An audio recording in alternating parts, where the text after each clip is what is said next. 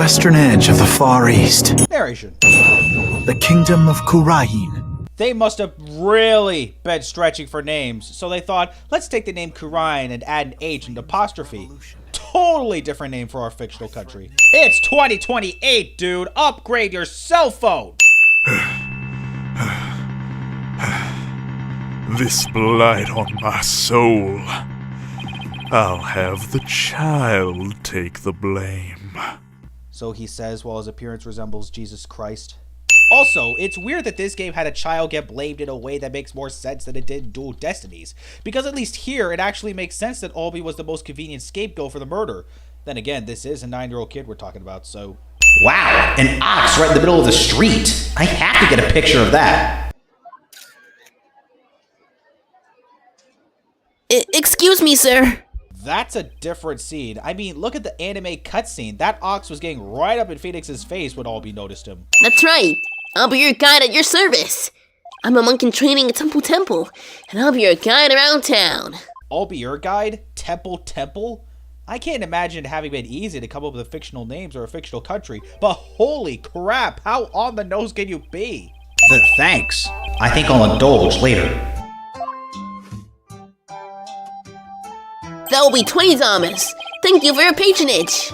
I thought the soul bun was just to celebrate my arrival, in which case shouldn't it be free of charge? It's about Miss Maya. She couldn't come see you for a few days yet. Yeah, when I called her from the airport, she said she was still training up in the mountains. At first, it seems like this contradicts the anime prologue to this game, which shows that Phoenix got a call from Maya while he was still in his office. While Maya did talk about her training, it was also just around that time she was being attacked by a rogue, and during said attack, her cell phone broke. But actually, remember the opening cutscene for this game when Phoenix answers his cell phone and smiles. This is an indicator that he now knows Maya's safe, meaning we could assume she probably called her from a public telephone and can just focus on sightseeing for the moment. So, there's no contradiction as much as missing information from the opening, assuming of course you didn't watch the anime prologue. Not to mention, this whole thing with the broken cell phone is never brought up at any point in the game, probably because it wasn't important. But you sure came early to the party, Mr. Wright, sir. I mean, Miss Maya won't be done with her training for another 2 weeks. Ugh, I hate to admit it, but I came early because I was worried about her too. Oh, because of the attack on her! Yeah, none of this stuff in the prologue is ever explicitly mentioned anywhere in the game. The Holy Mother is a great spirit medium who could commune with her ancestors' souls, and spirit mediums become queen to this day, direct descendants of the Holy Mother. In that case, what happens if the current sovereign were to fail to give birth to daughters? Because remember, only the women can become spirit mediums, and since every Kurainese queen is a direct descendant of the Holy Mother, that would mean if the queen only has sons, would that mean a son would have to be married off in order to have a queen? Identity devotion is the power to summon forth souls from the Twilight Realm. Pretty as the soul is carried by the sacred Chinese butterfly and swings from the loop that wraps around the soul to chest with it. Oh boy, not another one. Let's see, I guess it explains about half what I usually explain. So I'll give you a special discount. I'll charge you $10 with a tour fee. Thank you for your patronage. I guess he pours his heart into aggressive salesmanship too. I know, right? Don't give a guy time to exchange his currency. I'll be your guy. You're under arrest for treason. This goes out to my homies who still pronounce his first name like it's Alibi. It's Albie to complete the pun, I'll be your guide. Let me in. Why won't you let me in? 'Cause you're a foreigner. That's racist. Also, I can readily understand Albie speaking English to Phoenix, but anytime Phoenix or any American is within their presence, it always seems like they're speaking English because Phoenix can understand what they're saying despite the culture barrier. It's not like in the Great Ace Journey where Japanese and English are written the same way, but depicted completely different. Just great. Well, I guess there's only one thing to do. Not sure there's the need to tell him you're Kurainese because that's a blatant lie that's written all over your face. What is Albie's attorney doing? Wait a minute! Where is Albie's attorney? You're only noticing this now? If you value your life, you will leave post-haste. Or shall I summon the bailiff? The bailiff is that big scary dude with the big scary gun, isn't he? I take it you're still in shock at seeing a Kurainese bailiff? Did you hear that? Is he out of his mind? Heaven forbid! I'll be stating every instance in which the gallery interjects because of how darn often it takes place. Like, I get it, my guys. You hate lawyers. Please shut up. Bailiff, throw this man out! Hold it! Your Majesty, if you please. You have something to say, Mr. Payne? Why not allow it, your majesty? Why not have him defend the accused? After all, the position of defense attorney itself hasn't entirely been banned. Failure only carries heavy consequences. He's a defense attorney from my native land. I've had dealings with him in the courtroom before. Well, only one dealing. You may be surprised to hear that I have more than 10 years of experience. That's not necessarily true. You've been disbarred for fabricated evidence about 2.5 years after your first case, and it wasn't until 8 years later when you became a lawyer again, and it hasn't even been a full year since that point. Hey, it's semantics. I want to examine my attorney's badge! This kind of irreverence is exactly why I dislike defense attorneys so much. Hey, not everyone believes in God, but I'm not gonna shut him for it. I say we allowed the boy to speak, your majesty, though I doubt he'll have anything of relevance to say. Oh, how kind of you, your royal painness. Try saying royal painness 5 times fast. If I knew you were a lawyer, I would have given you that tour. Give me back the Magatama I gave you yesterday. That's fine, it's not like I paid for it or anything. 30 minutes and we finally hear the first testimony. Then we used present to open the court record and examine the evidence. And why would you do that? To find and present any evidence that's inconsistent with the statements given. Present? I certainly don't need any gifts from you. No, I said present, not present or present. Nope, take another look. These photos are in black and white. You couldn't possibly tell what color the butterfly is from these pictures. That is so convenient, just for this first contradiction. This suggests that Korean's technology isn't quite as advanced as in other countries, which is funny because they do have color TVs and cell phones. They could totally print color photographs. Do explain, outsider. How verdicts founded on truths imparted by the very souls of the dead lack impartiality.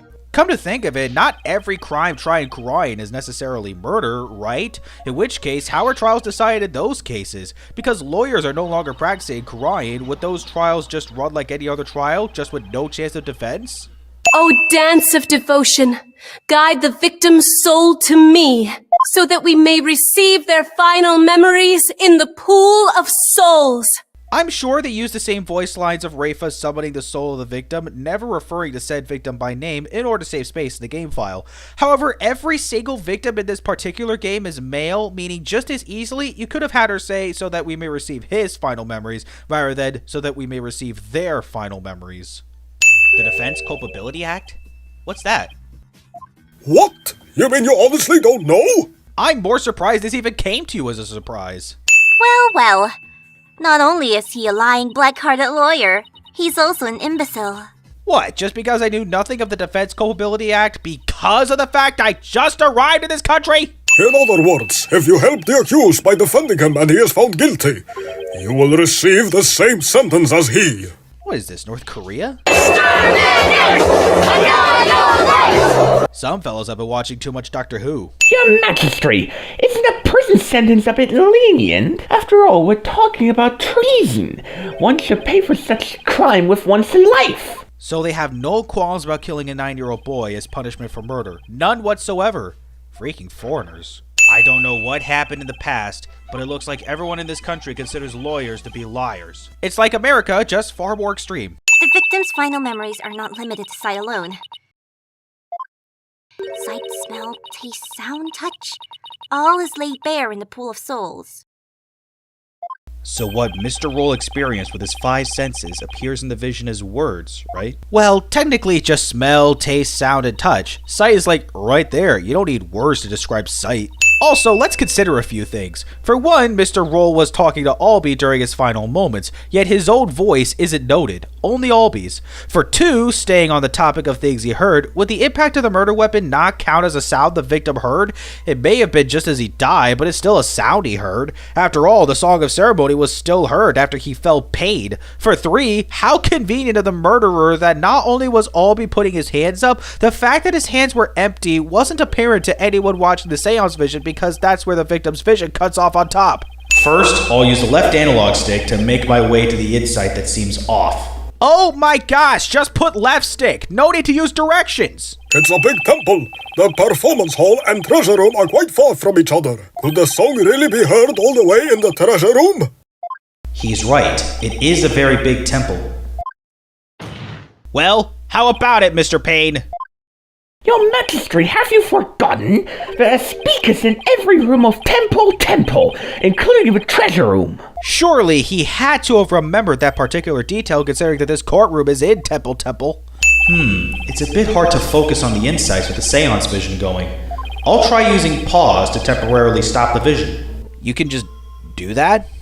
It's a presentation of the victim's final memories communed to us through spiritual power. It's not like a VHS tape or a DVD. I think I can use A and Y to jump to different parts of the vision. I guess it would just make too much sense to use L and R. I mean, I guess the R button is already taken up for the court record, but you almost never use the court record when correcting the seance vision. So yeah, you may as well just use L and R. On the day of the incident, there was a power outage, a blackout in one part of the temple, and as I recall, the crime scene was in that sector. The power outage must be why the victim's field of vision went dark. I apologize for neglecting to tell the court this detail. I'm afraid it slipped my mind. Or rather, you knew all along and are only letting it slip now that it's convenient, Payne. I'm with Phoenix on this. Anybody could guess there must have been a power outage just by watching the seance vision. Well done. Long may you live and prosper.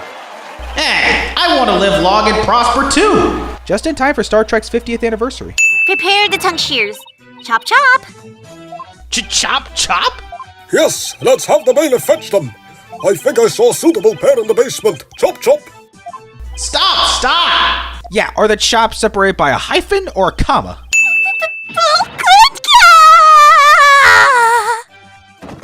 Who knew Rafa was such a drama princess? Sure. Hey! Don't insult a princess, you bald head! Bald? I'm not bald. Yormitama will face due retribution in Twilight Realm. The demons there will. They'll pick your barbs right off your stupid head. Ha!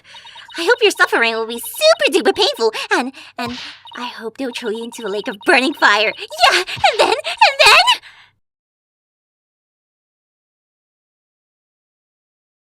I guess she's still just a teenager after all.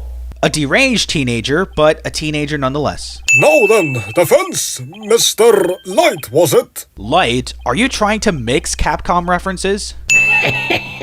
A grand speech, one that confirmed my suspicions that you were a thief. Or rather, possibly attempted thief, because if Albie is to be believed, he met Roll before he got to the treasure room. With that being the case, wouldn't that mean someone else got to the treasure first? Moreover, Albie wouldn't have the treasure box. That should be enough to exonerate him. And what better reason to suspect the boy than seeing the treasure box in his hands? In the course of his rounds, the victim must have noticed the treasure had been stolen, and then, just after that, he ran into the accused, Albie, your guide. You made that up just now, didn't you? If Albie really did steal the treasure box, why would he be going back in that direction? Hey, Shadow! Down, boy! Just as I thought Shadow was the name of some god. Shadow says that Mr. Roll made a mistake. You can understand him? Not necessarily. He could just as easily be answering on his own behalf without talking through some animal. Don't tell me there's a surprise witness for the defense. I beg your pardon? You're not thinking of cross-examining an animal, are you? Of course not, your majesty. Not this time, anyway. The first time I did it, last resort. Second time, waste of time, more like. Bring the witness to the stand.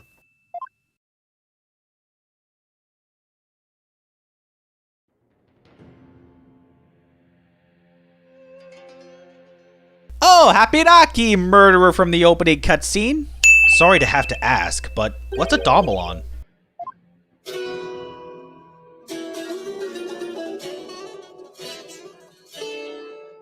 Check it. Here she is, my sweet serenader, my one and only. Groovy, right? Out of everyone crying so far, Andestandin is the most kind when it comes to questions that have been raised by foreigners, and he was the culprit. Life's so unfair. You heard our sultry sounds once before, brother. When dragon and tiger battle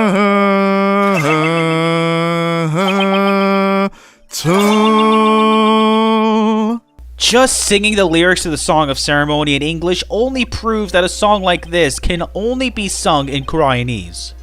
So, that's the key to the treasure box, is it? You know it, baby. It's called the Magatama Key, and it's a historical artifact to boot. I suppose calling it the Magatama Key first would be an intentional method in which to mislead would-be thieves of the treasure. Only problem, you gotta remember to keep calling it the Magatama Key instead of its real name, the Matama Key, or you're screwed. After the morning dance of devotion, to go back to my chamber, I got the notion. This is the most weird first culprit in any game, mostly for the fact that he sings his whole testimony. Holy yikes. Hey man, don't hate because you can't pontificate.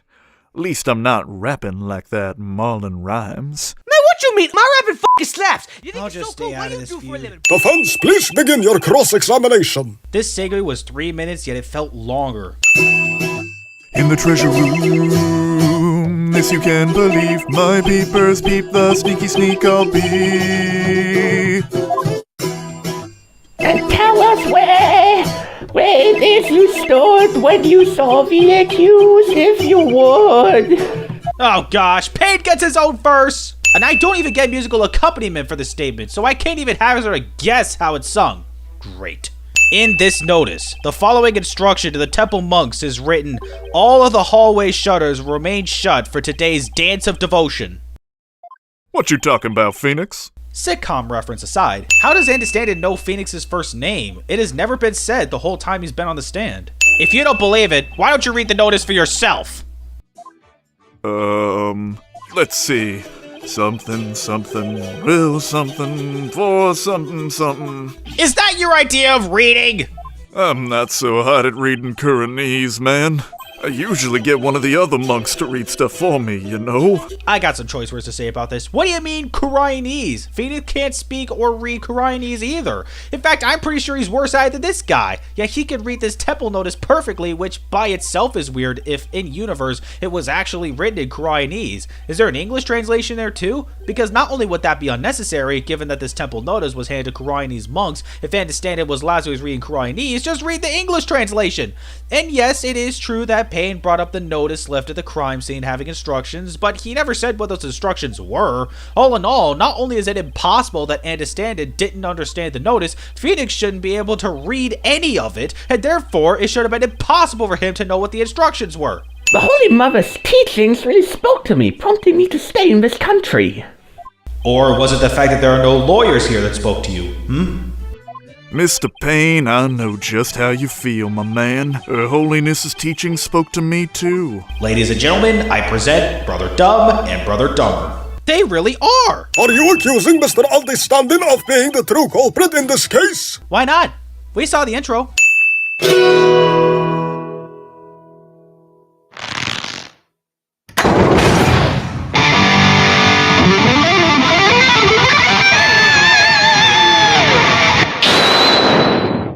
We interrupt Phoenix Wright, Attorney Spirit of Justice, to bring a Guitar Hero. Also, he only plugs the cord into the guitar, yet we're getting sound from the speakers, which, where did they even come from?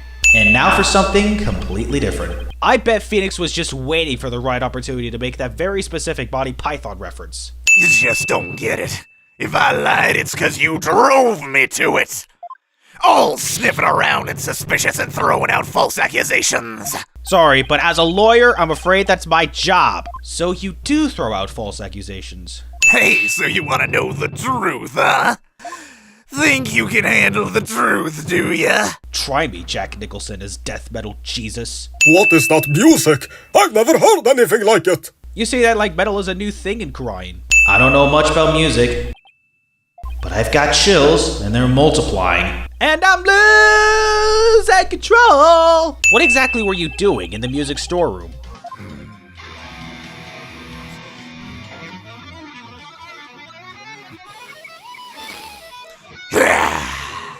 There, get the picture? Picture? What picture?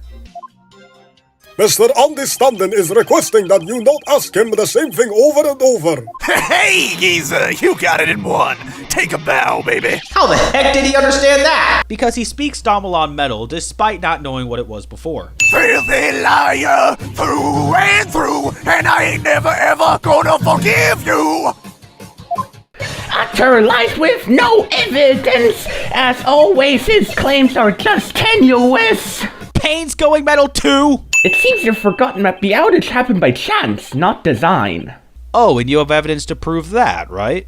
Also, no one ever said anything about it being by chance. I believe the victim was holding the treasure box. Huh? Have you gone mad? Well, the box glows in the dark, so you could use it as a sort of beacon. That just makes the seance vision look strange, because there's no green light illuminating Albie when the power went out. You might think he was just holding the treasure box, maybe to the side or behind him, but I'll explain why that's impossible later. For now, let this scene serve as foreshadowing. The victim was holding the treasure box because he was... Why is it that the complete wrong answer is the one we need to choose in order to advance the story? That's the craziest thing I've ever heard. Roll trying to roll the temple. That devout believer. That pious Kuryanist. That's about as cray as our high priest being a rebel scum. I can rotate the evidence with the right analog stick. Is it too much to ask to just put right stick? I can also use X and B to zoom in and out to get a better look. Okay, the Y button is used for the history, but like with Dual Destinies, they could very easily have just had you use Y to zoom out.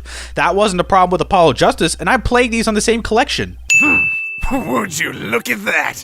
The thief must have busted the lock when they forced the box open. How does that work? If the lock gets busted in order to open something, it can't be locked anymore. At least that's what I understand. This should have been the first hint that the box was never forced open. Oh, how convenient. The victim was hit from behind and his blood splattered over his hand. Well, I'll talk about this later. I protest! There's no way they would ever match up! I serve as bigly impossible! Ow! Talk about tongue karma. Sounds like he just bit his. I bet that's divine retribution from the Holy Mother for attempting to protest against a perfectly legitimate request for a test. See, this is why the glow of the treasure box should have been illuminating Albie in the seance vision. Roll was holding it over his chest when he was hit. Also, considering that Roll was holding the treasure box over his chest and he was hit from behind, what about the blood splatter? The blood couldn't have splattered over the back of his hand. No! No. This is your last chance, defense. The second I find it really is nothing but nonsense. No amount of begging will stay my hand, understand? But if you have confidence tokens remaining, I might reconsider. I'm not gonna take it. No, I ain't gonna take it. I'm not gonna take it anymore. Hands unclean, the accused did the deed. Forced the box open. No kidding him. We are talking about a box that locked automatically once it was closed, right? I really don't see how we can say it was forced open now, yet the prosecution and the witness still insist on this. Look, if the accused really didn't try and force his way into the box, then how do you explain why the lock was busted and wouldn't open up for you earlier? How do you explain why it happened, chump? Because that explanation still doesn't make sense. Oh yeah! I feel another song coming on. A little number about a crazy lawyer with wild, fantastic ideas. The real method to open the lock, you say? Delusional man, there ain't no other way. Oh, a new verse. Please do add it to your testimony, Mr. Understanding. It's weird how this new statement is placed before the last statement you needed to press instead of, after. That's right. He desecrated the box by opening it without using this Matama key. See, this is why you call the key by one name and only one name. The whole time you're talking about the dang thing. You're riding the crazy train to nowhere, lawyer man. So many song references. If we turn the Magatama shape upside down like this.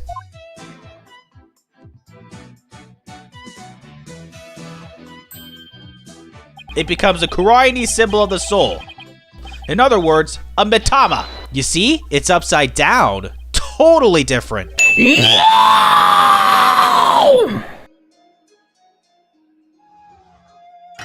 Bald! Bald! Bald! Bald! I think it's fairly safe to assume the trial took about 3.5 hours in total, but I've been playing for almost 3 hours, and it was all just one gigantic chapter. Even the Adventure of the Great Departure, a much longer tutorial, had checkpoints.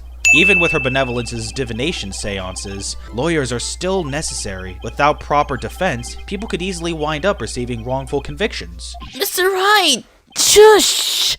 Huh? Don't say that so loud. People might think you're a rebel. You could be arrested. A rebel? That's right. One of those people going against a queen of the court system. I'm honestly surprised there's not more of those people in Khura'in than there actually are. Turns out Ro was a seasoned thief. A repeat offender, see? Had my men look into it and they found all the booty he'd pilfered right there in his digs.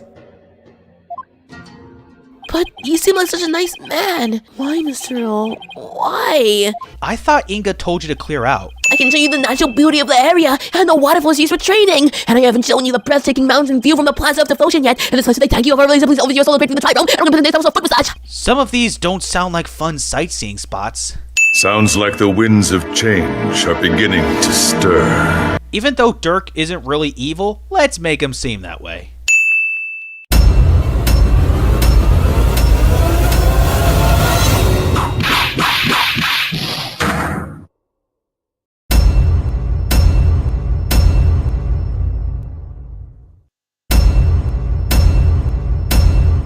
Alice in Wonderland the anime. So is the scene in a forest or some giant chessboard? Shame on you, Mr. Rias! You know, in case you thought it was Roos, it's Mr. Rias because the name is a play on the word mysterious. Come on! And that's how the evil magician Mr. Rios was defeated. By a giant hat? Lame. Take a look at that billboard. The dates say April 29th, Saturday through May 1st, Monday. The English localization team seemingly avoiding the years in which the games take place despite the reveal of a specific date, allowing us to accurately pinpoint the time period for Game 1, thereby making it easy pickings for the rest of the series. They further perpetrate the setting of Spirit of Justice to be 2028. Ladies and gentlemen, we have won the battle. Also, I hope no one tries to set their watch to that clock right there. Every single hand is moving way too gosh dang fast. Yeah, this little guy can be a little unruly at times. Hey, upgrade me already. No kidding, it's the exact same mood matrix as last game. Couldn't even add new emotions to go along with witness testimony. Hey, can I get your autograph later, Trucy? Sure, my signature is in high demand today. Would you like one too, Polly? Yeah, actually, I would. Oops, looks like I ran out of flyers, so I'll just have to sign your forehead instead. Even now, Apollo gets as much respect as May gets in Family Guy. A lot of people get this wrong, but Apollo's actual job is being my magic assistant. It sure seems that way with how many trials the Write Anything agency regularly gets. Behold, the wondrous magic that can make anything disappear. 3, 2, 1, ta-da! It's gone! See what I mean? By the way, are you going to finally do your magic panties trick on stage after the break? Sorry to disappoint anyone who just came to see my magic panties. Sad Wesley Stickler noises. Ooh, a new trick, huh? Are you gonna chop Apollo up into little lawyer bits? You need a hug, Apollo? I got you covered. Okay, let's see. Guess it's time to move back to the stage. Funny, I thought they eventually settled on having most movements between locations be automatic. You won't be reviving anyone today! Even the anime cutscene doesn't first show Trucy twirling to swap the swords, which by itself is a little strange. I guess it makes buying the contradiction a bit too easy, but Apollo and Athena were watching in the audience. Come to think of it, there were several audience members witness to the twirling. Screw it. I'll go into more detail at a better time. What the heck's going on? They wouldn't even let me in. Me for crying out loud. I'd be ticked too if I looked like Robert Downey Jr. and some clown for a security officer was blocking the way in. Lawyers are said to be highly disrespected in the Kingdom of Khura'in. So Mr. Wright's win was an upset victory amidst the untrenched hostility. Wow, did you hear that? The first time in 23 years! Yeah, but what was he doing in court there in the first place? I thought he just went for a visit. So he was in some kind of trouble, just like we thought. Or he's just asleep. According to Jaded Sue, the Kingdom of Khura'in is located in the eastern Himalayas between China, India, Nepal, and Bhutan. It can therefore be estimated that the time difference between the area and Pacific USA is 10 hours. Considering it was 10 a.m. when the episode started, it wouldn't be a stretch to say it's still the small hours in Khura'in. I thought the footage was of the deadly moment, not some other important things that were leading up to the stabbing. Trucy, we need you to tell us the secret of the trick! You know what they say, a magician never reveals her secrets.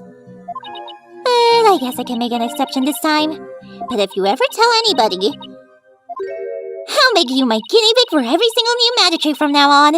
Dang it! Just as I was giving her credit for being more lenient about sharing magic secrets than she was in Turnabout Serenade! Meanwhile, I pop back up into the stage through a different trapdoor. Ta-da! And voila!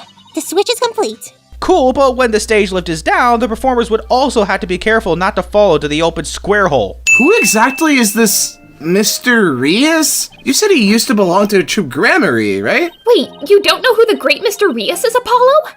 He's super famous! He's all people talk about on TV! Athena, don't exaggerate. We at Phoenix Wright Attorney Spirit of Justice to bring you psych. And as a lawyer, I have a belief that's important to me as well. My attorney's badge, which I'm rarely required to present, but a lot of people love flashing the badge, so may as well make it a requirement. Well, in my escape trick, I use both a real sword and a rubber sword.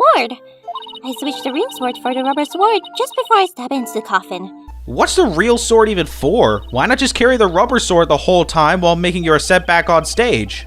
Come on, Athena! Wipe that nose and let's go! Excuse you! Do you see any snot on my face, Apollo? You know what I mean. You think because you had the objective of investigating the stage or dressing room for everything you need, the first place you'd move to is the stage or dressing room, right? Nope. First you need to go outside the theater.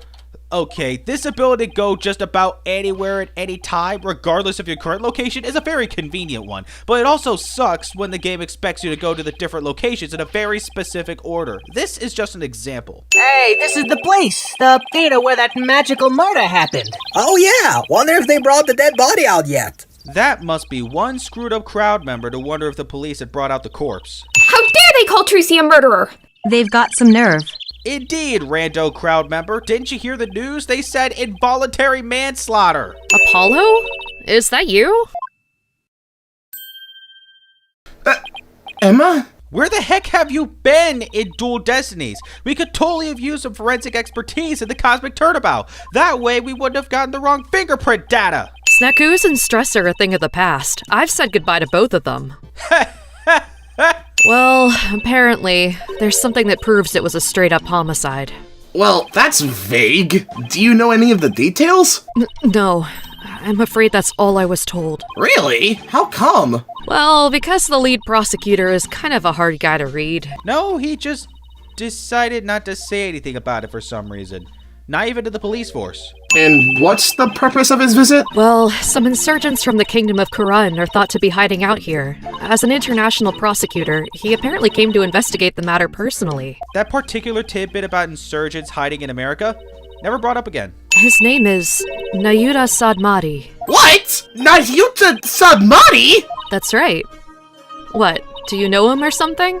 Oh, I guess you could say I've heard of them. Apollo's treated so badly we have to uncover his past bit by bit in every game except for the one in which he made his debut. He seems like a very kind and gentle person, though. He's very polite and understanding to everyone he talks to. Just wait until that reputation is trashed by his courtroom appearance.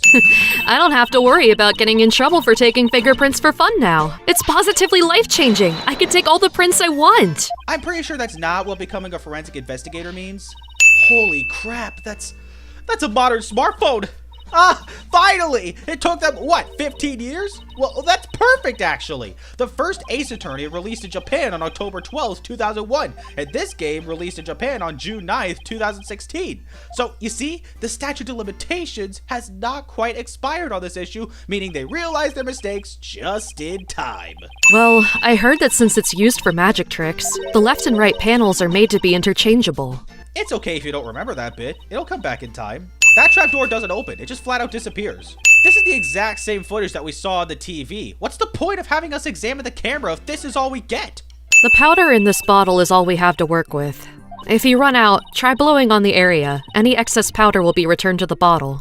Oh, how I wish that's how it worked. Let me also just say the fingerprinting doesn't feel as quick in Spirit of Justice as it did in any of the other games. I believe it's because fingerprinting uses different mechanics in Spirit of Justice, so naturally it's going to feel different. But gosh dang, if you were used to how it worked before, it's very easy to get thrown off by how slow the powder is to apply to the surface.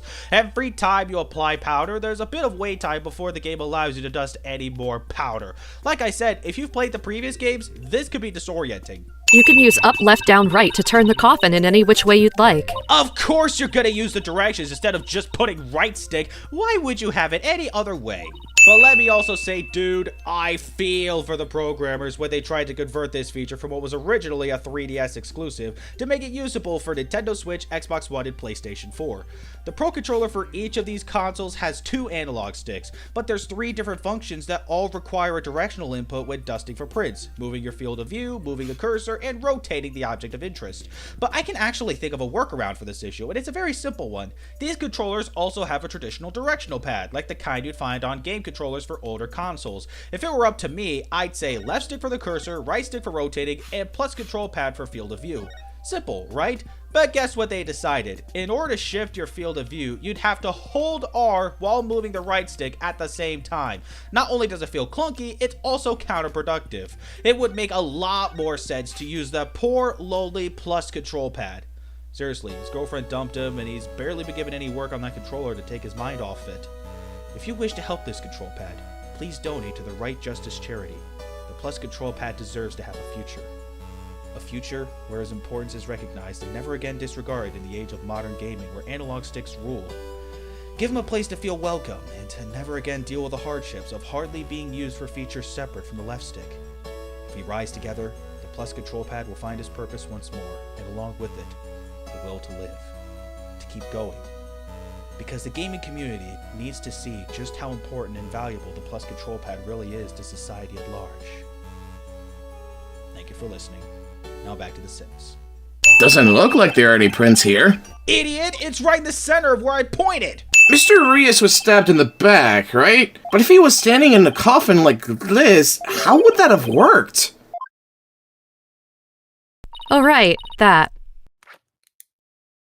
The lead prosecutor has an explanation, actually. He thought that the victim might have tried to dodge the sword as it came into the coffin, so maybe he twisted his body and the sword ended up stabbing him in the back. I don't know, that sword was coming pretty quick, though I guess by hearing Trucy's lines, he could probably anticipate its arrival. Would you quit staring at me? Fine, I'll go open it for you. Wow, look at you flaunting your lady killer eyes. This sounds like it's meant to encourage fans to ship Apollo and Emma. Well, if that were to be official, let me tell you, I wouldn't complain. Why don't you go on up and check it out, Athena? I'm sure you'll like the air up there. Huh? Where in the world did you get that idea from? Wait a minute. Are you saying I'm an airhead? How rude can you get? What a complete and utter mess. This is all great. Just great. That right kid is Bush League. Small potatoes. A half-grown has-been. We know he's obviously got ill intent against Trucy, but he says all this like he's distraught by the whole affair. But it's not like he thought it was being watched or anything. Roger Rettins, the ratings Raja, Titan of the TV screen. Roger ratings Raja, they're stretching. You're blowing my mind, kid. Even though what a TV is, say it with me, television. You say that like yours is the only show on the air at all. Ah, mad mindscape of a magical murderess. Closest comrades come clean. This guy must admire the works of Soseki Natsume. Magic tricks aren't the same as con jobs, you know. That's right! Let people watching never feel like they've been cheated. Lawyers spout hypocritical nonsense. Big surprise there, lol. And post. Ugh, not only is this guy a social media nut. That makes no sense. What these lawyers said wasn't hypocritical nonsense, it's just facts told to an expedition who knows better. Boom, got him. What were you doing at the time of the incident? Shooting a show in the station studio. We had a whole bunch of girls in bikinis wrestle each other for the camera. Sadly, yes, this is what modern TV has fallen to. It's my duty to report it. Can't let a tragedy like this happen again, now can I? Even if she gets off somehow, I'll make sure she never walks the streets again. So let me get this straight. Even after we prove her innocence, you still intend to ruin her? Obviously, it'd just be a defamation scheme, not to mention one that's just false information and all that crap. You're not better than you claim her to be, murderer. If you win your trials, you get fat stacks, right? Is money really all you care about? What's with him, Apollo? Why won't he listen? I'm surprised Athena isn't more openly offended, not just by Ritten saying they're only representing Trucy for monetary gain, but also saying it while waving a fan made of dollar bills. Let's see. Huh? No, not this. What's this? Oh, wow, she has... Oh, Trucy, you are bad. Oh, that's right, she's still a teenager, huh? Whoa, are magic shows really this precise? Not only do they have an order of the tricks to perform, they even have timestamps for the tricks. But in which case they screwed up anyway, because the teleportation trick is supposed to have taken place at 10:20. The episode started at 10 o'clock and it was the end of the first act, and there was a 20-minute intermission before the second act, unless the teleportation trick was the first thing done in the second act, even though the performance don't seem to suggest such. Looking through other people's stuff was so thrilling! Like I'm doing something naughty. You literally are! I love the unique way she does her tricks and how she charms the audience. I especially love her magic panties trick, which is both cute and comical. The first time I saw her do that trick, I was so impressed and so moved. I've gone to her shows to see her perform so many times, I've lost count and... Huh? Oh. Is it still going? Wait a minute. Are you saying that you... Bonnie wasn't the one doing the sword trick, and you really shouldn't tell someone they picked the wrong career. Like, ever. I'm gonna drive Troop Grammary and everybody associated with it into the ground. Serves you right for getting involved with the Grammaries. What's this grudge you have against the Grammaries anyway? Huh? What are you talking about? Stress is making you paranoid, champ. No, don't play dumb. It's written all over your dialogue. We'll have to come back for the understage later. Let's go hear Trucy's side of the story. Wouldn't it be quicker to make a phone call with a detention center? Why do we have to actually physically go there? 3, 2, 1, ta-da! Wow, now you made my handcuffs disappear. I guess as long as she gives them back, it's no big deal, but allowing a potential criminal to use magic like that sounds dangerous. I mean, remember when her father disappeared from the courtroom just as the judge was about to announce his verdict? I'm just trying to avoid a repeat of that. I got a signal from Bonnie said she made a mistake with Mr. Hat's positioning. No joke, I was freaking out. After all, I had to be back up on stage in a few short minutes. Try a few short seconds. I couldn't lower the stage lift tube by myself. So I pushed it back out of the way. Then I moved lower stage lift 1 into place under trapdoor 2. Trucy must be on some serious steroids as she managed to move 2 heavy stage lifts so quickly, especially when one was already raised. I mean, it was like 20 seconds between being trapped in the coffin and then resurfacing from under the stage. Also, if Trucy's all alone under the stage when she's about to resurface, then who the heck is operating the stage lifts? So loosening that one Phillips head screw in the clipboard allows you to lift the back panel? I'm sorry, I don't understand how this works. What is this black sheet of, I want to say, paper? Oh, I know! It's carbon paper! You put it between 2 pieces of paper, and it copies what you write onto the bottom one. So when Trucy was signing a contract, she signed it on this clipboard, underneath which is hidden a sheet of carbon paper. But there's a surface between what Trucy signed and the carbon paper, so how does the signature copy over to the real contract? Wait, what's this? Yeah! Ow! What are you doing? That hurts! I think I'm bleeding out. Oh, stop being such a drama queen. It's only rubber. Huh? Hey, you're right. Did Apollo actually think he was hit with a blunt object even though it was made of rubber? Why the strong reaction? I'm gonna make it big someday too. Just you wait and see. But what's this all about? My guess is it's the soulful cry of some poor assistant made to toil here in the darkness. And who would know about the soulful cry of a bitter assistant better than you, right?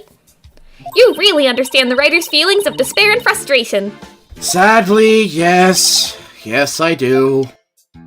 You really shouldn't scribble on the walls, you know, Apollo. Dang it! This could have been an opportunity to sympathize with Apollo, but as usual, you're like, shut up, Apollo. Ya opposite day, Meg! It's not so high. You'll be fine, right? Huh? Why me?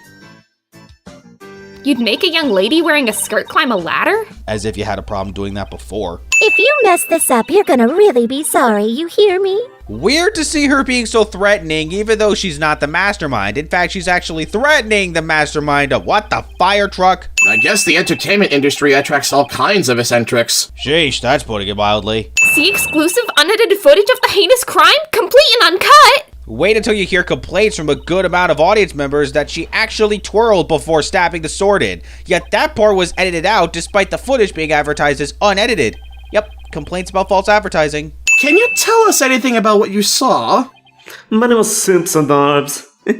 Women dress up in bunny suits, of course you're gonna get weirdos like this. I'm just abiding by the contract. If the agency can't pay me, I have every right to seize its property, am I right? That may be true, but not until after Trucy's been declared guilty. Before then, pause off unless legal authorities turn out to be useless. If you're gonna be mad, shouldn't Trucy be the one you're mad at? No, my anger's staying on you, you cheating, hypocritical con artist piece of crap. Who's spouting hypocritical nonsense now? Looks like the famed Mr. Wright left behind nothing but incompetent noobs to run things. No way! He was counting on Mr. Wright to be away for this plan of his? But what would have happened if he didn't travel overseas? It's not like he planned it that far ahead. That was a last-minute flight. Oh, a questionable-looking pair are peeking out the window at this very moment. Our viewers at home can see for themselves their vicious, brutal expressions. Yellow journalism at its finest. This moment got feedback for being too realistic. I think it's just ridiculous how much clout Ratings has over the media. Look out. Clear out! We don't want murderers here! Excuse me? First off, not a single one of us is a murderer. Second, did you not hear what Ratings just said? We can stay here at least tonight. You are not allowed to force us out. I've been watching you grow over these past 2 years. That's why I can say with absolute confidence that you'll be fine. Even when you're risking your life in one of Trucy's magic tricks, and even when we're treating you like garbage every now and then. You know, I did a little digging on this Nayuta Sadmani guy. He's apparently not your run-of-the-mill prosecutor. Oh, yeah? What did you find out? Well, they say he wields an incredible power to accurately read a trial's karma and its ultimate fate. What is that supposed to mean? I don't have all the details, but apparently he can foresee how the arguments will go, and even lead his opposition. So the defense basically ends up going in whatever direction he has in his head. And that happens how often exactly? Remember, the Kingdom of Khura'in hardly ever sees lawyers in the flesh, so it doesn't take any effort to see how those trials would go, not to mention, most likely no lawyer is even standing in for the accused. Once again, the trial starts earlier than 10 o'clock. If it's bothersome to keep sending this, I'm not stopping, because this is not normal. The cloth around his neck is defying gravity like Adina Menzel. I am unfamiliar with the proceedings of this country, and may make many blunders. Phew! Glad to know he'd admit to making blunders in advance. That makes the horrendous acts he commits in the future so forgivable. Excuse me, but I...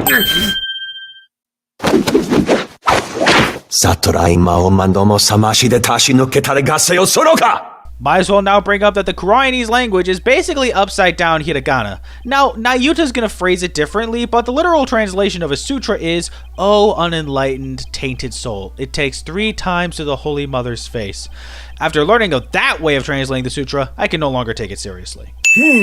Well, defense, I suppose the way a prosecutor does things varies by country. Why don't we look at this as a cross-cultural exchange and try to be open-minded about it?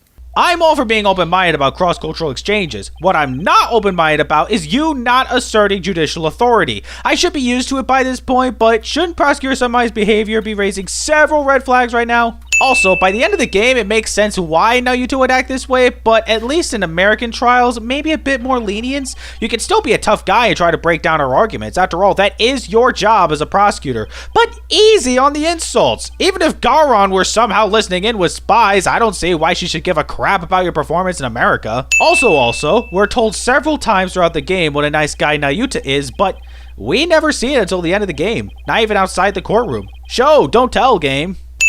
Stress can come back, but the snackoos have a heart. Acts which go against your duty will earn you divine punishment from the Holy Mother. Please tell me that's not an actual belief she has. Because of the accident, Magnifi Gramarye concluded Mr. Reyes was too unskilled. Just before the show was to open, Magnifi announced Mr. Reyes wouldn't be appearing. But in defiance of Magnifi's decision, Mr. Reyes tried to go on stage anyway. This, in turn, caused Magnifi to oust Mr. Reyes from the troupe on the spot. Ladies and gentlemen, a further demonstration of the embodiment of the jerk-holish perfectionist that is Magnifi Gramarye. All actions have consequences, and yours will surely earn you the honor of being a mere stink bag at best in your next life. A stink bug? Now then, Mr. Stinkbug, I mean Mr. Justice. You are useless! He was to climb up into the coffin that had been set up in the backstage area, after being turned into a stuffed dragon during Act 1. First of all, we never saw him getting turned into a stuffed dragon. Second, why have a ladder leading into a coffin that's backstage? Isn't the backstage area meant to be hidden from the audience? Surely you were but a loud red pepper in your previous life. I've been demoted to a vegetable? He said in your previous life? Yeah.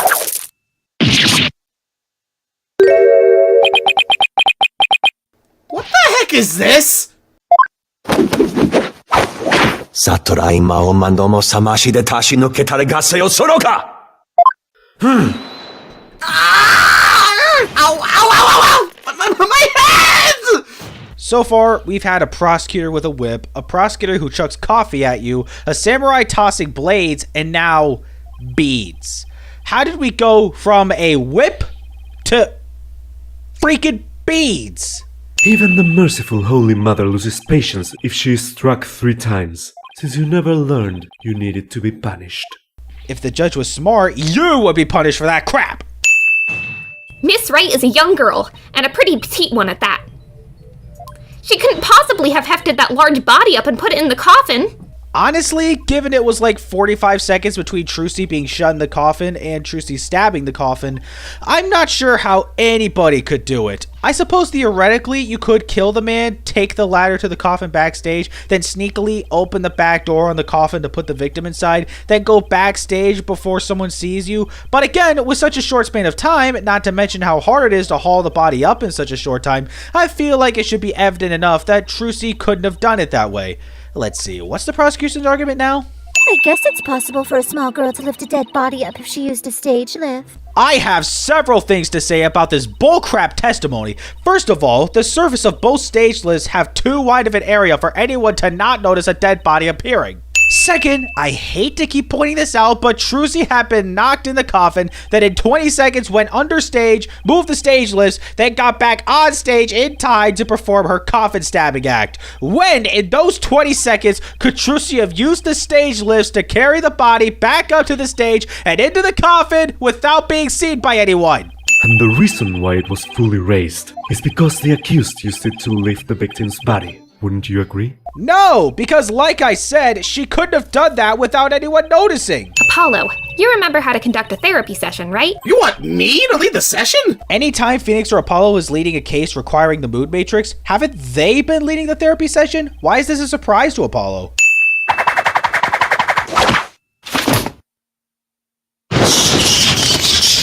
Whoa, now she's got the bad ears, just like that. Because of Mr. Hat's new position, Trucy had to move both of those huge stage lifts. If this doesn't destroy the Trucy used the stage lifts to surface the body theory, I don't know what will. The game wants me to point out a contradiction, but I don't see the problem. If Mr. Hat's new position went unnoticed by the audience, it should be child's play to deduce how Trucy solved the problem, no matter how difficult the work would be for a petite teenage girl. It's not so strange that Bonnie would know about how the crisis was averted even if Trucy never told her about it. I suspected you had a few screws loose, but now I see some are missing altogether. Is there a toolkit in this courtroom, Your Honor? I suppose 3 screws to the head should ride on his putrid brain. Very well. Bailiff, could you? Hold it! Yeah, no need to go along with his braw's sick burn. That rosary just phased through his hair braid. Seriously, when he took it off, his hair was practically undisturbed. What is this witchcraft? It's preposterous to suggest that those prints belong to the witness. I say they must belong to some other unknown individual. Well, I say put up or shut up. Run a fingerprint analysis on this witness and prove me wrong.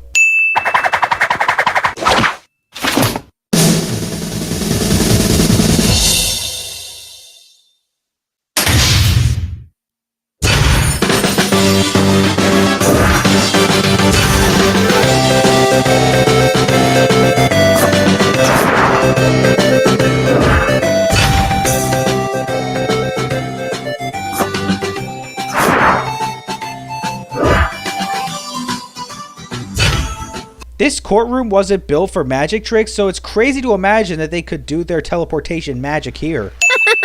Besides, am I gonna go to your twilight hell or whatever for being a liar? You will indeed. However, it won't be after your death. Rather,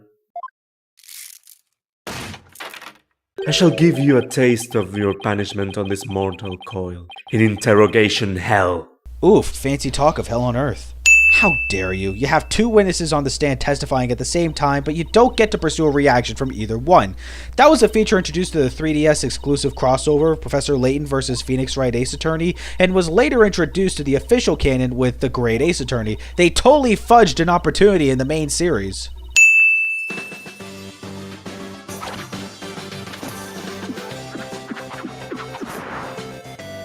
Our magic is real. It's not a trick or a gimmick. Oh my, she's floating! Your Honor... You can see she's being held up from below. You were supposed to pretend you didn't see that.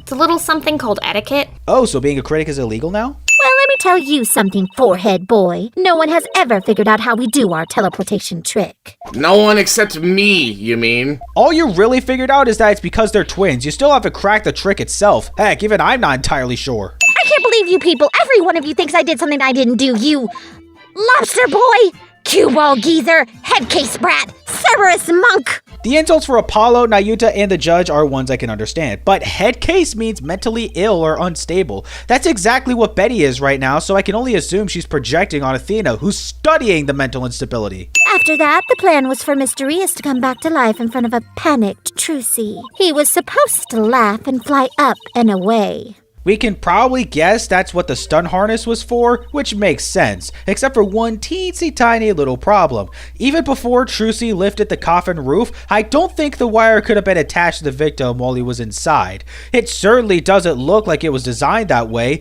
but let's also not forget that Mr. Rias was understage for some time. How could he possibly have kept the wire attached to him before he even climbed up inside the coffin? We could do full motion video for the coffin stabbing, but not for the simple prank video where all he does is basically talk to the camera.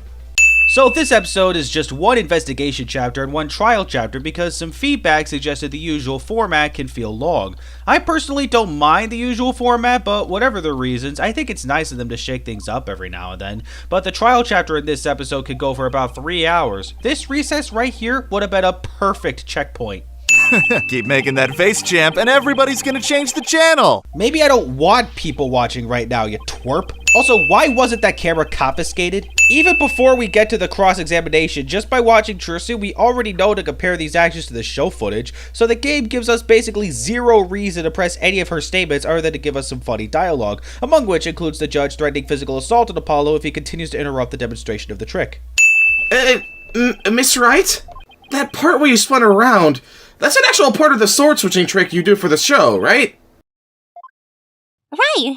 The other parts, like the apple, were just to help with my explanation here in court. Thanks for telling us what to look out for, game. And the game doesn't let us fast forward through the show footage even though Turnabout Serenade never had this issue? Why can't Ace Attorney games be consistent with their functions?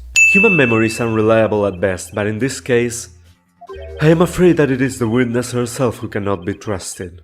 We can see the footage for ourselves. The claims of this witness are false. Well, okay, but what about the audience members? Surely there must be a handful who remember seeing her twirl on stage. Objection!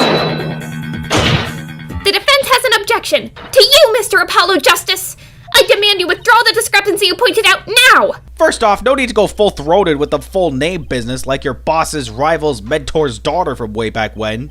Second, have your previous trials taught you nothing? We have to chase all contradictions to the end or we'll never find the truth. One of the TV station's cameramen said he was a fan of mine.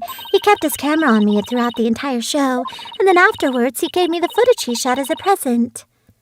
He did? To tell you the truth, I thought it was kind of creepy, so I was going to get rid of it. You only thought it was creepy? That's creepy with a capital C! Oh, now I see what she means. That cameraman must have been thinking, ooh, those are some fine-looking rabbit legs. And I will go no further in describing his thoughts, nor will I even talk about his actions after the show was over. Okay, so how are we going to go about this? Let's try comparing the two. We just might find an inconsistency between them. No need for comparison. Even I can see something in the new footage that never happened in the footage showed on TV. Very well. I will allow it. What a waste of time. Hey, wait for me to find something worth scrutinizing, then judge. And if you want to go back, use the rewind button. Ah, so you can use the Y button. So I must ask again, why not use it for zooming out when viewing evidence up close? Miss Wright, what can you tell us about these playing cards? Oh, those? They're the cards I throw when I do the sword switching trick. But we saw no cards when she demonstrated in court. I have even familiarized myself with the various replies. How do you do, good sir, or what's crack-a-lacking, homie, for example. What's crack-a-lackin', homie, is probably the last thing I expected to hear from Nayuta, even if he was just giving examples. This suspicious shadow must be Trucy. She's using the steel sword she hid behind the curtain during the trick to kill the victim. That's what you're gonna go with? Why not just say Trucy started out with a rubber sword, then swapped it for the real sword? That sounds a heck of a lot more believable than claiming that shadow captured in the footage is Trucy herself committing the murder.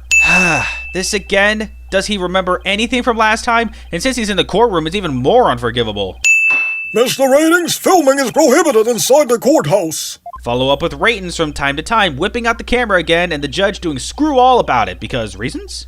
You'd think presenting the contract would work as a way to prove Ratings' malice toward Trucy, but nope, all Ratings does is brush it off. Only the clipboard works for this prompt. That by itself would have just been a logical flaw in the puzzle, of which this series has plenty, but get a load of this. When you present the clipboard, you don't talk about the clipboard first, you start with the contract. That just ticks me off. I'm talking about the contract anyway. There's no reason at all the contract shouldn't work on this butt munch. Nevertheless, Roger Ratings had her sign this unreasonable contract anyway. Or, more accurately, he conned her into signing it. Conned her? How did he do that? See, this would have been a perfect opportunity to, after presenting the contract, then present the clipboard to prove the method. It was right there, Capcom. How could you miss it? What is this hidden connection between the defendant and Roger Ratings? Well, first off, we're talking about someone with a grudge against the Grammys, and second, they're dating? Really, game? We're gonna turn Rains into an ephemophile? Don't we have enough adult males in this series attracted to teenage girls? Roger Ratings is the real Mr. Rias! If this is the first the public has heard of this revelation, I assume that means he's constantly had his identity hidden the whole time, even after Magnifi ousted him. Could he actually have been at the theater during those 10 minutes, killing the victim? Ho ho ho! Allow me a stab at reading your mind. Aha! Could I have been at the theater during those 10 minutes killing the victim? I'm just chalking that up to a lucky guess, unless he's telling the truth and saying his magic has no tricks or gimmicks to it. This looks familiar, like I've seen it in another game before, but not the previous mainline game, the one that came before that. What part of the magic show wasn't a part of the show's original script? None of these were part of the original script, but they all happened anyway. Can you please be a little more specific? What mistake did Bonnie make during the magic trick? You can suggest the mistake was our life choices, which gets you an achievement in the 2024 version. Good luck, Bonnie. Your life choices aren't a mistake. You can still be a great magician. Go, girl. You got this. Why didn't the culprit just wipe the blood away and redo it on the other side? I'm afraid that wouldn't have worked, Your Honor, because of a little something called luminol testing. That is, assuming the police force isn't lazy enough to not use it. Objection! Trucy Wright could have done the same just as easily. Has any other prosecutor been this desperate? I don't know about you, but that is the most desperate I've ever seen in a prosecutor. You and the accused are most certainly bound for hell. Stop trying to force the court to convict an innocent teenage girl in spite of the evidence against you and just graciously accept defeat!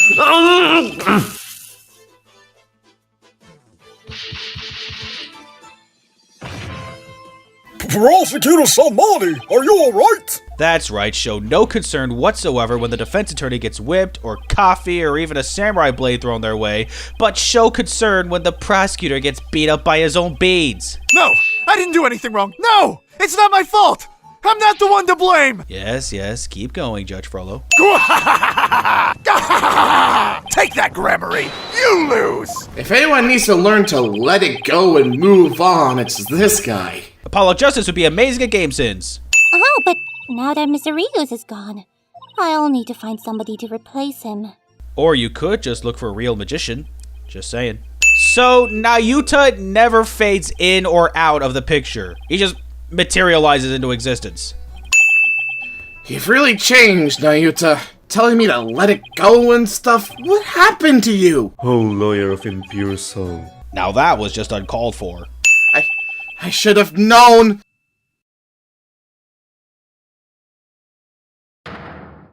That this is what she meant! What, was Apollo drugged or something before being brought here? Because that's the only way he'd unwillingly step into that coffin. Also, I'm sorry if I keep bringing this up, but does anyone at the Write Anything Agency care for Apollo's feelings whatsoever?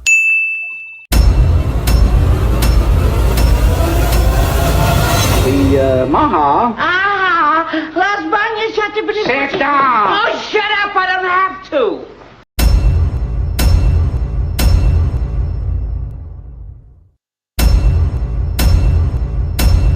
Well, you know, with Dad's back on the streets, things will be on the up and up for us. Keep your voice down. You want that rebel hunter to find us or something? Do you? You're talking just as loud. We interrupt Phoenix Wright, turning Spirit of Justice to bring you Tim Burton's Batman. Haparaki! Hey, Albie. Happy-raki.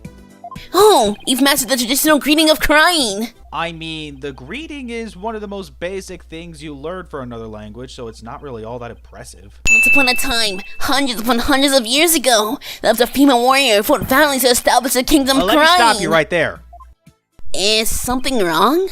No, it's just, I get the feeling I'm in for a really long story. Yeah, I'd say it normally takes around 2 hours to tell. Do you guys not have a short version in hand? Was that sound supposed to be Shadow's nose, or is someone snickering? You haven't changed a bit, Maya. Huh? And what's that supposed to mean? No, he's right. You really haven't changed, other than being older. Okay, so it wasn't my finest hour, so sue me. Get it? Because he's a lawyer? Okay. Just you watch, Nick. I'm going to be the best Lady Kira garden deity ever. I better throw in a few prayers for things to not end in a flaming disaster then. I'd say Phoenix is still on that tradition of not being nice to Maya, but seeing as how a foreigner is playing the role of Lady Kira, and this foreigner is very eager about what's coming up, I think that's enough reason for concern about the outcome. You're just jealous that I'm still young at heart. I've got a real office to run now, so I gotta keep it real, right? I don't see how the two are correlated. Being young at heart doesn't mean you can't take a few things seriously, especially if we're talking about some rebel hunter representing a deity. Those spikes of yours have grown really dull, and there's even one that's drooping. Phoenix just thinks he has more edge this way, that's all. Now, feel my wrath, foul lawyer! Hiya! Ow! Just like in the stolen turnabout, Maya commits physical assault. Surely she's had to have committed at least one murder, right? Ah, it's Acolyte Zealot. Acolyte Zealot? Look, he's the one praying in the red and saffron robe. Praying. Right. Miss Maya's. She's been arrested. Gosh dang it, Maya! You can't even make your return to the official series in 12 years without a criminal charge placed on you. Well, technically 9 years if you want to count the DS re-release of Trials and Tribulations, but that's still pathetic. You get to go to the inner sanctum? Oh, you're so lucky, Mr. I. Why don't you join me, Albie? That's crazy talk, sir. If a common like myself had set foot in there, I'd surely be cursed for all eternity. Oh, and I suppose it's alright for a filthy lawyer to go in. As you know, Your Benevolence, a murder has occurred, and I need to investigate. But we know the killer's one of your own. In my country, suspects are innocent until proven guilty. That's a lie. You know this from experience. It seems like nothing I say will convince her otherwise thanks to that last trial. Tweedledum and Tweedledee really did a number on her impression of foreigners. By Tweedledum and Tweedledee, I assume you mean her parents, right? And all of this blood is from the High Priest, huh? He no doubt embraced the statue and hoped Lady Kira would save him from death. I don't know. This is a very interesting blood pattern to have splattered like this, and those feathers are looking pretty sharp. This robe kinda smells. How dare you insult such a sacred piece of clothing like that? No, I meant that it smells like incense. I know Rafa hates lawyers, but surely she's been taught not to interrupt. There's no snow here. Maybe it was removed because it would interfere with the rite. Kind of a strange reason. Looks more to me like something far more scrupulous was taking place in this area. This lantern is damaged. The wind guard is completely broken. Damaged? Was this your doing? I know Rafa hates lawyers, but surely she's been taught to think things through. I still have that camera I brought to take pictures of my trip. Most people use their phones to take souvenir pictures nowadays, though I guess Phoenix's phone can't take pictures because it's old. This is why he needs to upgrade his phone. Nina! Whoa, where'd she come from? That's a good question. Is Nana usually hiding out wherever Rafa goes, no matter where she goes? Look, the bird's missing its eye. I feel sorry for the poor fella. Are you the one who took it? Again, maybe a little critical thinking before jumping to conclusions. Also, I know that access to the inner sanctum is limited, but this can't be the first time any royals hear of a missing eye in the statue. Also, with that being the case, you'd think the hideout behind the statue would have been found out by now. Are you Lady Kira? Does she look like Lady Kira, stupid? No, being amnesiac doesn't excuse you.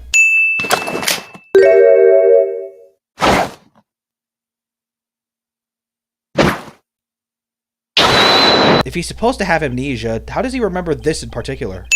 Why do I have such bad luck with prosecutors? First it was the glimmerous fop, and now that I'm finally rid of that grating bling-loving Europhile, I get this guy. I feel your pain. You'd have been better off with Blackwell. Besides, I thought you'd be used to being the usual suspect by now. Wow, how encouraging. Your benevolence, I wouldn't call Maya a neophyte because she could already Wait, Nick. What? Can I talk to you for a second? Why is she whispering all of a sudden? I want to keep my spirit channeling ability a secret while I'm here, Nick. You already admitted to doing some training for this sort of thing. I really don't see the problem. Oh, we are totally going to need to present that in an argument. Sorry. I guess I've outgrown that stepladder argument we always have. Stepladders, eh? Capcom knows their fans so well. Maya, did you show that letter to the police? No. I was afraid that it would anger everybody needlessly. That makes sense, but how was that letter not found during the full body search? Or was a full body search even conducted? There are a number of places on this letter where there are 3 holes in a row. Are these supposed to be some sort of message too? Not that we'll be finding out anytime soon, I suspect. Oh, won't you? Don't worry, Maya. We'll pull through this together somehow. We always have, haven't we? Yeah, but we're not in Kansas anymore, you know? Just because you're making a Wizard of Oz reference doesn't mean you have to get it down to the state. It's okay to say California. Look, dear, the royal priestess has come to visit us. Yes, what's that? Oh, of course. She's talking with this funeral picture. A funeral picture already? I don't think it's even been 12 hours since the murder. No, I don't possess the power to speak with the dead, but I can feel his presence. What's that? No, that can wait till later, dear. There's a heck of a line between speaking with the dead and feeling the presence of the dead. The Holy Mother. Is she that faceless figure there? Such insolence! How do you not know who Her Holiness is on site? Do you seek to cross over to the Twilight Realm right this instant? Sorry, it won't happen again! That's why lawyers are so despised. No, the heck it is not! I'm pretty sure most lawyers you've met recognize the Holy Mother. This one is just from another country. The Kingdom of Khura'in could be a bit more forgiving. Now listen well. Depicting Her Holiness's face is the greatest taboo in all Koreanism. There are none alive today who knows what her face really looks like. And that includes the members of the royal family. Wow, now there's an unusual custom.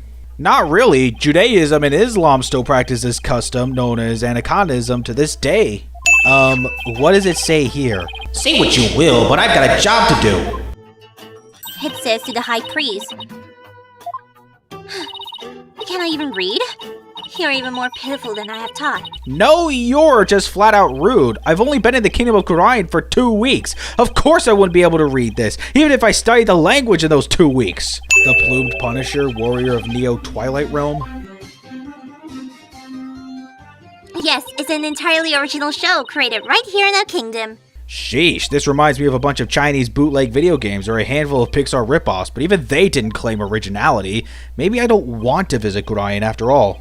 The Steel Samurai, warrior of Neo-Old Tokyo. It's a popular action hero series filmed right in LA. In case you had any doubts about the English version of Ace Attorney taking place in LA, this episode spells it out right here. I am but a humble servant of Lady Kira. I thought you were a humble servant of the Holy Mother.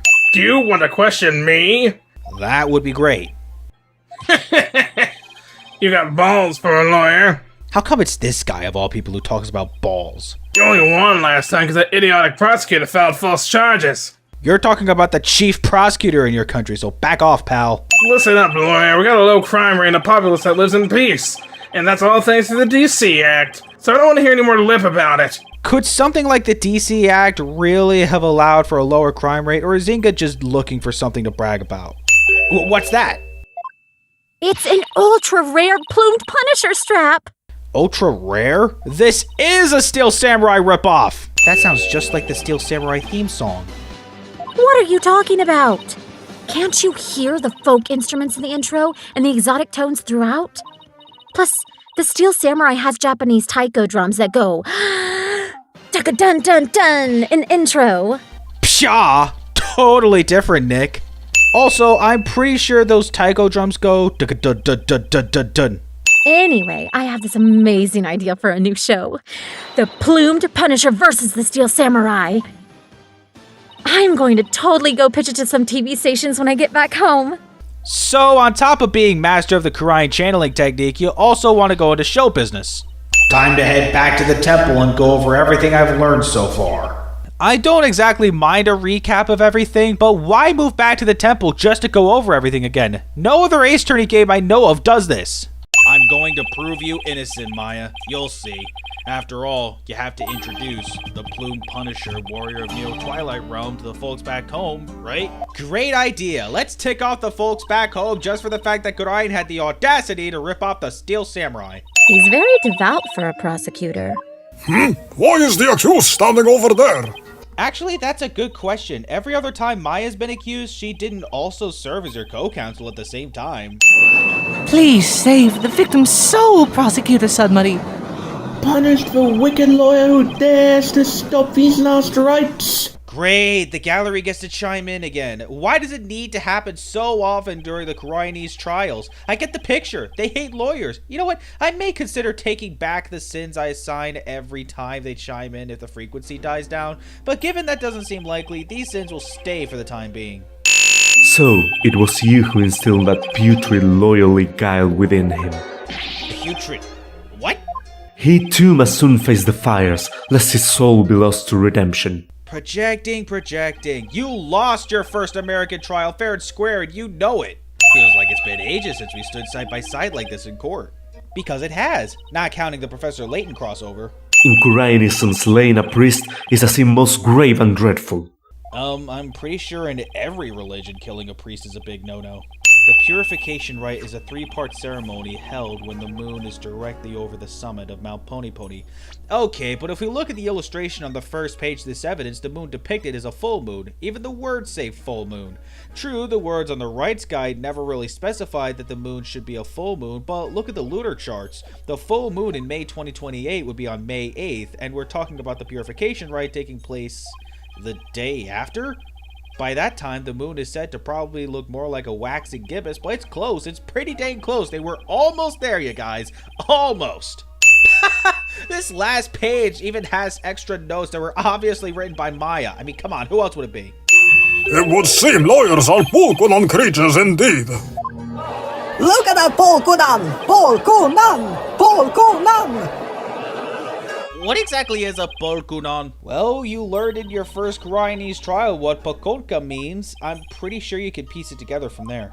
As the first part, the transformation rite ended. He lowered his sutra. Suddenly, he heard the accused's approaching footsteps and smelled her incense-laden robes. You'd think after the last trial, Rafa would be more careful in analyzing the seance vision to make sure no mistakes are made this time.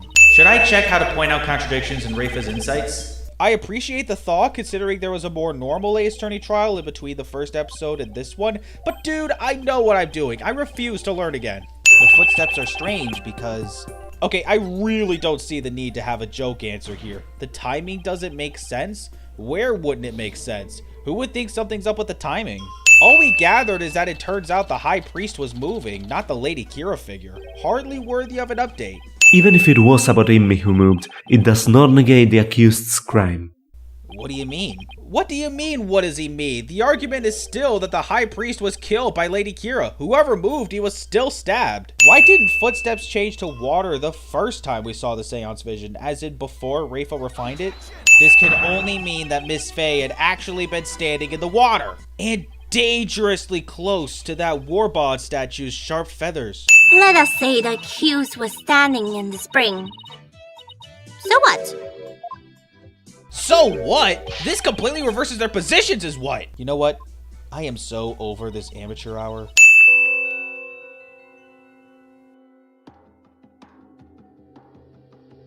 Huh? That lantern doesn't have a wind guard on it. And rightly so. For the wind guard was removed to reveal the sacred flame within, for the rite of fire. Have the guards been gone the whole time? Because when we get back to the seance vision, it kind of looks that way, but it's hard to tell. Yeah, it seems as though even before the rite started, the wind guards have been removed, not just from the poolside lanterns, but from all 4 lanterns in the inner sanctum. That makes sense, but again, even with a more clear vision, hard to tell. In short, we are seeing two different lanterns in this seance vision. How could this be? And even if it were so, how would that contradict my insights? How would that? He just explained how! The defense's claims are but vile blasphemy, tantamount to spitting on the Holy Mother. Is it really that big of a deal, Maya? Abbot in me was a distinguished monk and very well respected too, so yeah. I don't know about you, but I thought that went without saying.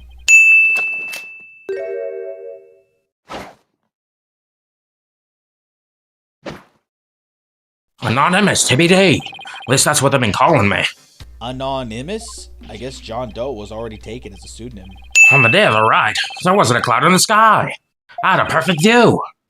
If you don't believe me, check the weather forecast in the paper that day. Weather forecast? But this paper doesn't have a weather forecast. Oh, it has to be updated into the court record, even though it's in the same dang paper. Also, now I know there's no way the witness would say anything that conflicts with the weather forecast in the newspaper. Was she holding it underhanded, its blade protruding from the bottom of her hand? Yep, I believe she was. It's called a reverse grip. I thought as much. Hold it! Hold it right there! What bearing does that have on this case? What bear? Dude, can't you ever use your own brain anymore? The accused approached the victim from behind, swung her arms around him, and plunged the dagger deep into his abdomen, using a reverse grip. And to what end? She'd be accused whichever way she did it, or because it's Maya, we already know she didn't do it. Now then, the defense may cross-examine the witness. You know, if Nayuta didn't predict my next life as a sea urchin, we'd have gotten there sooner. But not in 3D Ace Attorney, yo. That took almost 4 minutes after we had our first real witness testimony this episode. Oh, praise the Holy Mother for my thin patience. Let me go on a long ramble about how bullcrap it is the game doesn't allow me to present the mountain range poster to this statement. The height of the two mountains, Mount Pony Pony and the Inner Sanctum, are 2298 meters and 2310 meters respectively. The difference between the two is 12 meters, which is about 39 feet. Even if this man was on Mount Pony Pony like he initially claims, and even with binoculars, there's no way he could see what was happening on the Inner Sanctum, especially if we consider the distance between the two mountains. It's not specified how far apart the two mountains are, but combined with the height difference, yeah, no, that's impossible. But Phoenix loses whatever brain cells he has left in this game when I try to present it and the judge penalizes me. So I suppose the game's telling me even if he could see what was happening from that vantage point, measurements aren't the point. Don't get me wrong, the ritual curtain is just as reasonable for evidence to present, but that's the problem. My explanation with the mountain range poster makes just as much sense, so why not let me explain in addition to the poster, the ritual curtain would have blocked off his view. Instead, the poster amounts to nothing this episode. Nada, diddly squat. So why even put it in the court record if you can't let me present it? Mr. Amos, have you been knowingly making false statements to this court? And Prosecutor Sadmati, have you been knowingly allowing him to make false statements to this court? Oh, how I wish it was like America, but this is grind, yo. Sorry, but that's just not possible. What do you mean? How's it not possible that it was totally possible? That's impossible. So what are you saying? That it's impossible? That it was not possible? That it was totally possible? Do I gotta call you, beep you, because I gotta reach you, because I want to page you? It's okay? This is where Mr. Immis was at the time of the murder. Yeah, no, this multiple choice question is pointless. Full house! I think Al Pacino has some competition for this overused catchphrase. Hachi machi! It stinks! I knew we couldn't trust that lawyer. He's trying to frame the witness. That's lawyerist. Are you sure you can't trust a witness even less? He's the one saying these preposterous things, amnesiac or not. Yeah, I'd like to see you explain how he got up there. By now, the gallery's comments are sounding less like anti-lawyer propaganda and more just childish defiance. I was already sore about being unable to present this poster anywhere, but to add salt to the wound, let's update the evidence. Evidence that we never even use. The people of Kurain are so used to seeing prayer flags that the police didn't even think twice about these flags during their investigation. Which is strange because even Rafa commented the pattern was not like any prayer flag she had ever seen. I rode the wind like an eagle, going higher and higher from my earthly launching point. Oh, Boosh, you went and did it. You said something that contradicts what you yourself said about the weather that night. However, the fact that the witness was at the Inner Sanctum is crucial testimony indeed. And it certainly warrants further explication. Therefore, let's continue with more testimony. How about instead of that, I just present the evidence that... Okay, Gabe, sure, whatever, you do you. And on top of that, it's a testimony where I have to press a statement before I can present the evidence. What a waste of time! From one lie sprouts another. That makes sense, but is it really a saying back home? I've never heard of it. Yeah, I kinda made that one up. Let's just say your sister was an inspiration to me and more than just being a lawyer. This witness is That's a Rebel, prison escapee and key member of Dirk's rebel group. Yep, that's most certainly a rebel, alright. He claimed that the real killer was the rebel hunter disguised as Lady Kira. Yeah, and what's your point? Not you too, Maya! He could not possibly have been Lady Kira, mortal enemy of the rebels. No! No. Well, it's true I parachuted down to the inner sanctum, but I banged my head on impact and ended up unconscious outside the ritual curtain. In short, all my eyewitness testimony was a big fat lie. So we've been wasting not only the prosecution's time, but the defense's time as well? Are you freaking serious? Having amnesia is one thing, but to tell lies while having amnesia? Oh my gosh, that's a fun character, I swear he is, but this does not leave us with a good first impression. He really pulled a number on all of us. What was the point of all that anyway? My question exactly. Well, I can't help but feel that entire episode was an enormous waste of time. Don't worry, I'm sure it'll be worth it by the end. The ignorant lawyer has not bothered to learn our language. It's not so much I haven't bothered, even if I did bother, as I said already, it's only been a couple weeks. Don't be so presumptuous. To the people in game that call him a nice guy, no, he's literally not. Unfortunately for you, however, now that the rebels' escape plan has been revealed, it is clear that That's a Rebel is not the High Priest's killer. How can you be so sure?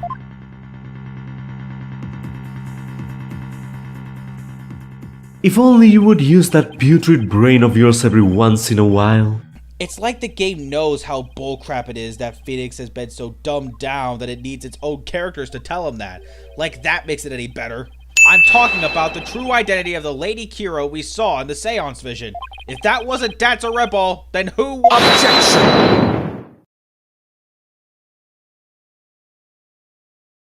That matter has already been resolved. No, the heck it has not! In fact, you're about to explain it, and not a bit of it sounded familiar at all! If the victim was near the spring, with his back to the accused, what would he see ahead? Besides the water itself, there is nothing but the Warbad statue. Precisely. The Lady Kira we saw in the seance is the Warbad statue draped in her sacred robes. There! Now do you see? There was no murder at the inner sanctum. It was a suicide by the statue's very sharp feathers. Can you stop trying to frame my client now? Suspicion would not fall on the accused if it looked as if another Lady Kira was there, and the defense was foolish enough to fall for it and claim it was a third party in disguise. Okay, so maybe lawyers aren't Satan after all, right? They're just manipulated by their own clients so they don't die alone. This court finds the accused, Maya Fey, and the defense, Phoenix Wright, guilty! Ooh, it's pulling the same crap as Turnabout Goodbyes. Great. We now have 2 murders perpetrated by Miss Maya Fey, masquerading as Lady Kira. Maya, you freaking broad! Not only did you get accused of murder and found guilty, but just after the guilty verdict had been read, you just had to go and get yourself accused of a second murder in the same episode. My applause to you! Congratulations! You are the most unlucky repeat non-offender in the series. Not even Maggie Bird had it this bad. Truly an accomplishment! What do I do now? Investigate the second murder? You weren't put in jail for some reason. In fact, why was Phoenix allowed to be free? Sure, Maya has to face another trial, but she was found guilty for the first one. And by the Defense Culpability Act, I'm pretty sure Phoenix should be allowed out of the detention center until the second trial. Thanks, I really needed to be reminded of that guilty verdict. You perpetrated some sort of fraud or other misdeed while I was not watching. Huh? That explains why I misunderstood the voice of the High Priest's soul. Yeah, sure. Blame others for your misinterpretations. The victim is Pere Zealot. Sir Praise-a-Lot? What a neat name for a Knight of the Round Table. Oh wait, that's not who he is?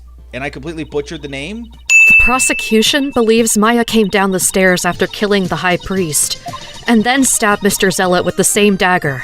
Shouldn't that just be fact that can be confirmed by at least one witness? I mean, I know a huge chunk of people here were deep in prayer, but not everyone was. When Maya came down to report on the High Priest's death, obviously there were officers that arrested her, right? So clearly somebody had to be awake and not in prayer so the murder could be reported and the prime suspect could be arrested.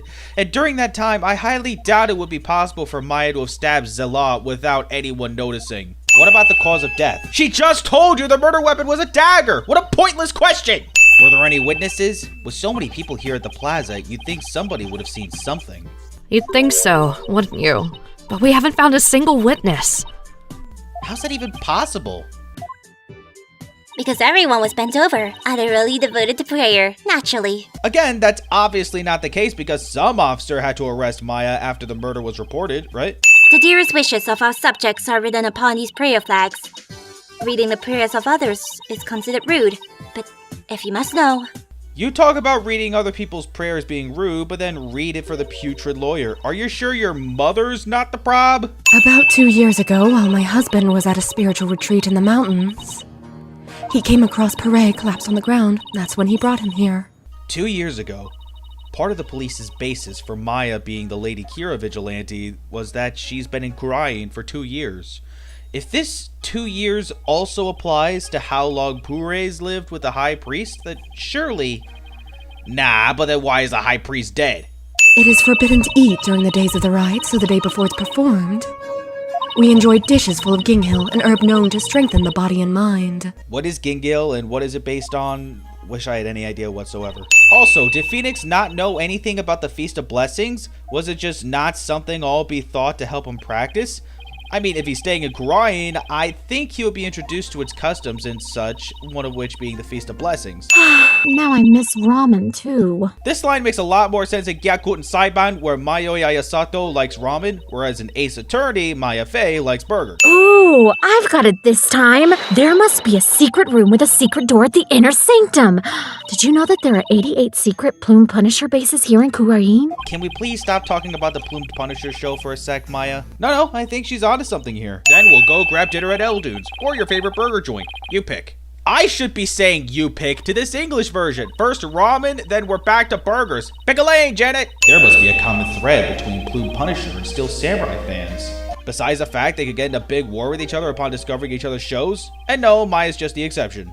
A spirit's memory is cut off at the moment of death. So even a spirit that is brought back after centuries doesn't sense any gap in time between the moment of its death and the moment it is channeled? But that doesn't make any sense if we take the original trilogy into account. Anytime Mia is channeled to help Phoenix, it seems like instantly she already has all the info she needs to give Phoenix all the help he needs for the turnabout of the century. How is that possible if the spirit doesn't sense any gap in time between death and channeling?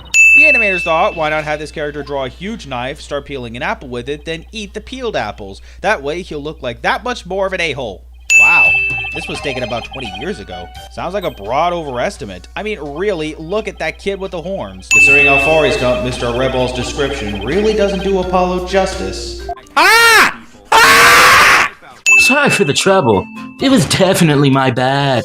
So you say while crying tears of laughter and pointing in my direction? And this is what I believe. Yep, gotta flash my badge. The game wants me to. And would you risk your life for your beliefs? No, I wouldn't. You already defended Albie and are now defending Maya, knowing full well what would happen if you lose. Too late to pretend now. In other words, you were testing me. You're a foreigner, and a lawyer who's been charged with abetting a criminal to boot. And I've seen a fair share of lawyers get pardoned after weeping at the feet of the Queen. Well, I'm going to keep fighting till the end. Yeah, I can see that now. Sorry I ever doubted you. As you very well should be, you gnome. The fact that I'm asking about the murder should by itself say I'm not planning on giving up. Our kingdom likes to pretend that its people are free to think what they want. Because of that, the authorities can't arrest you just for sympathizing with the rebellion. So they resort to framing people for things they didn't do. So, in other words, the higher-ups are evil pieces of crap. Once the people thought a lawyer had killed the Queen, they turned against all lawyers. And that's how the DC Act was first passed. Just because a lawyer was thought to have killed the Queen? Dude, people of innocent professions do all sorts of stupid things, and the general consensus doesn't look down on them for that, meaning the Kingdom of Kurain must have some insane standards if the populace doesn't question such law being passed. Well, PW, my friend, it's about time for me to get going. A foreign friend of mine has last initials with PW, and he feels seen. Hint, he is the guy that voices the judges in the series. Now to search every nook and cranny. Don't pretend to be a certain prosecutor, please. This will not do. I must warn my mother at once. Sounds good. Just by looking at this note, you'll very quickly have to face the fact that Dirk is not evil. It looks like some of the moss about halfway up has been disturbed. I wonder why that is. One quick touch can't hurt, right? Oh yeah, especially considering you're a lawyer in a country that hates lawyers. No, I imagine everything will be just fine. The statue door rotates when you pull this chain. I see. Then you must shut the door and destroy its mechanism. That will deprive the insurgents of access to this place. But wouldn't that trap me in here? Not to worry. I would come visit you once a year. Oh yeah? You'd visit my starved ghost every year if I do what you ask? You're gonna do something if I don't destroy the mechanism? You're gonna chuck me off the side of the stairs leading up to the inner sanctum? How does that make you better than the Defiant Dragons? I mean, I can do the divination sentence. What about them? What can they do? Summon spirits? No, I don't think so, baldhead. Why are you still calling me baldhead? You think there'd be a blue glow when you spray the bloodstain that's visible, but no, you gotta spray the adjacent rock. It makes sense to spray the rock, but still. Oh, right, luminol reactions don't show up in photos. I'll just have to take some notes. Or you could take a photo of the blood through the red lens. Hand it over now, barbed head! Ah! She snatched it away from me. The Plume Punisher clock? I thought she wasn't in the room itself, even if she was peeking in. I didn't think Phoenix would pick it up. I guess it's about time I got back to the temple and go over everything I've learned. This again? Princess Rafa's divination seance might be my only hope.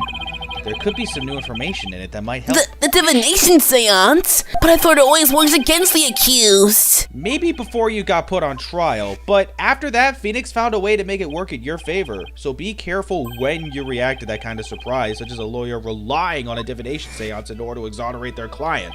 Even the lowest level of hell, the hell of tickling, would not be punishment enough. Then, what terrible fate awaits her? Balgil Pokon Hell, a realm of eternal agony. And why is that not considered the lowest level of hell? And no, I am not going to delve further into what is described there. The reason? I can't. The game doesn't give much because the description is apparently too much for even the bravest to bear. Now, being that the accused Maya Fey is a serial killer, the prosecution believes that the death penalty is the only possible sentence. Was it not the only possible sentence the first time? After all, the crime scene was packed with worshippers. How could my client possibly have committed this murder without a single witness?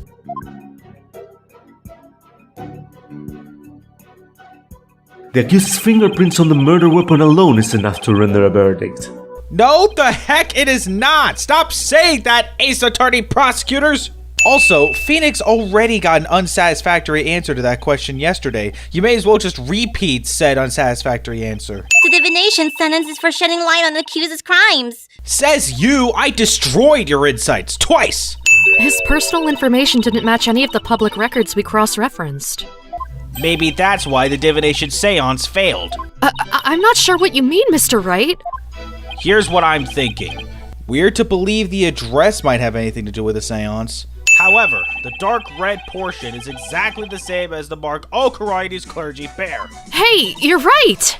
Until about 20-some-odd years ago, everyone did get one, didn't they? I myself bear one on my right button. That is entirely too much information, Your Majesty. We don't need two games in the same series where an old man talks about his buttocks. Having just one is bad enough. So tell us, is there anyone who fits the bill?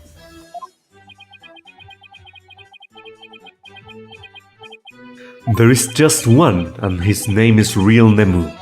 Oh, holy mother, the hits just keep on coming. It seems the accused inadvertently pressed the button in the midst of her crime. How exactly does that work? Maybe I'm confused by the fact that all we see in the vision is Nemu's hands on a green Magatama pattern, but I highly doubt Maya could accidentally press the button on her Plume Punisher strap at the time in the vision when the song plays. You do not know when you're beaten, do you, you foolish lawyer? I am the only one who speaks for the Mitama of the deceased. Then do it, dang it! The High Priest's wife, Believe in Me, told me about the Feast of Blessings. The feast includes a number of Giggle-based dishes, and they're only supposed to be served at a certain time the day before the rite. Why, I believe you're right! I had completely forgotten about that! As a devout follower of Koreanism, that's not the sort of thing you just completely forget about, especially if you died with the victim. The murder may have occurred in the afternoon hours, the day before the rite. Nevertheless, the murder weapon with the accuser's prints on it is incontrovertible evidence. No, I'm pretty sure that makes it even more unbelievable that Maya is the culprit. Detective Sky, to whom does this blood belong? We thought it was the High Priest's blood that flowed in from outside, so we haven't tested it yet. And little wonder when the country only believes anyone put on trial to be guilty of said crime. There's a way for the dead to testify. It's known as divination seance? What would the gamer think those 4 minutes before death would tell us? Well, an inexperienced practitioner would inadvertently call forth a dangerous spirit. Do not fear. I have a Megatama of parting. With it, I can send spirits back into the Twilight Realm by halting the flow of spiritual power. Where the heck were these things when Maya channeled Dahlia? Well, actually, it's only available in Kurain, not in that Kurain village. We have received official approval for the accused to channel a spirit here today. Now, if you will, Miss Faye, please proceed. Yes, Your Majesty. I can't believe this! Only the Queen should channel spirits! Execute them! Put them to death right now! Oh gosh, the stupid Koreanese gallery! Shut up! It's bad enough you're interjecting at all, but you dare defy official approval, which obviously came from your queen? O spirit of to rust in me, slumbering in the Twilight Realm, return now to the world of the living. Any other time Maya channeled a spirit, she didn't have to go through this sort of procedure. She just did it. However, this kimono is a bit too snug for my tastes, if you would excuse me.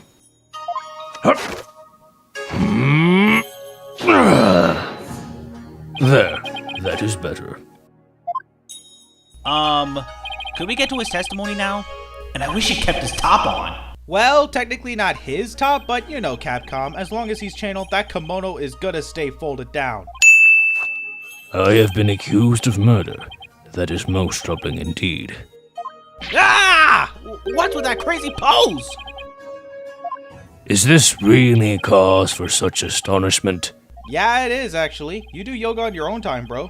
Oh, but there's never a bad time for yoga, Mr. Knight. Besides, I believe they should help the young acolyte with the muscles. Must stay flexible and all that, you know? Huh. Never thought of it that way. Though I guess I should have known better than to doubt his memory. We just got this flashback before leaping into the cross-examination. We do not need to see it again. Yes, and we had a rousing chat concerning the game of Kachu them all. It's you and me. I know it's my destiny. Oh, wait, wrong Japanese series. That means you knew that Acolyte Zealot was dead when you were still alive.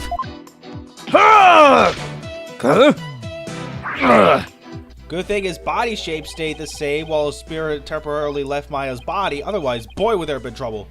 Though the High Priest was a rebel, he was still a Koreanist holy man. Therefore, take care in your questioning, lest you invoke the ire of our people. How does that even work in these people's minds? Shouldn't they feel betrayed that one of their most holy men is revealed to be a rebel? What was your wife making that day?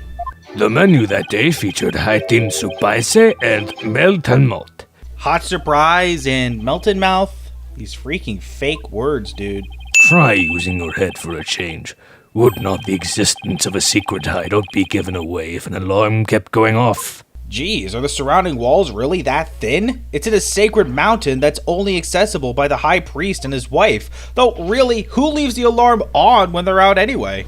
Those distinctive taiko drums in the intro are etched into my mind. They went... Dun dun dun dun dun dun dun. Again, way off. It's dun dun dun dun dun dun dun. Also, way to take off the Plume Punisher fans in the gallery by totally butchering what the actual intro sounds like. In his final moments, Acolyte Zealot heard. What are you? What we were presenting literally talks about what the theme song sounds like when we check its long description. No one's gonna liken the Blue Punisher theme to the Song of Ceremony or People's Prayers. No one's that crazy, right? For as forgiving as the Holy Mother is, I doubt she would tolerate yet another dose of your baseless slander.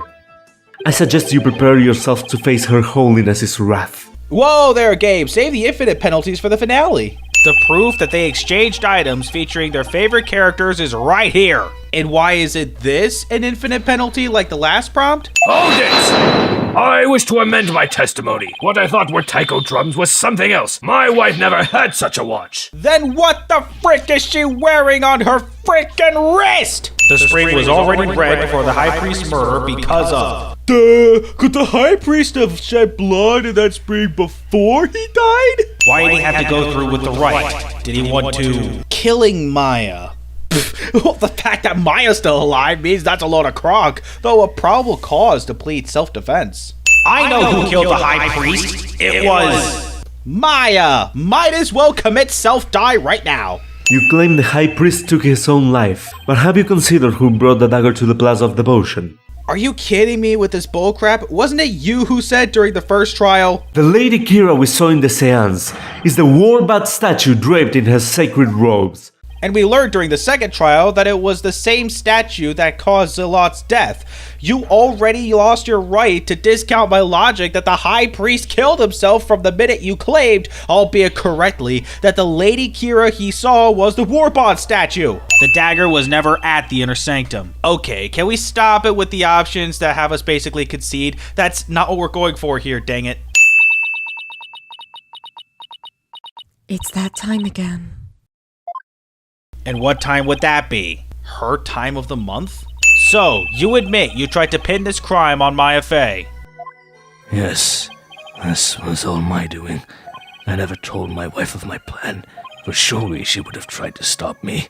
Oh, absolutely. There is a better way to cover up the hideout than committing suicide, pinning everything on Maya. Yes, he was devoted to his wife and to his cause, and that is something I have nothing but the utmost respect for. But surely relocation wouldn't have exactly been out of the question. Maya was planned to go home after the purification rite anyway. Just go through with the rite, then relocate. Yes, Maya would still notice the blood, but didn't she think it was because of an old legend? The spring shall run red upon Lady Kira's return. I doubt she'd really think anything else of it. How did you get Miss Faye's fingerprints on the dagger? You said it yourself when Rafa asked about the fingerprints, and the High Priest is now giving the answer you provided for her. Circumstantial evidence supports Mrs. Inme's killing of Acolyte Zealot in self-defense. However, it would be next to impossible to prove it without a lawyer. That's why the High Priest wanted to pin the crime on Maya Fey. Again, it would have been a better idea to relocate. If you had approached me first, I could have proved that the murder was in self-defense. Perhaps, but I had little faith in lawyers despite being a rebel. How utterly foolish to cast away one's life for such a reason. Nayuta Sadmari would be amazing at CinemaSins. And with every breath I take, my darling, I'll be thinking of you. You were so close with that reference, Belieb. So close. Okay, but being totally fair, as much as I think they could have gotten away with Zealot's death without needing to frame someone, this was still an emotional scene. This may not make up for the bullcrap shattering the gallery does throughout this episode, but I'll just take off that many sins anyway. I feel great. I guess that means he didn't leave any regrets behind. Well, he did try to frame you, that's all. Mr. Phoenix Wright, I owe a debt to you, one that I will pay back in court someday. Now, if you'll excuse me, I'll be off to America so I can psychologically torment one of your disciples. Assuming the trial started at 10 o'clock a.m., I really don't think we've been debating the whole matter for 6 hours and 20 minutes. Also 420.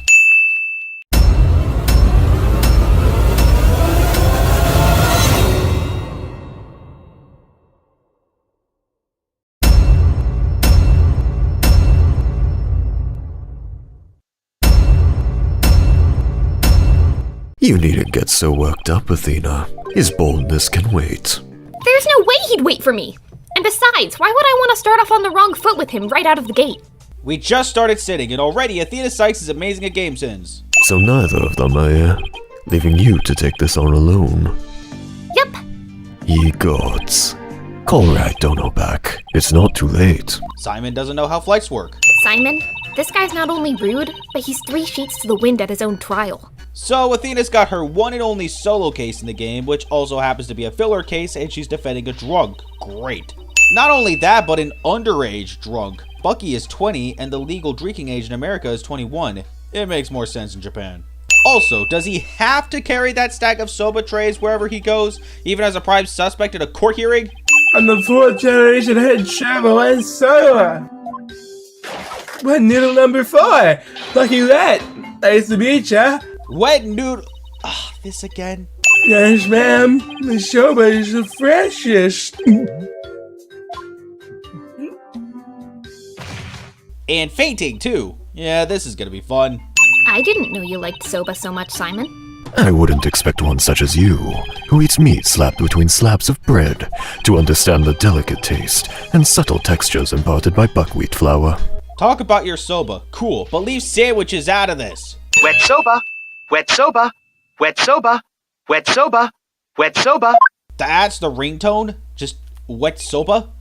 That's not annoying at all. Not only is this trial not starting at 10 on the dot again, there's no way that scene before the trial only went for 5 minutes. By the way, what brings you back to this country? Chief Prosecutor Edgeworth himself called on me to handle this case. Oh yeah, because he was so nice during Trucy's trial. Also, this episode takes place like the day after Maya's trial in Kuraid. Sounds like Nayuta has his work cut out for him. And though my opponent is yet a callow thing, I have no qualms with sending her to hell. Objection! If you have a score to settle, it's with Apollo, not me. That score was unfounded and he knows it. I'd rather he pick up those qualms before he goes further down my character ranking. I am not a callow thing. I'm a qualified and capable attorney. Then what is that yellow attire if not proof of your immaturity, you small spring chick? Notice the primary color patterns! Gosh, this prosecutor's behavior makes sense only if he's prosecuting in Kuraid. But I'm afraid Mr. Wed isn't feeling very well and is resting in the infirmary. Surely it is the lack of a clear conscience that impedes him from facing this court. Well, he's not exactly wrong. What a shame, Prosecutor Blackwell. Had he shared the damning scene you witnessed beforehand with the defense, we could have moved this trial along and saved the victim's soul that much faster. What makes you think I'd give up that easily, especially after Trucy's trial, where you were totally out of line, by the way? Rakugo is a form of entertaining storytelling that originated in the land of Japan. In it, the storyteller sits alone on the stage with only a fan and a towel. And the Rakugo artist tells long, whimsical stories, giving each character a distinct voice. This traditional art was originally invented by monks to make sermons more interesting. Good thing it wasn't all one old bag ramble, but to be honest, this isn't much better. No, I would love to see you perform that story you mentioned, if you don't mind. If that is your Honor's request. Yugemu Goko no Suru. Thanks, Athena. His Honor was out of line by delaying the proceedings just to listen to a prosecutor's log-freaking performance. So what exactly does it mean to succeed to a stage name? Well, what does it mean to succeed to the throne? What does it mean to succeed to a position in office? 1, 2, balloon! What a way to capture your audience attention! I dare say I can't take my eyes off those balloons! Stop right there, pervert! And you! We don't need another April May! My father and I owe it so much to Shisho, our master. Hold up. When she introduced herself, her name was Geiru Tornado. That suggests a familial connection to the victim, whether daughter or niece maybe, but she's just a daughter of some random Rakugo artist who was also Taifu's pupil.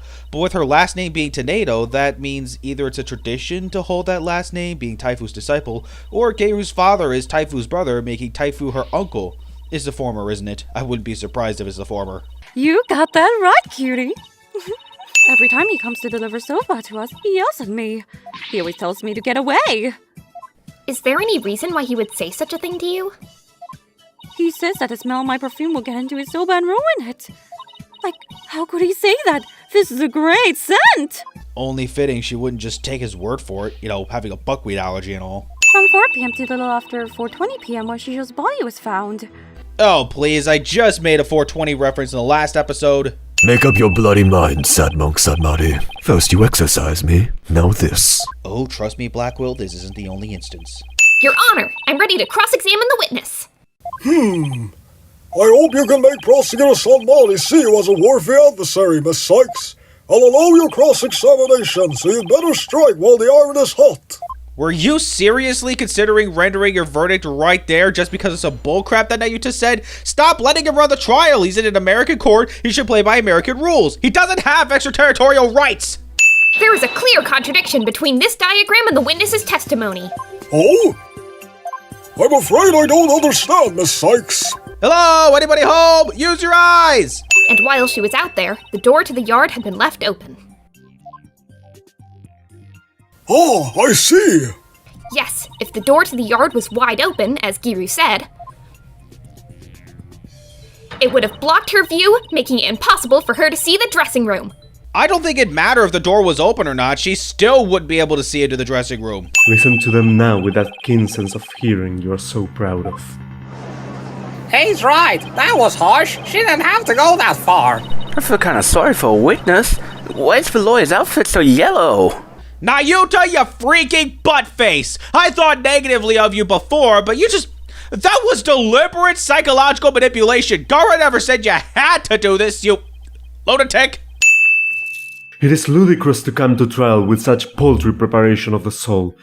I command you to leave this courtroom at once. This is what I was talking about before. First, Nayuta wants Blackwell out, then brings him in again just to confirm some testimony. Then we get this, if you don't recall. Would I have my way, he would not be the only one here to step down. You half-boiled putrid egg yolk. Those were your words, Nayuta! Your words! You yourself admit you have no right to order the lawyer out of the courtroom, and yet here you are doing exactly that. Let me kindly remind you, you're doing it in America where lawyers aren't as despised. What the heck is your problem among many? We found a critical piece of evidence at the scene of the crime. The victim's dying message, which clearly implicates the accused, Baki Wet. You know, if you wanted to show me a clear picture of the Karuta cards, don't give me this angle. Like, come on, dude. You already have a picture that shows the cards more easily. Also, this has to be the most ridiculous fake dying message I have ever seen presented in this series so far. If you'll recall, the victim was being suffocated. He wasn't stabbed or shot or hit on the head with a blunt object. It's not like he was using the last ounce of his strength to write a name. This has to have happened while he was being killed.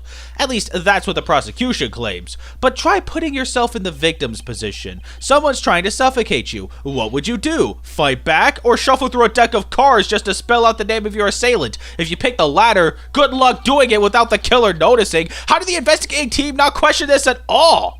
This message points to no other than the accused, Baki Wet. No! No. It is cruel to give the accused false hope. You will only compound his suffering. Wise people of the courtroom, do you not agree? He's right. It's cruel to make him suffer when there's conclusive evidence. What an incompetent noob. I feel bad for the victim and the defendant. You did it again! How dare you claim to be any better than the profession you claim to despise! Never performed in a place like this, you know? I got butterflies here, can't you see? Why do I always get the weird ones? Hey, you're not the only one. If he had drowned in a bowl of soba, then there should have been soba broth in his lungs. But since there wasn't any, it means the victim was suffocated with something other than soba broth. Was he drinking tea specifically to do the spit take, as if he saw the pointing out of his contradiction coming? Considering Wendo just couldn't help but crack the jokes as he testifies, I wouldn't be surprised if this was just a normal thing for him. Prosecutor Sanmari, do you have a photo that shows the cards more clearly? You know, the one he should have presented sooner? Please focus your attention on the soba broth stains on these cards. The outline of these stains don't match up with the larger stain on the table. You're telling me Blackwell had to be the first to notice this? And he had to say something just to indirectly give Athena a hint? That doesn't say much for everyone else's intelligence. All I have to do is rearrange the cards so that the stains match up. First off, how exactly does the rearrangement work if we're not really at the crime scene itself? Second, this part of the episode could have been programmed to go much quicker. This game was originally released for the 3DS. They could totally have utilized the touchscreen so that you simply drag each card one by one into each of their respective places. Heck, Rise from the Ashes had a portion where you're connecting dots to spell out a name, done by dragging across the screen. It's not like they couldn't program this rearrangement of the Karuta cards to work in much the same way on the more advanced 3DS. Instead, you have to put the cards in their places one at a time, and after each card is placed, you have to sit through more dialogue. The rest of the episode is already pretty slow paced due to the dialogue, so this doesn't mean a whole lot, but gosh dang, this part at least could have gone much faster. So now that that's settled, what does this 0-4 mean? Wait, am I? Why is Athena so lost? All she had to do is ask. See, this is why the episode is so slow. She can't figure out simple crap. The more you keep quiet, the more we want you to talk. That's simply human nature. Isn't that right, people of the gallery? And now Blackwell's fallen to somebody's low. Great. Wendell, there is no need for you to submit to this so-called therapy. It's fine by me. I have nothing to hide. Bring it on! Impetuous fool! Why will you not listen to the guidance of this humble servant of the Holy Mother? Why will you not play fair ball? Window! Something here just doesn't match. Match. Ah, I see. Match, as in manage to assert a thoughtful, calculated hypothesis. In other words, you were the something here that didn't match, correct? It appears you've met your match. No worries. That was just one match. There's still the rest of the game to go. Now excuse me while I go light a match. Bailiff, please bring the witness a few replacement cushions. So, what was this unexpected thing you noticed? Oh, come on! His honor said a few cushions, not a few dozen. Now we have to stare at his crotch for a few minutes. The girl is as sharp as a trout, to be sure. But her ability to hear people's emotions is absolute. Now, get to remembering, Owendo. What was it that surprised you? That was a compliment, right? I'm not sure. Trout aren't exactly intelligent, but they're more wary of danger and more selective of what they eat compared to other fish. It doesn't sound like they're unintelligent either, though knowing Simon throughout this episode, that probably wasn't a compliment. His emotions are completely out of control. Out of control? Care to explain how that's relevant? You know how normally I listen for the hidden emotions in a witness's voice, right? From there, I look for inconsistencies between their testimony and those emotions. But sometimes a person's feelings can run too high, making it hard to get proper readings. So that's how your Matrix program works. Fascinating. You know how it works, Blackwell. We used it on you once. What's got your knickers all in a bunch now? Whoa there! Careful! Trying to get us cancelled here. Your Honor, the defense would treat this trial as a child's jest. Multiple personality disorder. A preposterous proposition indeed. Would you not agree, witness? How did she know? How did she figure it out?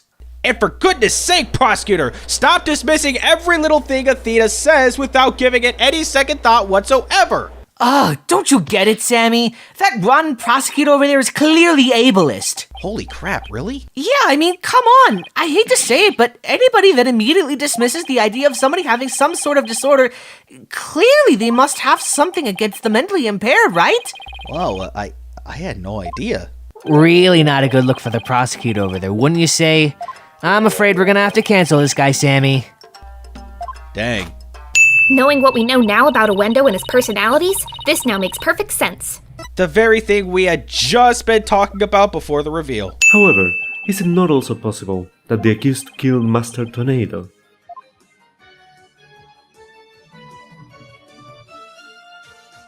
And then left that message in order to frame the witness? Ah!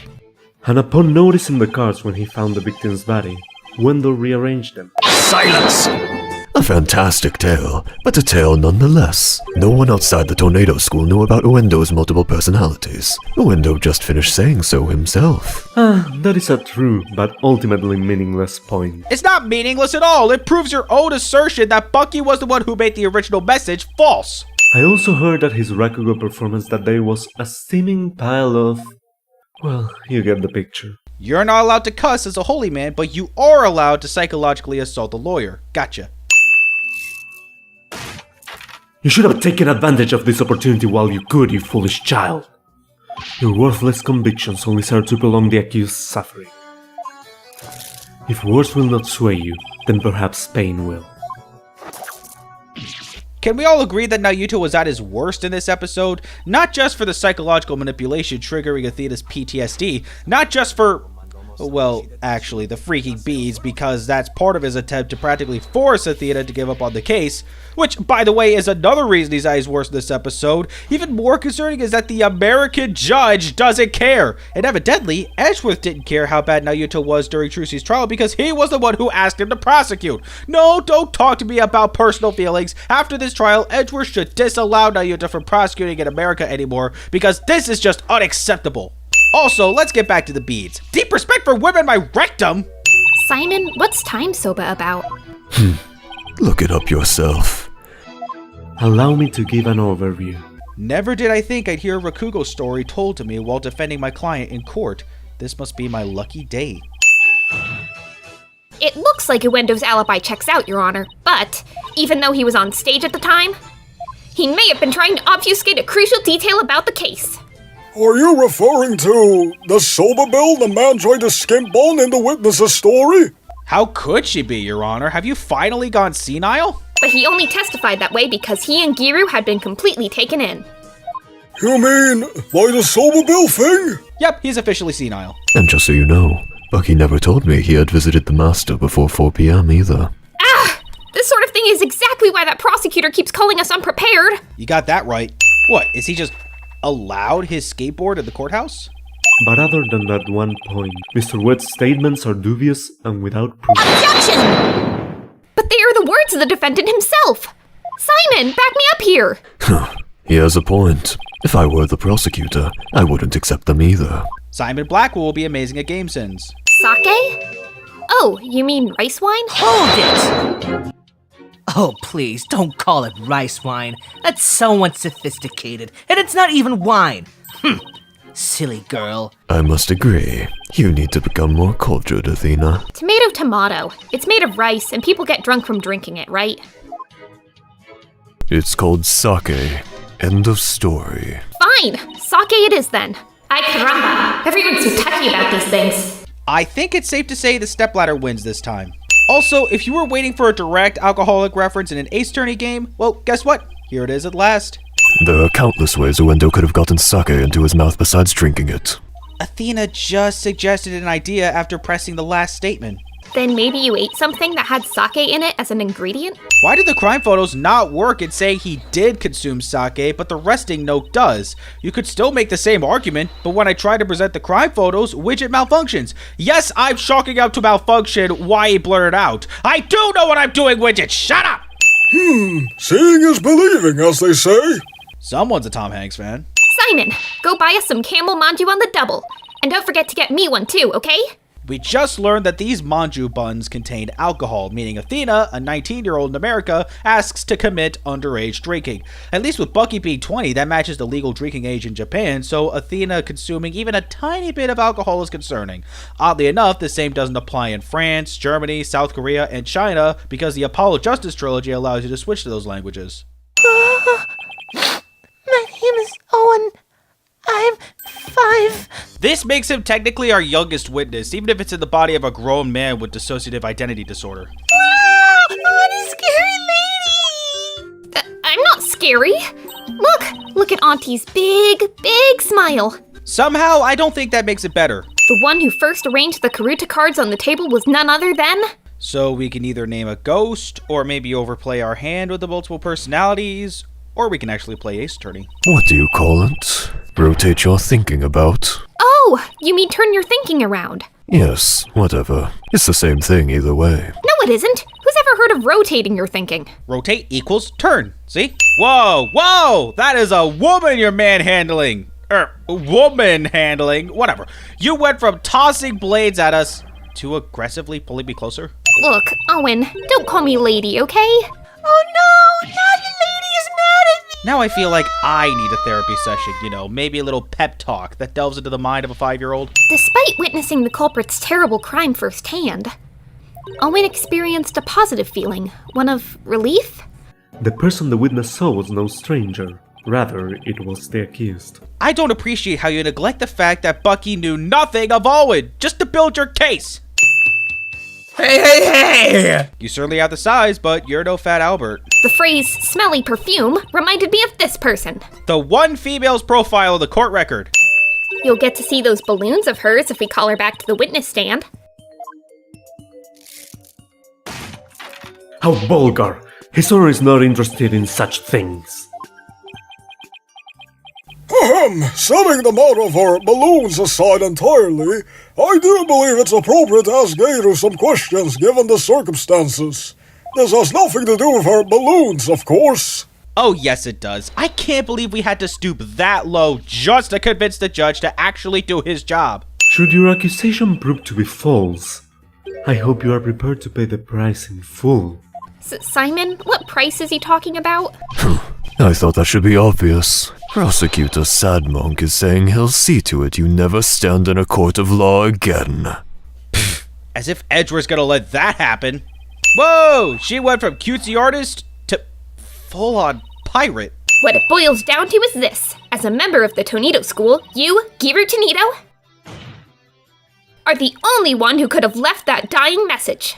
But why would she spell out Owen? No one's gonna know what that name means. But even if they do somehow figure it out and test it, remember what happened when Owen was revealed in the courtroom? Everyone knew right away it couldn't have been Owen.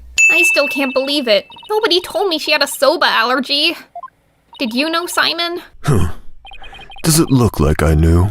To be fair, that was a pretty stupid question to ask. I've had this allergy for as long as I can remember, but I never dreamt in a million years it'd clear me of murder.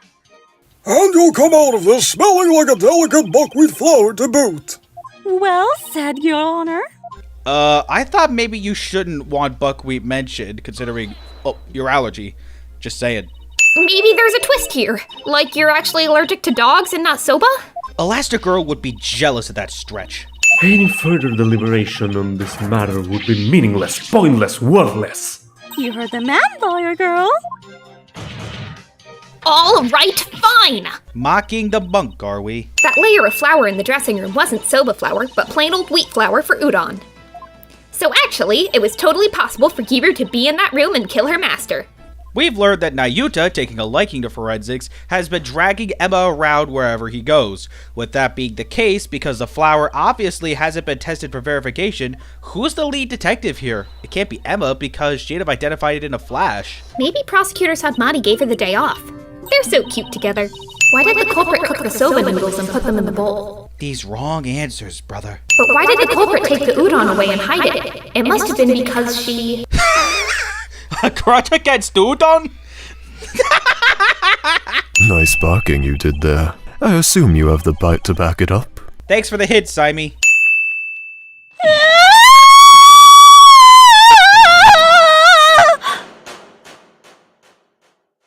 Those really were balloons.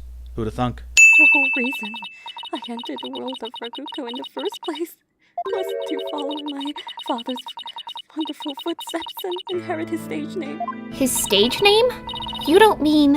Uendo Tornado. So, what? Does that mean Wendo only had the same name as Giru's father by coincidence?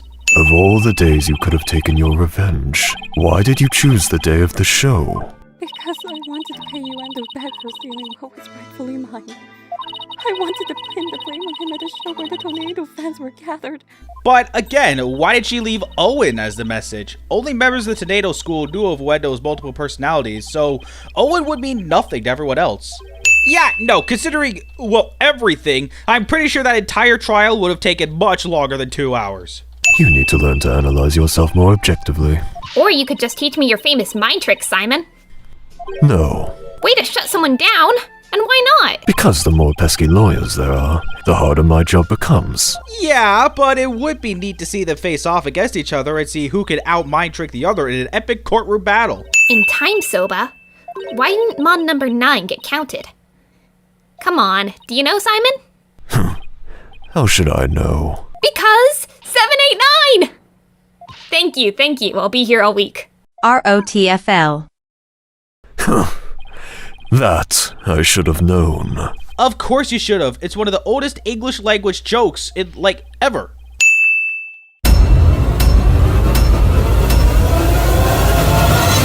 Are you little?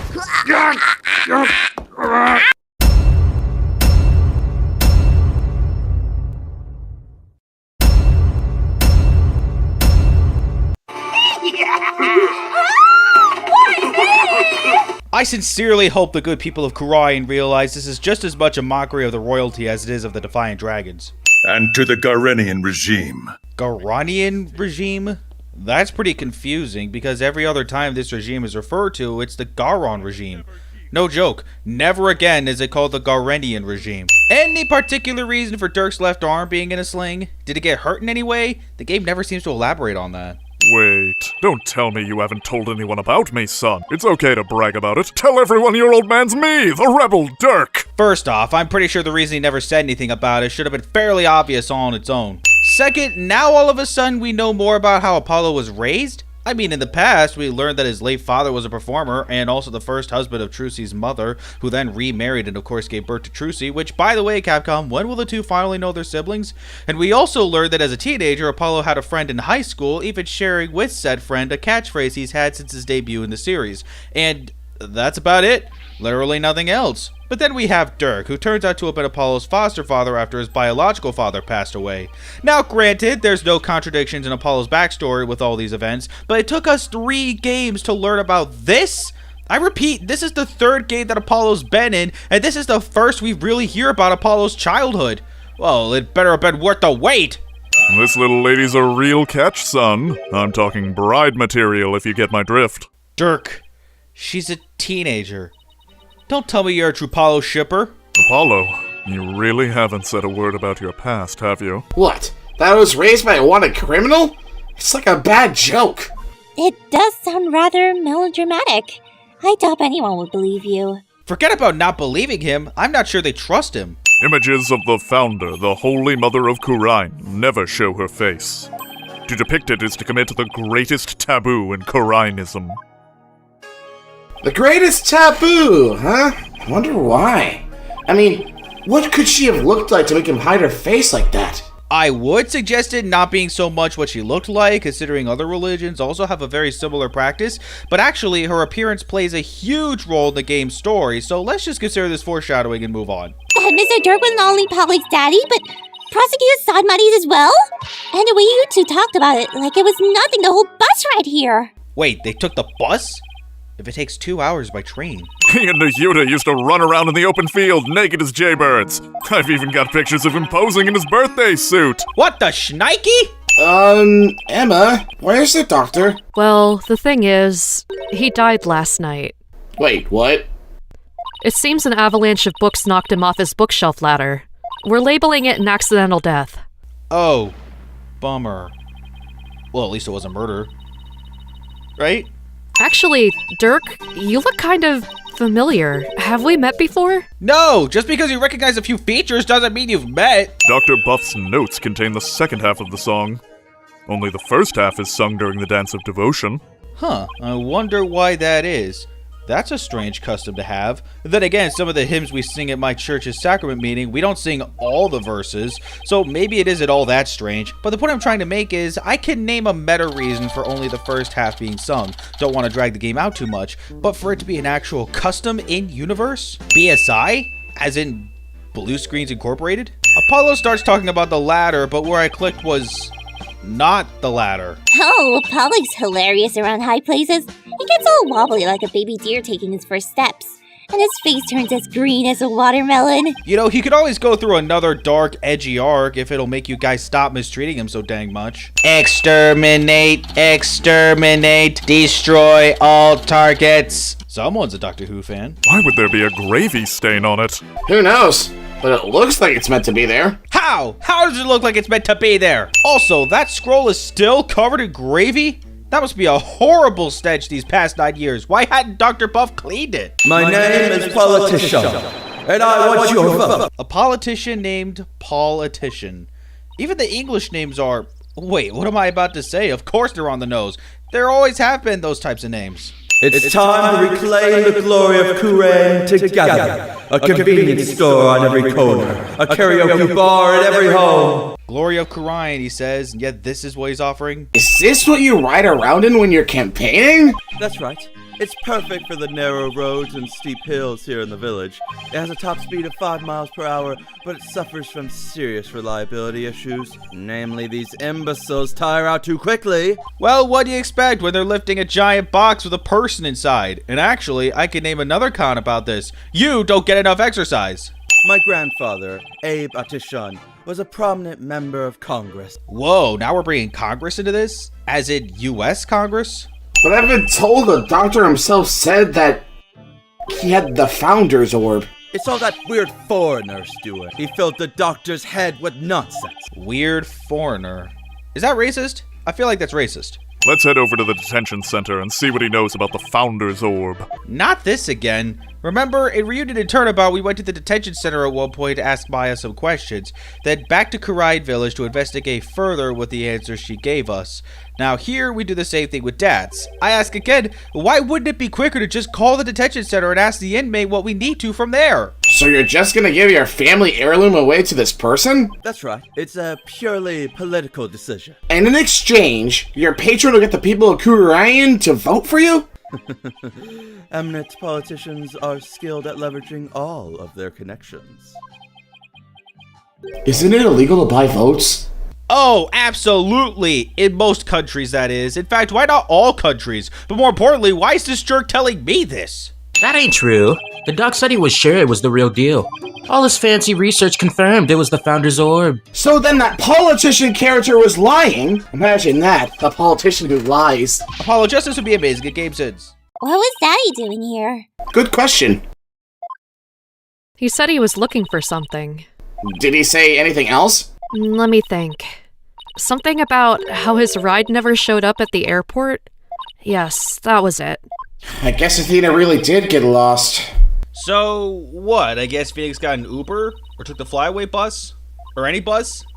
What's this? A model helicopter? Don't you know anything, Apollo? It's a drone! They're all the rage right now! Back when this game came out, maybe, but what about in 2028? That's his suitcase. Maybe his passport's in there. Who puts their passport in their suitcase? Why not put it in your personal bag? Even your pocket would have been a better place. Been ages since we've had a father-son talk, huh, son? Yeah, well over a decade. So, Apollo, how've you been? Oh, fine. I'm fine, I guess. Is that so? Fine, you say. Well, fine is fine by me. Good to hear. Okay. Gotta be honest, this is one of my favorite parts of the episode. The awkwardness between Dirk and Apollo trying to talk like father and son. That's deserving of a few sins off. Hit the dirt, son! Huh? What the?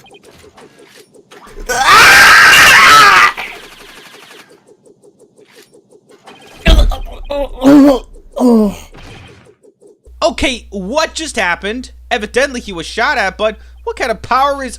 It can't be the same as real Gatling guns in a helicopter, or else Apollo would be dead, not just fainting? What kind of drone is this anyway? Grow nothing! It's Sergeant Buff to you, soldier! That was the exact same Gatling gun action, but without the losing consciousness. But you still have your mother, don't you? No, I lost her too. What? She disappeared after the fire. I don't know if she's still alive or dead. Heck, I don't even know what she looks like. No thanks to Phoenix and Thalassa hiding it from you, a grown man, isn't even going to be a big shock, like Luke and Leia kind of shock. Is Trucy, when she hears the truth about her and Apollo, going to say something like, somehow I always knew? Freaking Grammarys. Ah! Leave it to me! Sure. I'll leave it you. You mean to tell me Sarge knows his dad's password? Why? And he can input it with just the one hand from the helicopter drone? POW711 at nmail. nmailwhat.com? Also, way to skirt copyright, Capcom. Ugh, feels like somebody's watching me. It's really creeping me out. I bet the way politician plastered practically the entire stinking village with campaign posters a la Big Brother. Huh?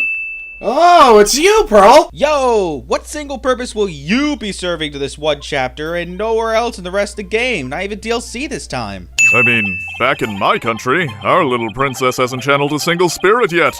Pretty impressive, young lady. Oh, but compared to Mystic Maya, there is so much more I must learn.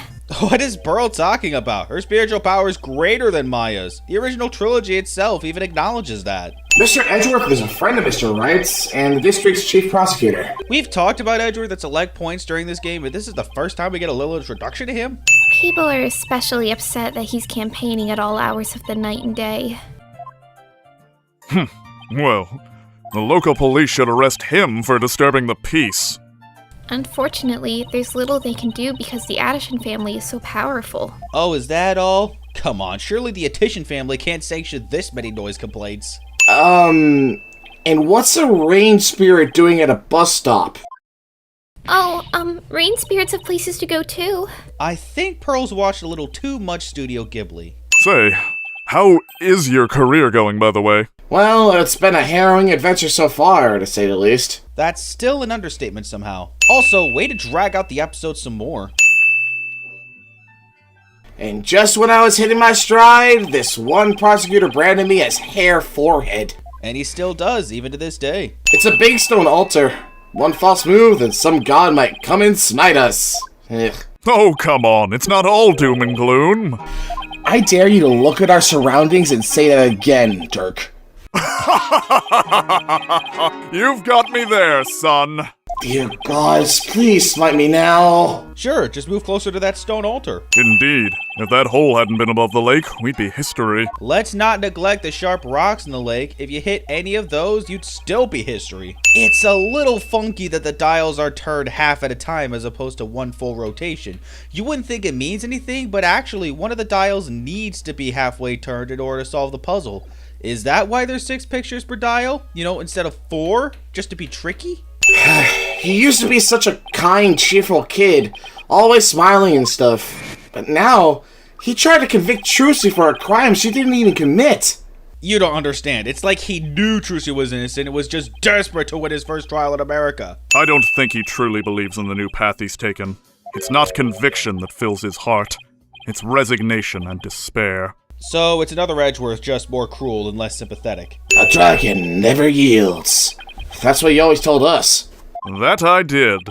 It's a belief I've held since back when I was a lawyer. Ah, but that was back in Motherland. Wait, I'm not Russian. Nayuta and I were playing by the riverside when we got swept up in the rapids. Nice of you to provide us with this heartwarming story about Dirk saving you and Nayuta from drowning when you were kids, but couldn't this wait until after you're saved as an adult? Get your fill of seawater? Good thing your name's not Neptune, huh? Dirk! You're telling me. Check it out. Snot's coming out of his nose. I can't use your laughter now. I, just did what any father would do for his son. He saved my life yet again. See, this would have been the perfect time for that flashback to Apollo's childhood. You're the one who shoved us in that pit! It sounds so bad when you say it like that. All I did was give you a little nudge in the right direction. That doesn't exactly sound any better. I agree to hand over the Founder's Orb to the Defiant Dragons if I will come to no harm. It appears to be a perfectly legal agreement. Boring that last bit about coming to no harm, right? Let me spell it out then.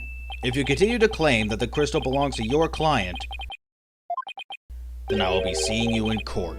You mean Phoenix Wright, the Turnabout Terror, is gonna be my opponent? Well, sign me up. This will be one heck of a show. 10:08. Looks like we're starting well after 10 this time. Athena! There you are! What happened with you and Mr. Wright yesterday? Oh, about that. I ended up going to the wrong airport. I was waiting there thinking his flight was really late, and before I knew it, I dozed off. Do you guys not use your cell phones to keep in contact with each other? Surely a situation like that could have easily been avoided. Right, and the other attorney is someone you know very well. Really? Who? Our boss, maybe? He's the only attorney other than you I know of. Ask not what you can do for your country. Ask what you can do for me. Anyone else wish JFK was still alive so he could sue this twerp for totally butchering his quote? You're on a witness stand, not a campaign podium, so come out of there this instant. How was that thing even allowed past courthouse security anyway? You disappoint me, Apollo. First, you know I'm not just a detective, I'm a forensic scientist. Do try to remember that. Second, you owe Mr. Wright an apology. After all he's done for you, you have some nerve. First, I'm sorry. And second, I'm really just trying to do my job. You'll never get anywhere with that attitude. Take some advice from someone who's been there. Been where? Huh? What is Emma talking about? But the fact is, he was a classic treasure hunter. A treasure hunter, huh? Like people who have thrilling adventures in exotic places, risking life and limb for glory? I doubt Dr. Buff was the star of his own hit movie series, Athena. For one thing, this guy you're thinking of wasn't just out for glory. He was out for fortune and glory. Important distinction. The crystal of Ami-Fae was discovered to be missing from the Etitian storehouse at 10 a.m. The storehouse lock had been picked. Signed, Politician Wimperson. Cause he's a Grampy's boy who whimpers on his Grampy's name. Gosh, no wonder we don't like him. Email? In that little piece of plastic? I'm afraid I don't understand. Oh, this stick here can store all sorts of computer data. I still don't get it. But here, just look at this. First of all, what is Apollo sticking the flash drive into so that this image can be displayed? Second, call it a flash drive, gosh dang it, not a stick! What is your birthday? My birthday? It's July 11th. But what's it to you? Oh, if only you were born a week earlier. July 11th, or rather 7-11, matches the numbers in the email address. Yeah, no, in case you thought it was that convenience store. I'm afraid I simply don't know how it happened. I can't possibly explain matters outside of my purview. Perhaps there was a mistake on part of my secretary. Has a politician ever told a more obvious lie in history? Mr. Etitian, I fully understand your position here. You had to hide the fact that you sent the crystal out to be studied. Your family would have been very upset if they had found out. It's a family heirloom after all. A family heirloom that's been missing for like a year. What kind of research would Dr. Buff have been doing for it to take a year? I know Phoenix is only saying this because he has to as a result of circumstances, but for a bluff master, this one was pretty weak. He can't even get his own name placard? My client's neighbor, one Ive Shinito, age 85, gave the following statement. The Etitian showed me the crystal back when I was but a lad. Objection! Can we really trust the memory of an old man? That's your counterattack? Really? I have a suggestion. Why don't we consider this from a different angle? I'm listening. What if the Defiant Dragons really were authorized to take possession of the relic? That's what I was trying to present evidence to on the last prompt, but you denied it with no explanation and the judge gave me a penalty! While you were on your little cave expedition, I was investigating Dr. Buff's accident. And there was something you overlooked, Mr. Justice. Namely, that this accident might have actually been murder. What, not an accident? Why do you do this to me, Ace Attorney? Oh, and by the way, Your Honor, Mr. Arepo just so happens to be sitting in the gallery today. Rude. Alright, the counsel/defense may question the plaintiff/witness once more. I think the judge/idiot has the /disease/illness. This isn't some small town hall debate, so you can just stay right there until I say we're through. I'll have to run that by my campaign manager before I— Objection!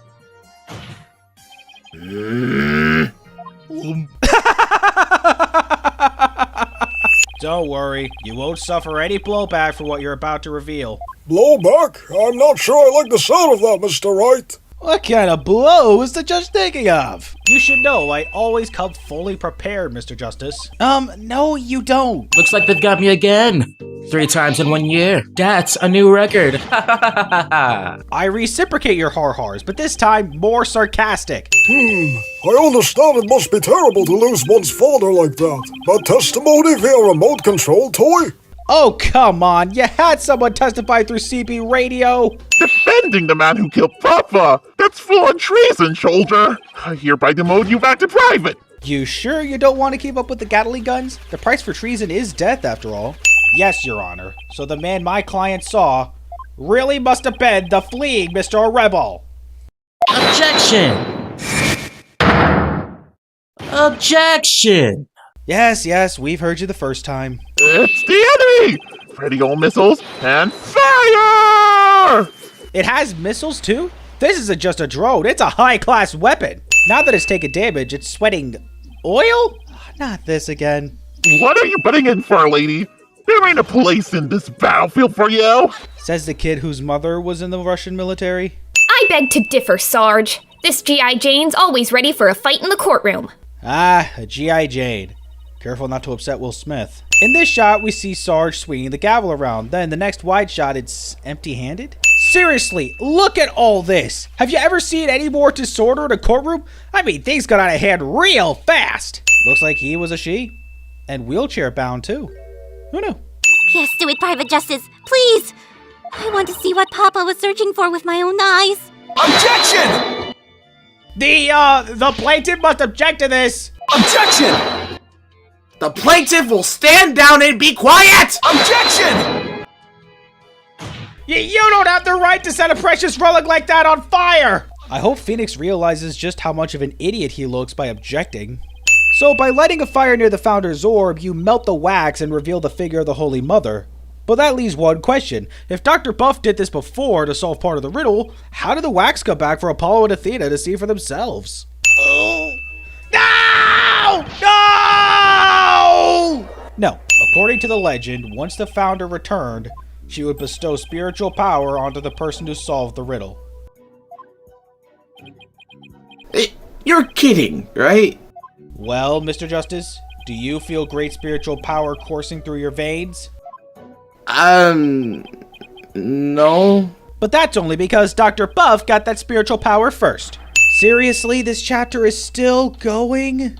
A vote for B is a vote to banish murder forever from our beloved Kuran village. Said no politician ever, because even they know the public can never be convinced that murder is not going to be an impossibility anywhere. The act itself is already subject to capital punishment. What more can you really do? Your Honor, I believe the witness made an important statement just now about how... We can call Tats an idiot. I challenge you to prove that I am anything but 100% reliable. Sure, you're a politician. How's that? That's quite an interesting theory you have there, Mr. Justice. But there's no evidence that the murder took place in the coffee bar. Coffee! Hello? Sound familiar? What motive could I have possibly had to kill Dr. Buff? And there it is, that final excuse cornered killers are so fond of. Even Capcom themselves recognize the stupidity. I trust Maya is unharmed. I can't really say, but just remember, if I'm arrested or fail to obtain the treasure, there will be consequences. Consequences of the worst kind. If you catch my drift. You gotta be freaking kidding me! Not only did Maya get accused of murder twice in this game, she got kidnapped again?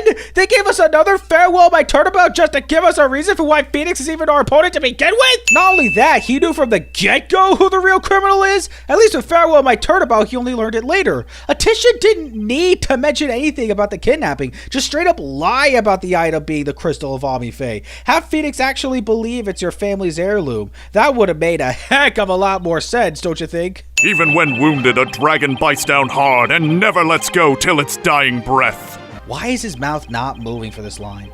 There's always Pearl Faye. I could simply ask her to help. If she wants money, I have plenty to offer. She's not the kind of person to be tempted by material gain, and she certainly wouldn't help you if anything were to happen to her cousin. Politician really needs to learn to think things through. All politics is made up of lies, he just needs to learn to tell convincing ones. Your Honor, the defense's final piece of evidence is on this person! What are you doing, Gabe? Why are you making me present Army's profile? Was her own statement seriously not enough by itself? What does presenting her profile even add? I am not a crook. Oh, yes, you are. Richard Nixon would like a word with you. Take a good look, soldier. This is one small step for man. And one giant leap for me. Ah, the words of the man who first walked on the moon. You mean she's not crippled? Dang it, why do we have so little of the disabled actually having been disabled in this series? What a shock it was to hear that the key to solving the arms riddle is a spirit medium. I admit I did not see that coming. Wait, did they plant a listening device in here somehow? Nevertheless, don't think for a minute that it will guarantee my face safety. She's not the only medium within my reach, you see.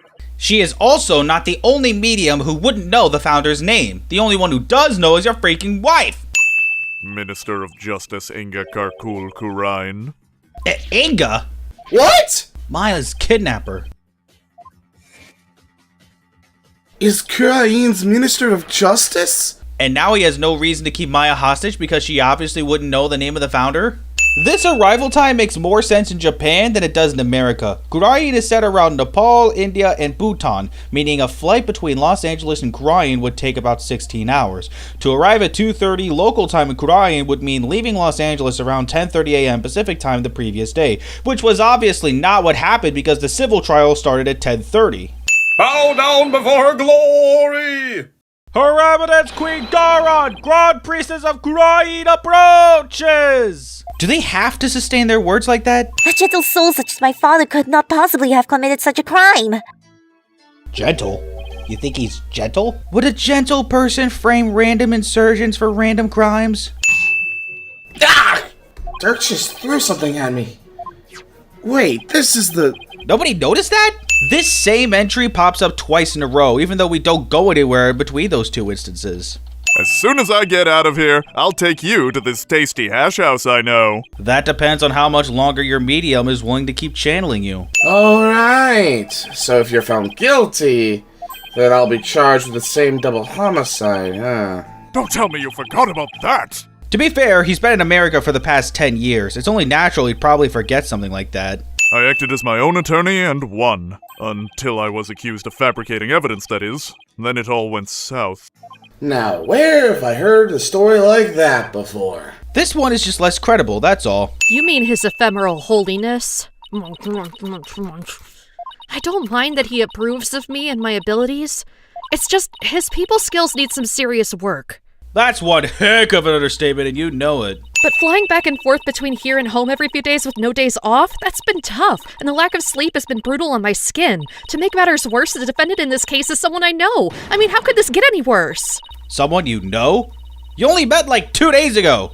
A great power that is said to be bestowed on whoever solves the orb's secret. In Kurain, only those who can channel spirits are said to be fit to rule. Was that why Inga wanted such power? Did he want to be king? What exactly was Inga planning with the orb? Yes, to usurp Garon, but how exactly did he think that would be carried out, especially after learning the secret to this power is to channel the founder? Remember, only the queen knows the founder's name, but I doubt that even for Inga she'd channel the founder unless he was somehow sneaky enough not to explain the true reason. I think she'd rather die than allow spiritual powers to be given to an evil man. Let's use that to change her perspective and take a careful look around. First off, I'm pretty well versed in how to investigate already. Second, even if the footage doesn't make it seem that way, given how easily I clicked on the blood underneath that one chair leg, I am not a fan of only being able to use the left stick to pick the spot. It didn't even need to be that complicated on the 3DS, though I'm not sure how much of a comparison I could really offer, but point is, I wish you used the right stick for the angles instead. Then for the luminol, it took so many sprays because I know where the reaction is, but spraying in the right place is harder than it looks. Thing is, the gun's chambers are all empty. Yet, that one bullet is the only bullet we could find. That is strange. Where did the other 3 go? Maybe Dirk ate them. 3 lead bullets? Dirk needs a high iron diet! What's with the echo effect? It makes sense in the courtroom, but we're outside. We wouldn't have gotten the permissions we have without you. Well, I didn't come all the way to Kurain to be useless. And yet these permissions are practically the only purpose you serve. I don't really see the point of the game giving Phoenix the autopsy report, the diagram of the tomb, and the crime photo if he's never going to present them in this chapter. You're from the Garon Royal Guard, right? I am Lucky, Royal Guard member at Her Eminence's shoulder rubber. Oh, we've been approached by a lackey. Total surprise. Will you comply? The Queen? What could she want with me? And why does he have to shout like that? Because apparently it's a Garon Royal Guard custom for the soldiers to shout every word that escapes their lips and sustain some. You mean to say Queen Garon sees our every move? Yes, indeed! Her Eminence's spiritual power is immense! She can even see what's going on thousands of miles away! Is that why Nayuta doesn't feel comfortable going softer in American courts? If so, why does Garon care what happens in America? She knows lawyers aren't as despised in America, or at least she should. Or is Koraianism one of those egotistical religions that shun other beliefs as though they were cockroaches? Is it true that our husband Inga had been seeking the Founder's Orb? That's right. He wanted to trade a hostage for it. That's why he abducted Maya Fey. Insolent fool! Ow! Apparently, whenever Rafa hits Phoenix in this chapter, she's supposedly using her staff, which makes sense, but she's not even holding it. Bear with me, this will be significant later. But know that Inga could not have become king simply through our assassination. For in Kurain, only those who possess spiritual power may sit on the throne. I see. That explains why Minister Inga was seeking the Founder's Orb. But that doesn't explain how he planned on using it to gain that spiritual power, assuming, of course, Garon did have claim to the throne. But when the truth of his fabrications and the assassination of the Queen came to light, the people were devastated, and trust in the legal system plummeted. Just because of one lawyer? Garon must have high standards. Now, why does that sound so familiar? Yeah, I wonder. And America is only second in being led astray by the legal devil. Without lawyers, there's the possibility of false charges being filed and prosecuted. So long as our prosecutors continue to run nothing but perfect trials, there needn't be fear of such nefarious dealings. Do you disagree? I do! What's this bullcrap about perfect trials? The fact is that following its passage, the crime rate here in Kurain dropped markedly. Inga said that himself, didn't he? So he wasn't lying. It's still weird, though. Oh, it's more than unusual. It's endangered. It's extremely rare to encounter one in the wild these days. If it's so rare, then what's one doing out here in the middle of the bazaar? It's just one warbod, Edgeworth, out of however many warbods are left. It can't be much since they're endangered. So how exactly is a handful of firecrackers going to be of help to you guys anyway? Simple. First, I supply them to our fellow rebels. Then we use them as a diversion when we need to shake Garon's goons. Huh? Like this. Whoa! Will you cut that out? I'm not with the regime and I'm not chasing you! I'm a lot more concerned that he wasted one just to demonstrate. We humbly accept your offer, don't we, Edgeworth? As you wish, Wright. By which he really means, I love you. Just to give some material to you Wright worshippers out there, so you're welcome. This overturned urn spilled its water all over the place. It was already knocked over when we got here earlier this afternoon, so we could rule out Athena at least. What? Did you think he was gonna suggest Apollo might have done it? You know, after all the mistreatment he's gotten so far? It wasn't like I was spying on you or anything. You stupid farthead! Youch! You could have feigned ignorance. It's as if your brain-to-mouth filter shuts off the moment you step out of the courtroom. No, I'm pretty sure it's still off in the courtroom as far as this game is concerned. Expect this flashback to be repeated later, because the episode just isn't slow enough. Seriously, look how long it takes. I have heard she even cared for me as an infant, right down to changing my diapers. Your diapers? It almost sounds like she could be your mother. Foreshadowing. What's this? Je suis la belle? Oh la la, la belle encore! It appears to be a sample of some sort of spray-on hair color. Color, jet black. Even though we need to examine this hair color spray to advance the story, we're never told anything of its significance. Once you finish the episode, you can make an inference if you think about how spirit channeling works in these games, but don't force us to examine something if you're not going to explain why it's important at any point later on. It looks like a 4-digit combo lock, so maybe it's a date. Not necessarily. Remember, Manfred von Karma had his ATM number set to 0001 because he's number 1. Ah! It opened. It did? Yep, and it looks like the bottom safe was a fake. Something meant to mislead would-be thieves, no doubt. Still, it was rendered quite ineffective by his use of such an easily guessed combination. No matter how hard to guess the combination was, the fake safe is already rendered ineffective if you put in the right code. The assassination plan? Too vague to know it was thought out well, but it probably was. Spiritual power from the treasure? He had no idea how to get it to work until the civil case, so even after Garon is poisoned, he's pretty much just screwed. How can this be? Princess Rafa! She just got up from fainting that quickly? Wow. That's when a policeman came running over and hauled Debs away.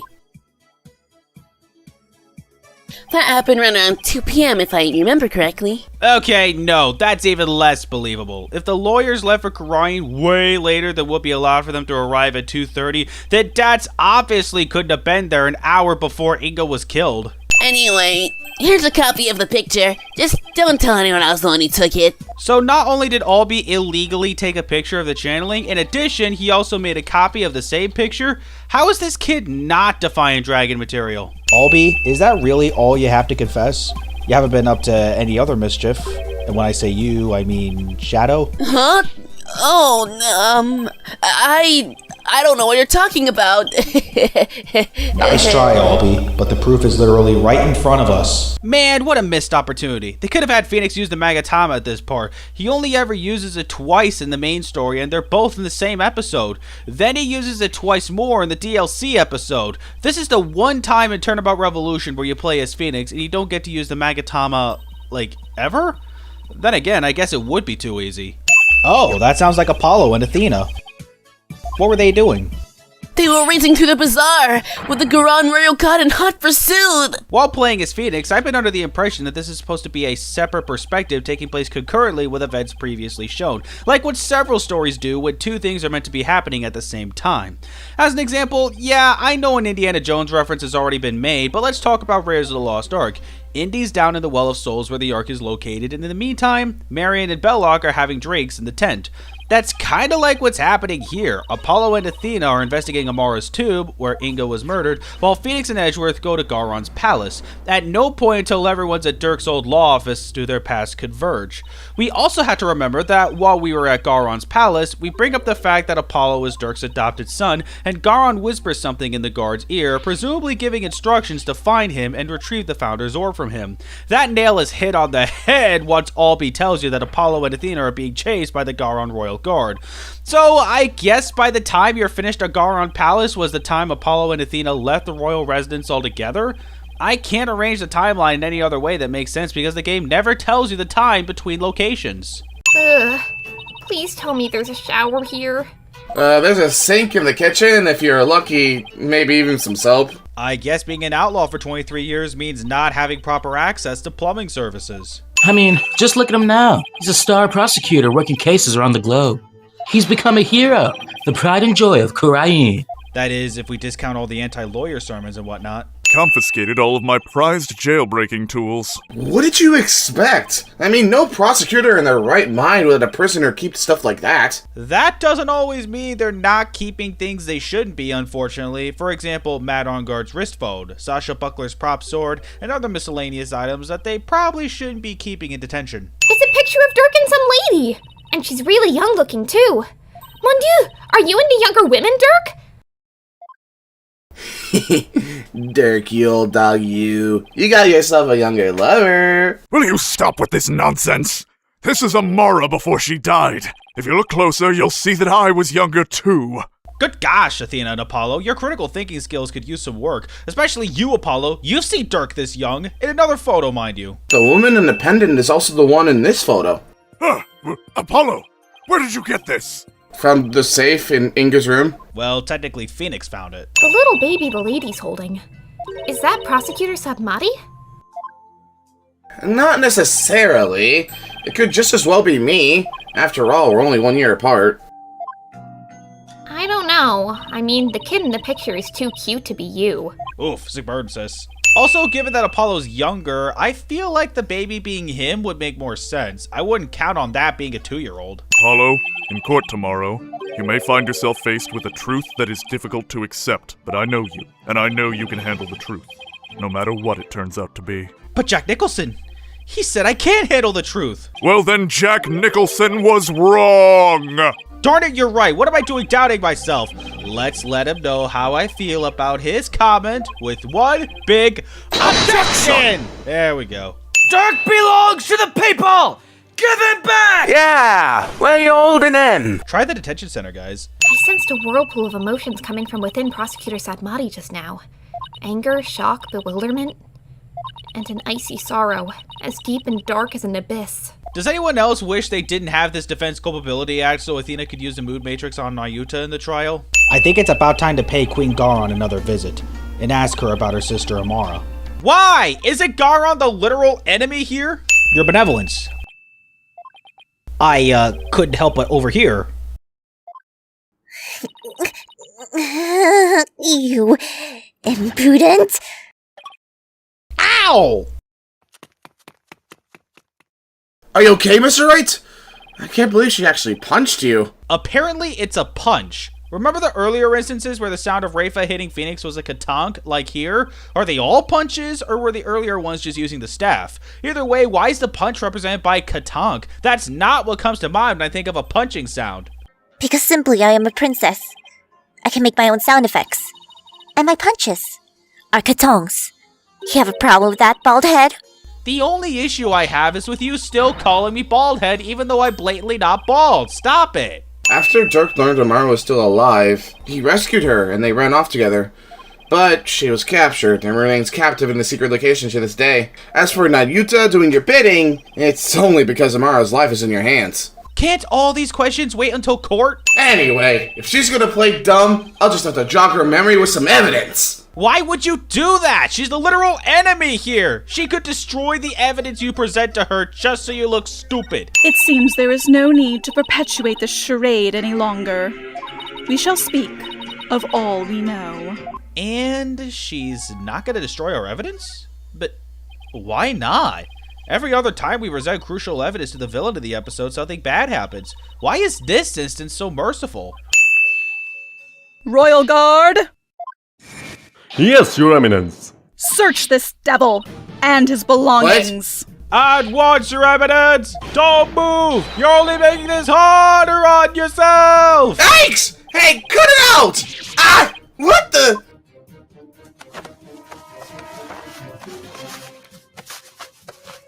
Eek! Apollo, don't strip here! Stop resisting! Just submit to our strip search already! No, wait! Hey, cut it out! Ah!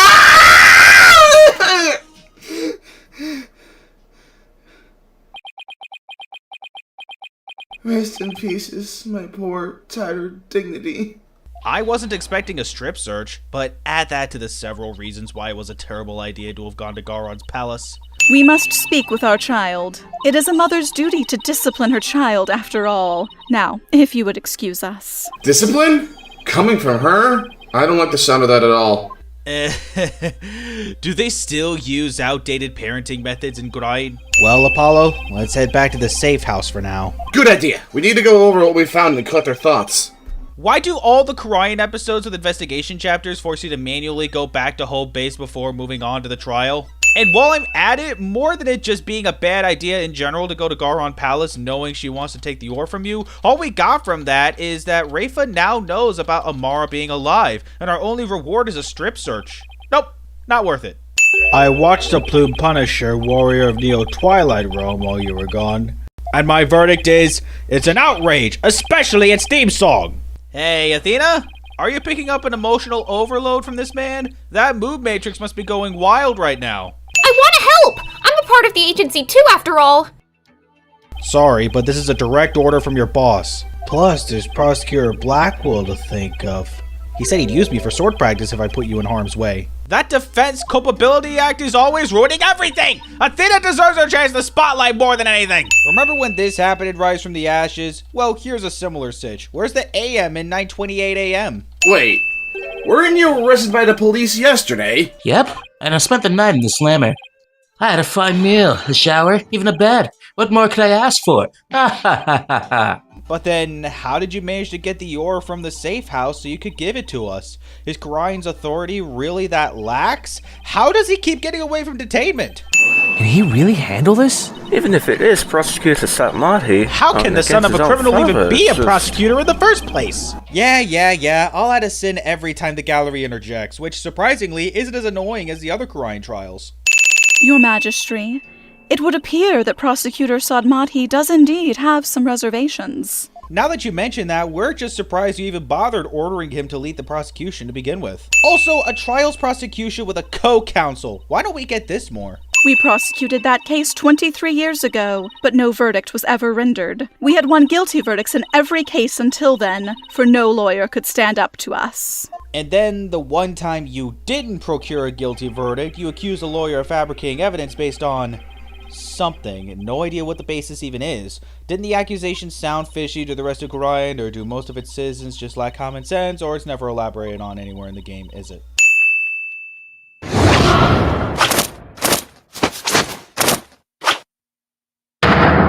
Suddenly Maleficent. And she said she could go through with it. How very disappointing. I know someone who's not winning Mother of the Year ever. Apollo Justice would be amazing at GameSins. Is this not the accused? It is indeed. I thought I would give him the opportunity to plead his case. For true justice is more than a unilateral presentation of the facts by the prosecution. That's not the impression I got in the Foreign Turnabout. However, should the accused fail to produce convincing testimony, he, along with his cabal of traitorous lawyers, shall immediately be found guilty, and their heads will roll from their shoulders. What? I should have known there was a catch! How could you not have seen this coming? You already knew about the Defense Culpability Act. I've declared countless times that I lead a bloodless revolution. I forbid violence and murder, even if some of the younger members may have a thirst for blood. By younger members, do you mean Dats? He's a year older than you, and he's seen getting physical with some police officers. The defense requests a DNA test on the bloodstain. And then we'll see just who the real killer is! Such insolence! Bow your head and kneel, lawyer. So your head may be parted from your shoulders. Huh? But the trial's not even over. Whoa! Wind? Freaking wind! Really? Also, just cut to the chase. Reveal your DNA results. No need for the death threats at this moment. A third party at the scene of the crime? It's beyond the realm of possibility. No! No. I believe we have rebels and sympathizers in the gallery today. It is to you I speak. Have you been listening? Dirk Sadmadhi, the one who proclaimed a bloodless revolt, has betrayed your cause by resorting to murder. Oh sure, don't bring up the fact that they also got violent. As Queen of Kurain, I shall now pass judgment upon the accused. Guilty. Isn't it a bit early for a guilty reading? The question before us is, when was Minister Inga really killed? After the body was found, as in he was pretending to be dead just to get Dirk framed, and then was killed in the tomb later, perhaps by a Garon Royal Guard? It's an inside job, I know it! Was he surprised by someone who didn't belong there? Did anyone else come out? I didn't see anyone else. Just my father. That last statement was seriously lacking in conviction. Should I press her on this? I cannot believe the correct answer is to press her harshly. Girl just lost her father and collapsed trying to perform the dance of devotion for him. She really doesn't need this right now. When I got down to the courtyard, she was gone. Gone? Yes, and I never saw her again after that. Any idea what happened? That dingbat dog must have gobbled her up. Right, and how did it happen that quickly? By starting right at her feet. Right there, from down to up, super quickly. I mean, she's more or less shorter than me, so it takes much quicker time, you know? No, I hate to be blunt, but no, I don't know what you're talking about. Still you cling to your pretense? Very well, I shall offer you a bargain. If you would admit that the accused is guilty, right here, right now, I shall overlook your crime of abetting him, and you will not be subject to execution. What kind of bullcrap ploy is Gara trying to pull here? What makes her think we'd give into such a bullcrap bargain? Why are we seeing this again? This is part of why this episode takes so long. Isn't a divination seance required at all trials anyway? If so, I imagine there'd be a problem with handing down a verdict without one. Divination seances were performed even before the assassination 23 years ago. In that case, I'd assume a divination seance for Amaro was attempted, but because Amaro was still alive, the vision was never seen. But no one's going to mention that detail, are they? You cannot be trusted to keep your word, nor can you reveal the truth through your insights. So I say to you, be gone! This sacred hall of justice has no need for such a worthless royal priestess. Capcom's at it again! Yet another crappy parental figure. So please, your benevolence, try to perform the divination seance one more time. Objection! Rafa, stop this madness. It is for your own good. You are ill prepared to face your father's death. Go! Leave this sacred hall at once. Make up your mind, lady. Earlier, after some convincing from the defense, you said, if you are really so bent on having a seance, I shall give my consent. It came with a condition, but you still gave consent. I am the royal priestess Rafa Padma Kurain. And I am prepared to face my father's death! He was drinking grape juice while gazing upon the picture of the Holy Mother. Grape juice. Again. And we just had direct references to alcohol in the last episode, but here, let's make Takumi-sama happy again. I hate to break it to you, your benevolence, but you misinterpreted something again. What do you mean? Again? Smooth move, Apollo. I think you just hurt her feelings. See, save the crap talk for when you're scolding him. No need to treat him like garbage practically every moment of the day for no reason. But let me ask you, do you keep lions there? No, the only animals at the palace are little birdies and my pet frog. Wait, that giant one in front of the minister's house is her pet? I had to look at an image of the royal residence just to confirm the frog's presence, and it felt like playing a game of Where's Waldo. I shudder to think how one man can be the cause of so much trouble. Hey there, AJ, PW. Y'all can thank me later. No one asked for your commentary, Mr. Arrebal.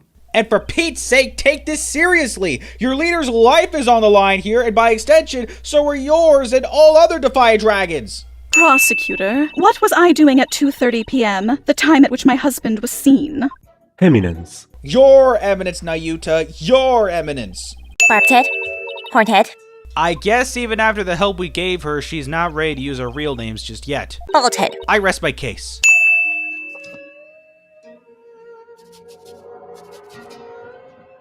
As ruling sovereign of Kurain, I proclaim the following. Should the accused be an enemy of the crown, they may be tried in absentia. Right, and what are you going to do if he is never found? What if he ends up committing an even bigger crime? Besides, I'd never go quietly along with some criminal's plan. Though, I guess there are some things I'd go quietly along with. That's a pretty telling turn of phrase. Maybe you just don't remember channeling him? Don't remember? I may be 28, but I'm not senile, you know. Should I mention that time she thought she had channeled a nurse that was never dead, and apparently at the same time she had a dream of being dead buried, which should have been impossible because spirit mediums can't have dreams? Hold it! It sounds to me like you're trying to hide something, Miss Faye. Oh, didn't anyone teach you about respecting boundaries, Apollo? It's really rude to pry into a person's private affairs. Then don't say something like, there are some things I go quietly along with. It's human nature for us to want to know. You don't just give a vague statement like that and leave me hanging here. I think that's a heck of a lot more rude. Objection! Miss Faye. Yes? Do you know my husband's name? Why are you only asking this after I present the gemstone from your husband's jacket? Inga Karkul Kurain, right? That is correct, in part. But there's more. Much more. Inga Karkul, Hawkode, Disnam, Bihani, Lauga, Orma Pompus, Danit, Eredi, Iskurahin III. How could this name be any longer, more pompous than it already is? I've heard of Indian names being long, but holy crap. If you believe a medium to be the culprit, it would have to be that young lass Maya Faye. If you press that last statement, you could tell her why that's impossible, but then she'd dismiss it all, which would be weird as all heck. Bah, I know nothing of that, she'd say, which really doesn't help her case any. Really, it just makes our accusation look more credible. Her Eminence, Queen Amara, yet lives. This is the only time Amara is ever called Her Eminence, a title belonging to Garon. Amara's title is Her Mercifulness. What's this? You would accuse Queen Amara of homicide? A grand priestess of Koreanism? You can't do that. She's virtually a goddess in the eyes of her people. Well, if you do the crime, you'd better be ready to do the time. Be you a priest, saint, queen, or god. I've never met such an egalitarian person. Because your country's racist. What the? She just summoned some animals? Isn't it enough that Garon's prosecutor outfit strongly resembles Maleficent? Do we need any more Disney connections? Then again, Capcom and Disney were practically married during the NES era. You know, making these Disney-licensed video games. Now then, the defense may question the witness. But remember, she is a grand priestess, so disrespect will not be tolerated. That means no pointing out conflicts, inconsistencies, or any other flaws in her testimony. Except I'm gonna have to do that to advance. Penalize me! I believe it was accomplished through a method only she is capable of. And by using this special method, it would be possible for her to just literally disappear. Well, don't keep us waiting. Let's hear it. How did Queen Amara disappear from the tomb? Just Apollo saying it was something only Amara could do. I feel like there's only one choice anyone at all would choose. Lightning scaring off the animals. Could this get any more Disney? How dare you spew such vile blasphemy, defense? You will retract your last statement or face immediate execution. Maybe leave that kind of threat to the queen? Dirk's killer must have hidden his body. It would have to be somewhere nobody would ever look. Just follow the trail of blood and you'll find your answer. Dirk!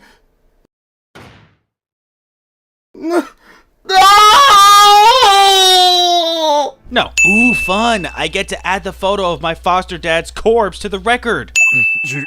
You're a spirit medium, aren't you? When I'm gone, I want you to channel my spirit. Stop it! Don't give up like that! If you do, untying a rope like that'll be child's play. Whoa, wait a minute. Didn't Maya say earlier? But I was all tied up, literally. So there was no way for me to make the channeling motion with my hands to do it. If she couldn't channel Inga in that state, how could she have channeled Dirk in that same state? Dirk is indeed dead. However, what if it was Dirk who killed Minister Inga while being channeled by Miss Faye? So, what are you gonna do in that case? Charge Miss Faye along with the rest of us for the murder? Because you can't charge the dead. I mean, if Franziska can charge a spirit medium for the uncontrolled actions of a spirit she channeled, Nayuta should have no problem. I'm disturbed that we have to present the photo of Dirk's corpse for this argument, but you wanna know what's more disturbing? Apollo didn't seem the least bit fazed while doing it. Like, I get it, he's trying to be tough. A lawyer can only cry once it's all over. But this guy was practically a father to him after his real father died. I think he'd be a little hesitant to even go through with this. Your Eminence? You don't have a burn scar like that on your chest. Whoa there, game. You got good intentions, but take it easy. Great. Again with this. Justice Minister Inga's true killer is...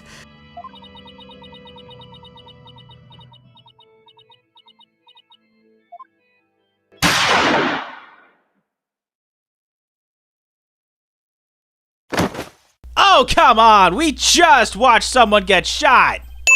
How are you, Horthead? Dirk Sanmari was your father in all but blood, after all. Thank you for your concern, your benevolence, but I'm fine. Right now, we still have a trial to see through, so that's what I'm going to stay focused on.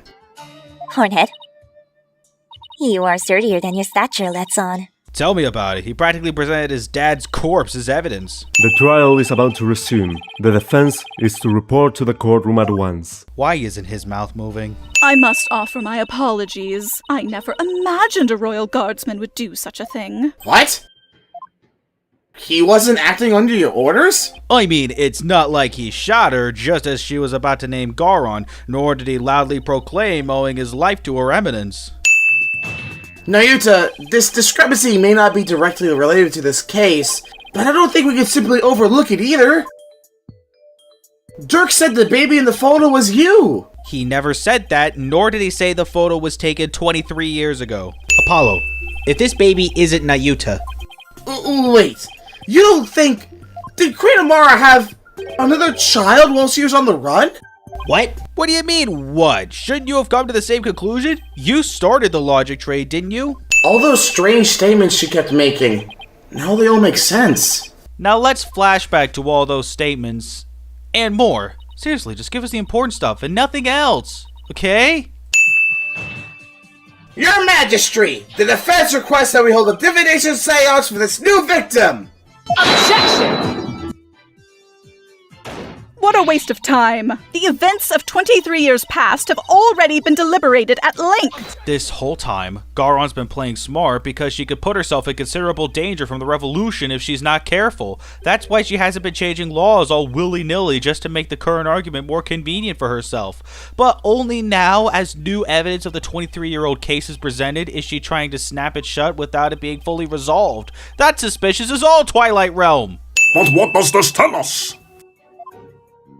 It tells us that the figure in the vision is none other than Kurain's late Minister of Justice, Inga Kurain! Apollo forgets it was 23 years ago. All he needed to do was ask who the Justice Minister then was, rather than go straight for Inga. You have awakened me with your demonstration of our father's greed.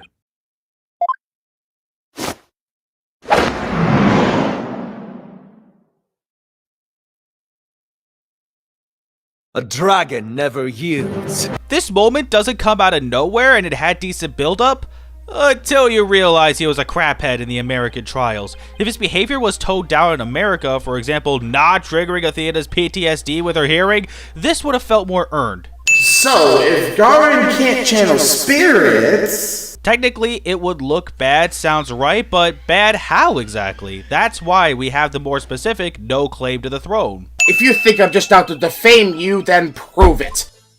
Prove it using this piece of evidence you want so badly! The one thing you'd ever want at this stage. Garon! Your reign of terror ends here! This is about as hype as the episode ever gets. Oh, Spirit of the Founder, grace us with your sacred presence! The time is now! I beseech you, appear before us! Heed my call! Founder, please! Seriously? If you wanted to give us a convincing performance of attempting to channel the Founder, no need to get all dramatic. Well, that was a case for the ages. Nah, the real case for the ages was 9 years before this one, and we had to investigate the set of a monster movie. I was on the edge of my seat when those guards stormed the courtroom. That was a shocker, alright. Can't imagine anything like that happening back home. I know, right? I was ready to go down there and teach them a lesson myself. You really should remember your own ability before even considering trying to take down that many armed men. Yeah, well, I was thinking about helping you smack a few of them down, to be honest. Remind me to never say or do anything to deserve a Maya-Athena double suplex. It's probably nothing compared to a Ryotaro takedown, which, according to the records, his client joined the fun. Trucy? What are you doing here? It's magic! I'm afraid she employed the old let's stow away in Mr. Edgeworth's suitcase trick. Never mind the fact that she only reveals herself after the trial is all over. And mind even less that she's been hiding on a plane in flight for several hours to a whole other continent, for Pete's sake. Even if she did show herself earlier, what exactly could she have done to help? Obviously not assisting at the defense bench. Remember, Athena wasn't even allowed out of fear of the Defense Culpability Act. Oh, and Simon Blackwell's sword practice. All in all, why is she even here? At least Athena was helping us investigate, even if she never uses the mood matrix in Kurain. Yes, your help will be greatly appreciated, Prosecutor San... Big bruh... But... Ba?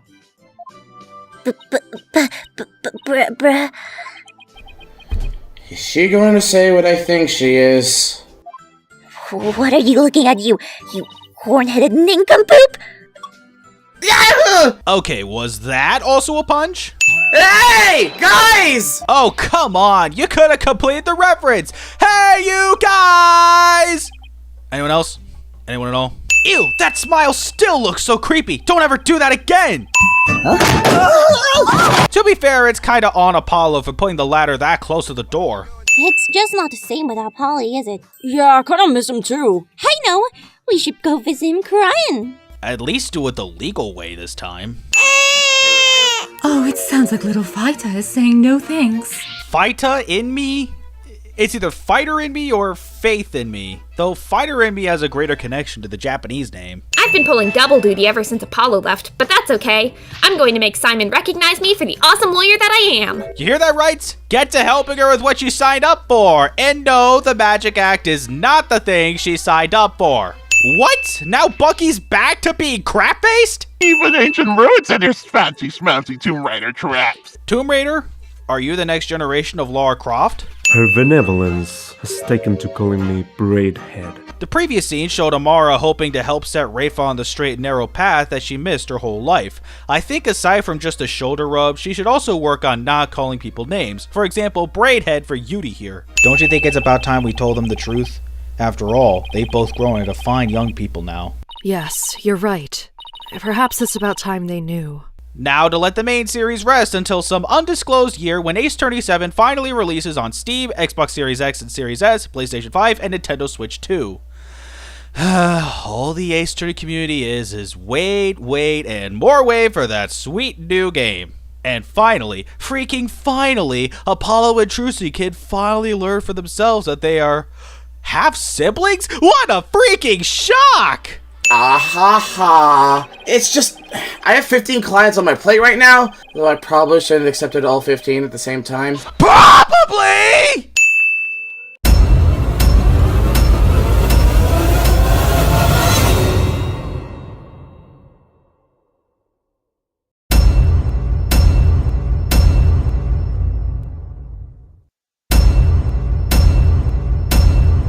I'm not entirely sure why they wrote Turnabout Time Traveler as the one single DLC episode for this game, when just as easily they could have had Turnabout Revolution split into 2 separate episodes, and Turnabout Storyteller could have been the DLC. I mean, Turnabout Storyteller has just as much relevance to the main story as this does. Ooh, they could even have 2 DLC episodes. Well, okay, I guess Turnabout Storyteller was placed in between the Rite of Turnabout and Turnabout Revolution as a breather. The Rite of Turnabout ended on a very dramatic note, and Turnabout Revolution only got more dramatic. We need a break from the drama. Turnabout Storyteller also gave Athena something to do, which Time Traveler totally could have done even as a minor character, but Capcom hasn't been very kind to Athena since Dual Destinies. So what do they have her do in this episode? Let me tell you. She's trying to get away from Trucy, who's roped her into practicing magic with her. That's all she does the whole episode. You could just remove Athena and Trucy from the story entirely and not miss anything. I know Athena's not that popular in Japan, but us burger-loving Americans have kind of a soft spot for her. Japan can't be the only crowd you appeal to. I know it isn't. Once Ace Attorney 7 comes out, she had better be treated with more respect than she has been for a while. Until then... My name is Phoenix Wright. Thank you, I'm quite familiar with you and your work by now. Larry, I do believe there's been a major misunderstanding here. My heart already belongs to another. Hmm? I'm in love with Soren, not you. Say what? Look, I know Larry can be clueless, but this is a new low, even for him. That's it. If we can't be together, my life is over. I'm gonna end it all. Don't do it! Suicide is a permanent solution to a temporary problem. Wait, didn't I do this already? I did. What else is there? Haha, Larry's love life sucks. Nah, that's just kicking a man while he's down. Shoot, I got nothing. Oh, but I know you. You're the one who wrote Francie's Whippity Whip Chip, right? He finally wrote it? Really? How did he convince Franziska to pose for him? And you can see this adorable fellow make his debut in Cute Piglet's Lovey-Dovey Lark. In stores now. Are you sure? Because I've never seen that book in stores now or ever. This guy taking the picture book world by storm? No, just one book sells well, and now all of a sudden he thinks he's got it made. Listen here, you criminals! Think about what you're putting your poor parents through! I'm sure this isn't how they raised you! Think about their smiling faces and their warm home-cooked meals! This sort of thing would make me feel less guilty and more just cringed. What? I thought this was a reunion of the classic characters. Where's Gumshoe? They chose Emma as a detective here? Don't get me wrong, I think Emma's a good character, but if you're gonna bring in the classic characters, you gotta have Gumshoe. He's way more classic than Emma. I mean, for Pete's sake, Emma was only in a bonus case made for the first game's DS re-release. I haven't even decided whether I'm going to take on this case or not. But I know you will, 'cause it's you! And this episode needs an exciting courtroom story to follow. Stick your head into this bucket of water. Hold your breath for 15 minutes. No! No. What?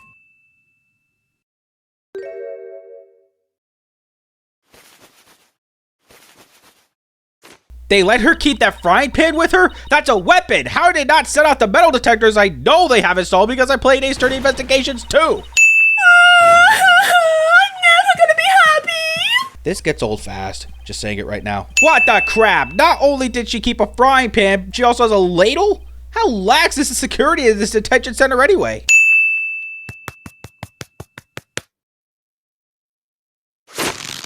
I can understand her makeup being fixed, but nothing she did in that animation could have fixed her hair. Now, you may think what I'm about to say is very strange, but... I beg the pendant, please, take me back to that blissful moment.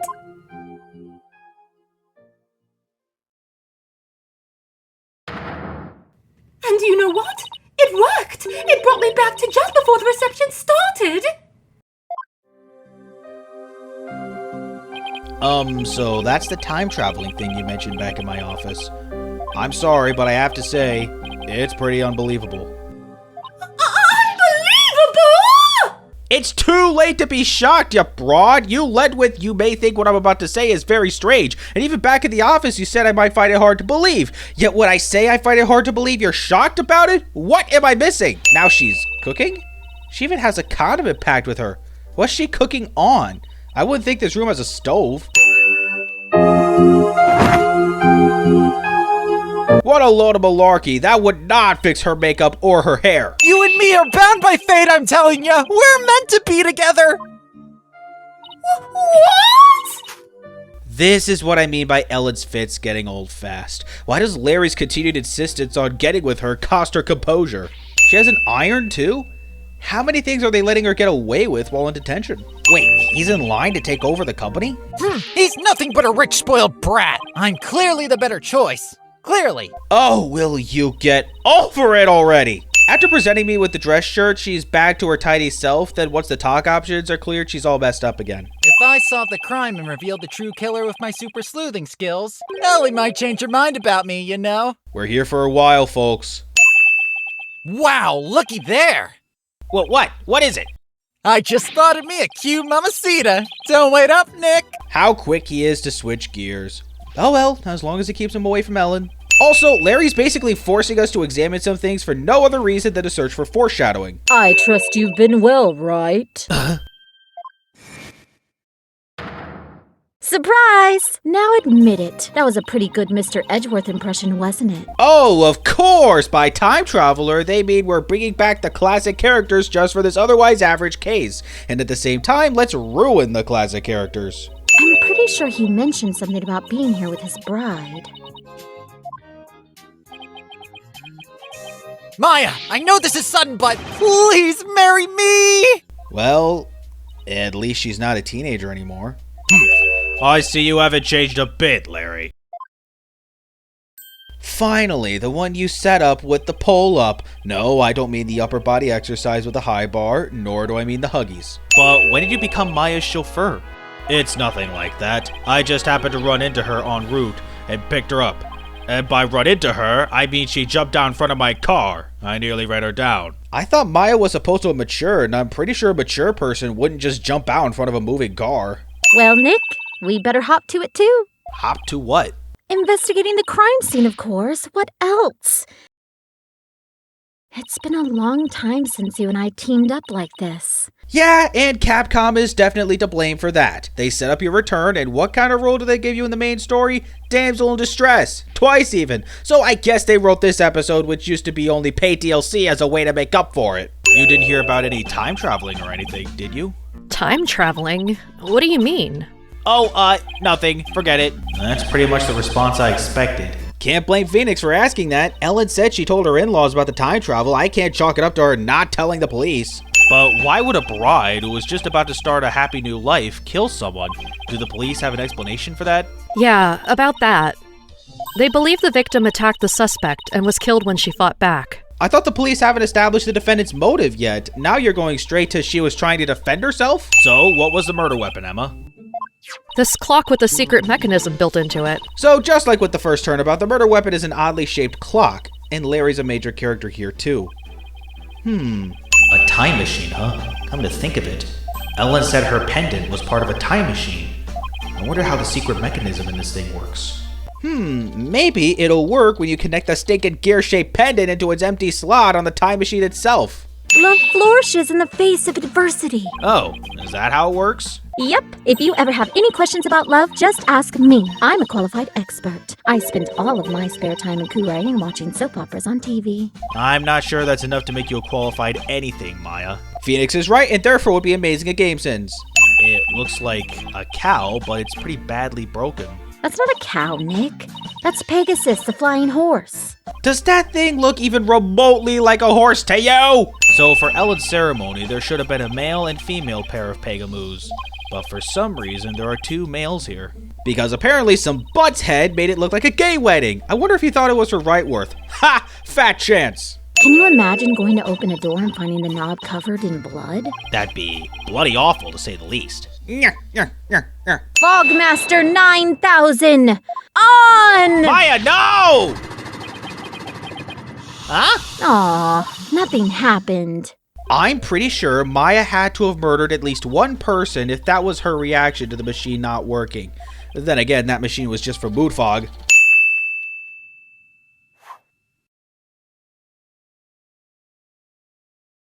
Huh? Nick, he wrote something on that paper airplane. I guess you're supposed to read it then? Let's see here. Get out, intruders. That was a rather cold welcome. Mr. Wright, Maya, meet the lone son of the president of Sprocket Aviation, Soren Sprocket. Okay, well make sure you tell Sword Sprocket there that we're Ellen's lawyers and we are simply here to investigate the murder.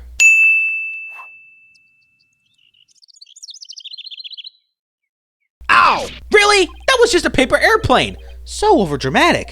Where has this sort of futuristic tech been all our lives? Yet there's people like Phoenix and Maya who use flip phones. Also, given there's not many new characters introduced this episode, it becomes so easy to accurately suggest the butler did it. Seriously, at least flood the cast to make it harder, or maybe avert the trope. Just something to make the story more interesting. Fixing things is a simple matter, but fixing people is a different matter. Even a skilled physician can't bring back the dead. Foreshadowing. I do not know what Miss Ellen has told you, but what we witnessed was unmistakably the moment immediately after the deed had been committed. Only a murderer would use the word unmistakably so casually. That is Selena Sprocket, Soren's elder sister. Beautiful and capable, she was a great lady. Was? That's pretty telling. I just knew it. When something smells, it's usually the butts. Been a long time since I've heard that, and boy does his butts especially reek in this episode. Come on, Larry. I know you were on that airship, so what did you see? I didn't see anything! I didn't see anything because I was never on that stupid airship! Well, you were the one who brought Ellen to me, so what's with all the pretending just to bring us the underused gameplay mechanic? Except why even take me through the psyche locks anyway? I can see through the lies perfectly without the Magatama. I heard that the door to the hold is controlled by a security system, so how'd you get in there? That's a trade secret. Can't tell ya. You used Ellen's keycard, didn't you? I'm clean, I swear I am! Obsessively compulsively clean! Now I know a little something she's afflicted with. In the course of our investigation, we heard that you had been standing in front of the victim with a murder weapon in your hands. True, Ellen never told you about the murder weapon in her hands, but I don't think that's the sort of thing you need to bring up. I'm so glad you found it! At least they're tears of joy this time, for a change. Yeah, but an annoying waterfall of tears is still an annoying waterfall of tears.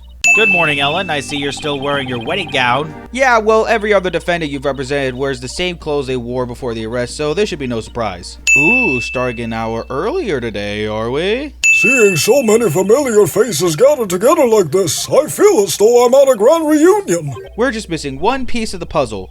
Gumshoe. Looks like you lost the popularity contest to Mr. Edgeworth, Nick. I really could care less. That means you do care. At least a little. The first blow was to the back of the victim's head. It was hard enough to knock him unconscious. Yet, despite the fact that he had been immobilized by the first blow, the defendant delivered a second fatal blow to the side of the victim's head. Which means what exactly?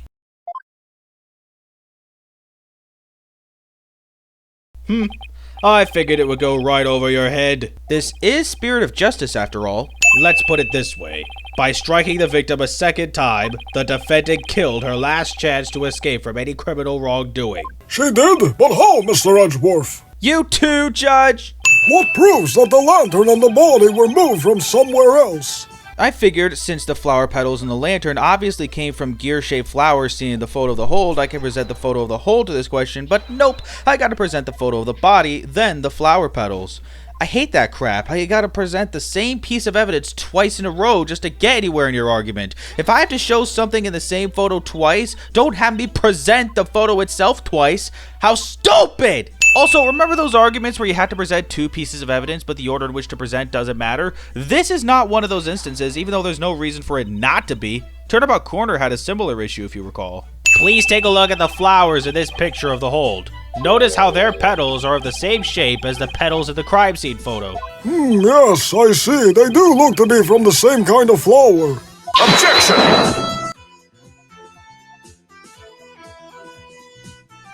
Is that really all you've got? A flower is a flower is a flower. They're all the same. I would hardly call what you presented compelling evidence. Genius prosecutor, my butts! What kind of counter-argument was that? Did he just catch PTSD, Phoenix Total Stupidity Disease? Yeah, I know that's not what it means.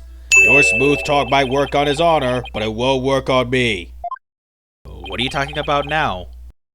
Take another look at all of the evidence, and you'll soon see what I mean. I wish he would just tell me already. Or you could just freaking look. It appears you've grown rusty since our last outing. Might I suggest you go back and brush up on the basics? That's still an understatement somehow. If you didn't know how estimated time of death could be manipulated by cold temperatures, before you played this episode, you'd better have played Turnabout for the Ages, the Rite of Turnabout, and or the Resolve of Ryunosuke Naruhodo first. The good news is that the Rite of Turnabout is in the same game as Turnabout Time Traveler, meaning you have no excuse whatsoever. Oh yeah, I guess you could press the last statement as well. Perhaps you should ask Miss Sykes for some help in reviewing Defense for Dummies. Thanks for reminding me that Athena doesn't have much to do in this case other than escaping my crazy teenage magician daughter. Well, if you want to extract your payment now, he's right up there in the gallery. If I had a nickel for each episode where Phoenix points out the presence of a relay party sitting in the gallery while a trial is going, I'd have 2 nickels, which isn't a lot, but it's weird how it happened twice, especially since they both happened in the same game. No! Why does this stuff always happen to me? Because you made your mistakes! You got nowhere to run! Boss! I'm here for moral support! Good luck even giving me any. If only Trucy wasn't so persistent in making darn sure you don't get to do anything in this episode. Now, Athena, it's time to practice human combustion magic. Go on, douse yourself in this gasoline. Don't worry, it's a magic trick after all, so it's perfectly safe. Perfectly safe? It's gasoline! Is True Grammar just freaking crazy? It reminds me of the good old days. You, me, and Pearly. Oh, and Detective Gumshoe. Can't forget him. So you haven't forgotten Detective Gumshoe. If he's not the lead detective in this episode, I wonder what happened to him.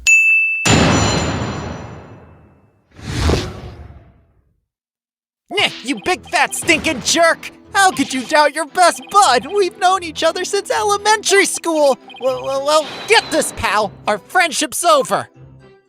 That wasn't even a testimony, that was just a childish rant. Seriously, Larry's gotten on some serious weed since last time. Well, go ahead, Mr. Wright, he's all yours. Why me? You're the one who called him to the stand, so he's your responsibility. Thanks for nothing, now I gotta slog through his non-testimony before I could get some real information. No one in this courtroom ever mentioned the sex of the lantern that was moved. So, how could you know that it was a bowl lantern? You didn't have to actually go to the reception to know that.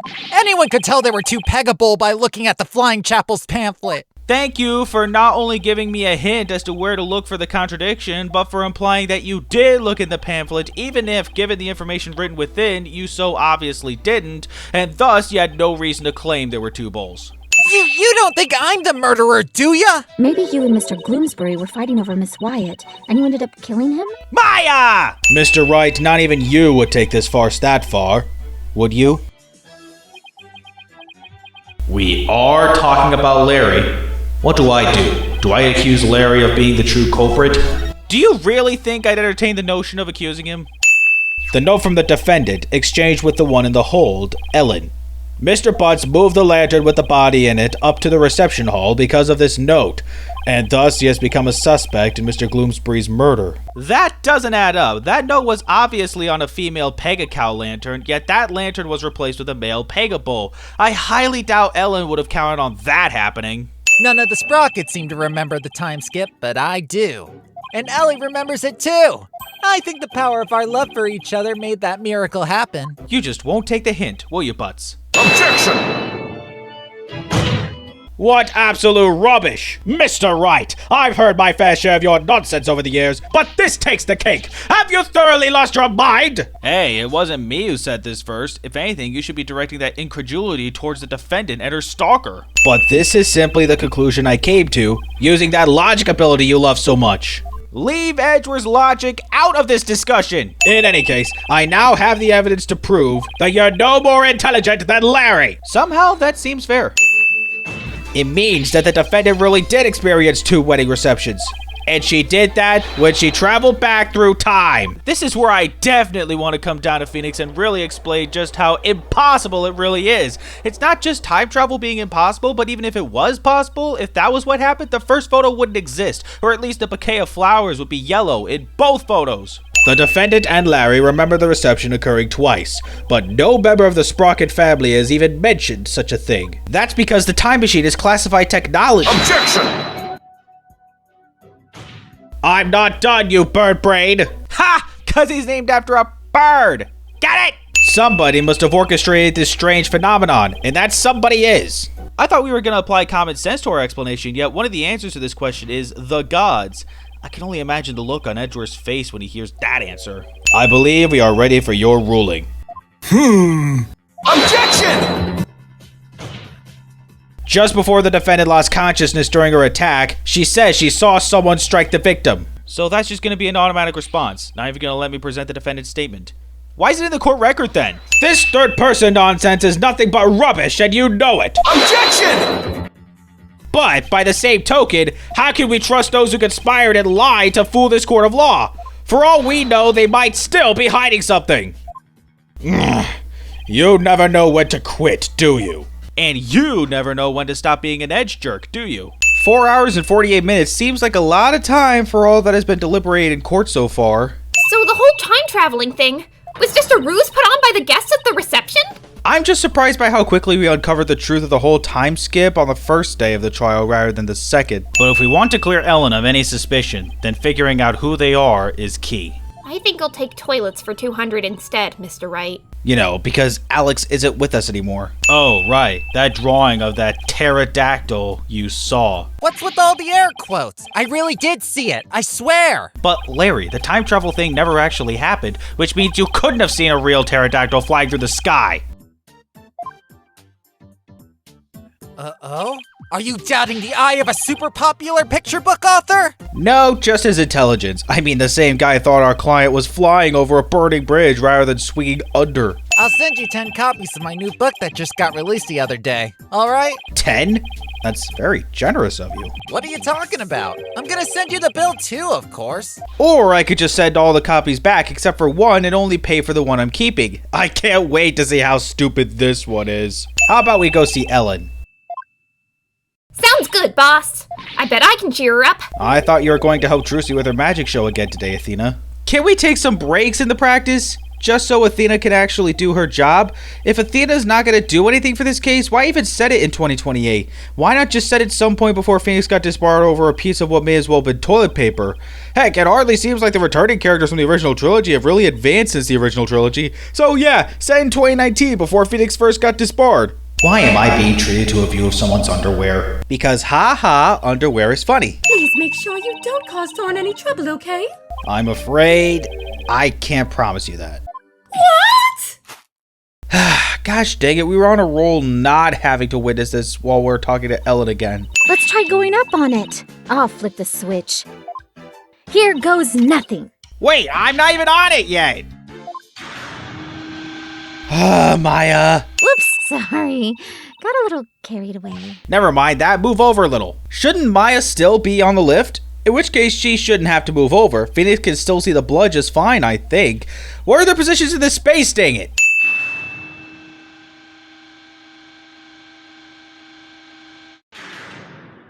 Why the fade? It doesn't take that long for the lift to go back down from where it first stopped. Okay, to the Vista deck we go! Make sure you actually get on the lift this time, Nick. Says you! Why didn't you just wait for me? I just figured out something amazing!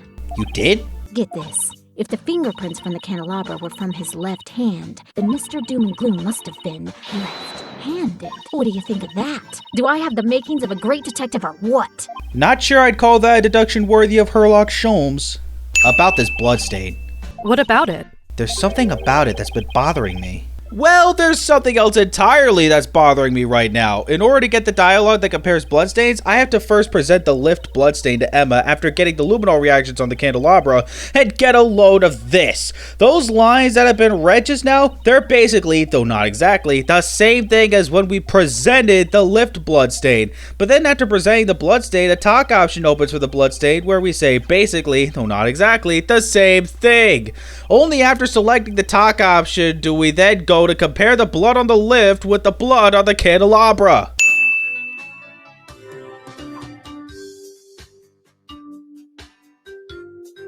Ow! Since when did Phoenix let himself get pushed around by paper airplanes? There's still that one piece of evidence I don't know much about. It's worth a try. What, the candelabra?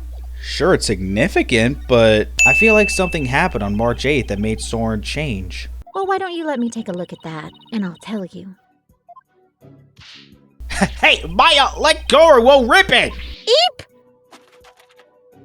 Now look what you did! You dropped it! You should have just let me take a look. How is this my fault? Oh no. Nick! Ah! It fell into that pool of Soren's blood. I can't read a thing on these 2 pages now. So it was because of Maya being grabby that the evidence got ruined. Game, I am loath to remind you of what you set up, but she was supposed to have matured since last time. This, to me, doesn't scream having matured since last time, does it? Uh-oh. You're gonna get it now. Ugh, I guess it really is my fault after all. It's really not. Please do not misunderstand. Gloomsbury stayed on with the family. On Master Soren's request. What? That is the type of person Master Soren is.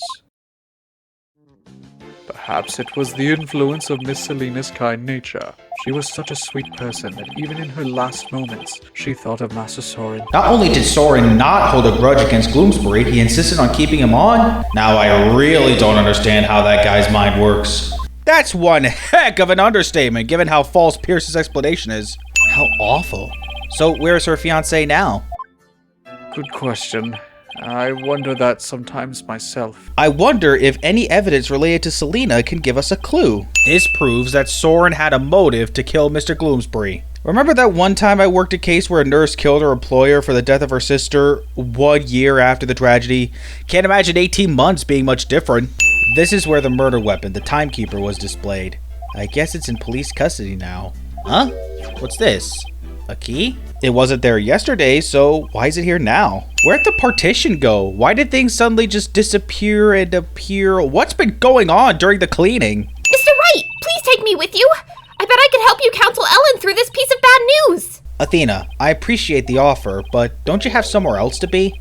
What's the point of setting this case in 2028 if you're not gonna let Athena do anything useful? Mr. Wright, I'm innocent and Soren is too. So please, prove our innocence in court. Wow, what a great way to end our chapter, fellas. Look, I'm afraid you might not like the result of today's trial. Nevertheless, Don't tell me you're still thinking of going that route. no shocked animation to transition to the mess? So she was never sticking the frying pan back in her dress. She just throws it down on the floor. The poor frying pan. Taking advantage of our collective shock, the defense, as usual, made a nonsensical claim. Namely, that there was a third person present who struck the victim. Objection! Hey, don't try to make it sound like I made it all up. The defendant herself made a statement about the existence of a third person, and further investigation has only proven her statement to be true. Surely information like that had to have reached Edgeworth. Your Honor, the prosecution would like to call Sword Sprocket to the stand. What? What? wasn't this what you were waiting for?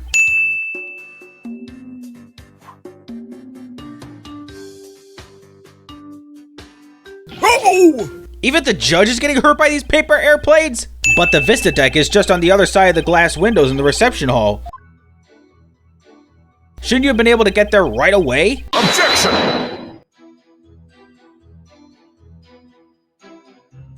Mr. Wright, have you investigated nothing? I agree, that was a really stupid question to ask. Objection! The power of love, you say? That kind of illogical argument is hardly viable in a court of law. Would you agree, Your Honor? I'm afraid not, Mr. Edgeworth. You should never underestimate the power of love. You'll understand one day when you get married. Which I won't! Hear that? He has no plans for marriage. Are we gonna stop shipping Wrightworth now? No? Of course we're not. Are you aware, Mr. Wright, that at the time of the crime, there was a huge propeller turning at full speed between the hatch and the Vista deck? Was there though? You sure about that? The worst of times are when lawyers have to force their biggest smiles, right? Right. I feel like I just saw Mia looking out at me through Maya's eyes. Mia? Mia who? If you haven't played the original trilogy, the name Mia means practically nothing in this game. Did he just press the wrong side of his pencil with his thumb? Also, about the sweating animation when he's dispensing the lead, I wonder how much that lead he's wasted when he's nervous. What kind of lousy drawing is that? Lousy drawing? That looks fine. He must have seen something else and mistaken it for a pterodactyl. I can't argue with you there. Hold it! Hey, wait just one doggone second here. What kind of moron do you guys take me for? I saw it with my own eyes. A pterodactyl flew right by the window, I tell you. Even though time travel's been proven impossible, he still intends to not consider what else that object could have been. Oh, how convenient that not only the lake just happened to be shaped this way, but the chunk of side that had broken off also gave off the shape of a pterodactyl. Also, let's take a good look at this map. It would figure that since we have a Raid Bowl Museum, that tower would be the Raid Bowl Tower, but actually it's the Raid Bow Tower. What, does Raid Bowl have competition with another airline company called Raid Bow? Also, Lake. What a creative name. Don't even bother going with Sprocket Lake at a park that's called Sprocket Park. No, just leave it at Lake. That's more than enough of this power of love nonsense, you pop culture junkie. Oof, superb, bro. I was thinking of singing that Huey Lewis song, but now I'm not gonna. Thanks for ruining the fun. I don't see Mr. Sprocket listed on here anywhere. Don't you remember? In yesterday's session, we had a very similar kind of argument. Did we? Honestly, Mr. Wright, are you going senile already? Actually, that would explain his declining brain power in this game. But the weapon you were stabbed with was this candelabra, a fact I know you're quite aware of. Why the flashback to Pierce's explanation? Why not a more quick version explained by Phoenix rather than this bullcrap? Mr. Sprocket identified the wrong weapon used against him because the prosecution's argument is that Sora just misspoke, and of course Capcom being Capcom let us choose that as one of our options. My grounds for claiming that Mr. Sprocket has a memory disorder is I have the notebook in evidence. I'm not gonna just present it? Something about this page doesn't sit right with me. Could it be that it's a torn page? Zach Gramery trial flashback? First, I'll apply some fingerprint powder to these pages with A. Oh jeez, I wasn't gonna say anything about the game giving me a tutorial on these features we already learned in the main game. It was a problem I spoke of when talking about Turnabout Reclaimed, except here, this is the first time I get a tutorial. It was on such a good streak too. Why was the incriminating page torn out in the first place? Why, to destroy the evidence, I would imagine. But removing it from the notebook is the same as removing it from Mr. Sprocket's memory, which means he wouldn't have been able to trick the police if he came under suspicion. No, if he wanted to cover up his crime, he would have to remember that he had done it. Or he could have torn the page out after the cover-up job and Ellen's arrest. Maybe he didn't want to remember doing it. The page was torn out of the notebook because... How did this game know what I was thinking? What a shock! The butler really did it! Your Honor, the defense would like to call Pierce Nickety to the stand. Objection! We already know he carried out the cover-up to protect the company and Mr. Sprocket. What more do you want from him? The real question is, why are you objecting? So, do you think Pierce did it? It's too early to say anything at this point. Nah, it was definitely him. Nick! Why didn't you pin everything on Soren, loser, back there? Looks like Larry still hasn't given up on Ellen. If this Pierce guy is the real bad guy, then Soren and my Ellie will live happily ever after! Larry! Why didn't you stop sipping over Ellen so hard? This is why I consider this to be your worst episode! Even after you hear about Sora being the one Ellen's going to marry rather than you still try to steal his freaking bride, and not only that, you get ticked at me for pursuing the truth! Honestly, Larry, you've been on a decline since the first State's Attorney, and yet here you are, returning in a special DLC episode, and you're just trying to steal a man's bride! Screw you, butts!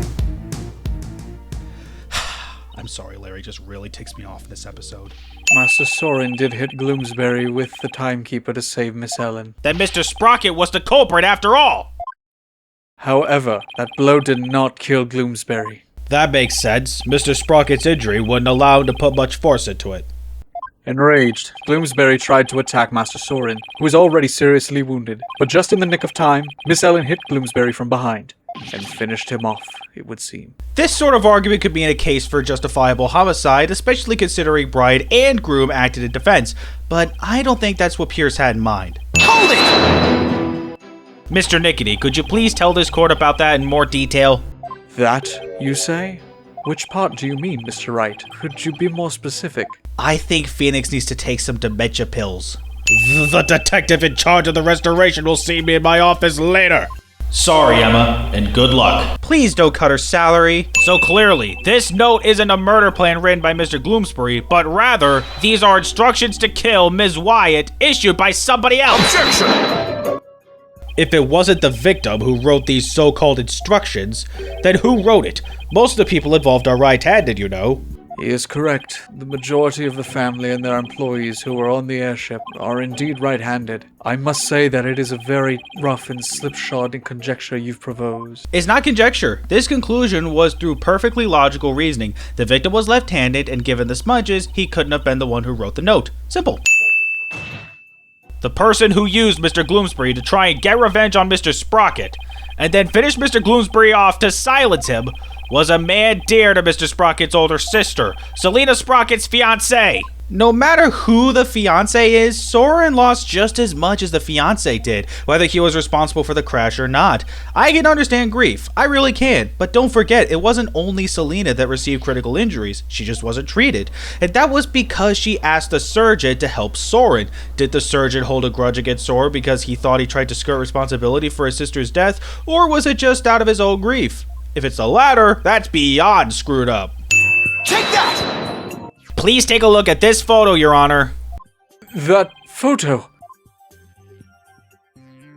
Notice Miss Sprocket's pocket watch. Haven't we seen it somewhere before? You're not even gonna let me point it out by myself?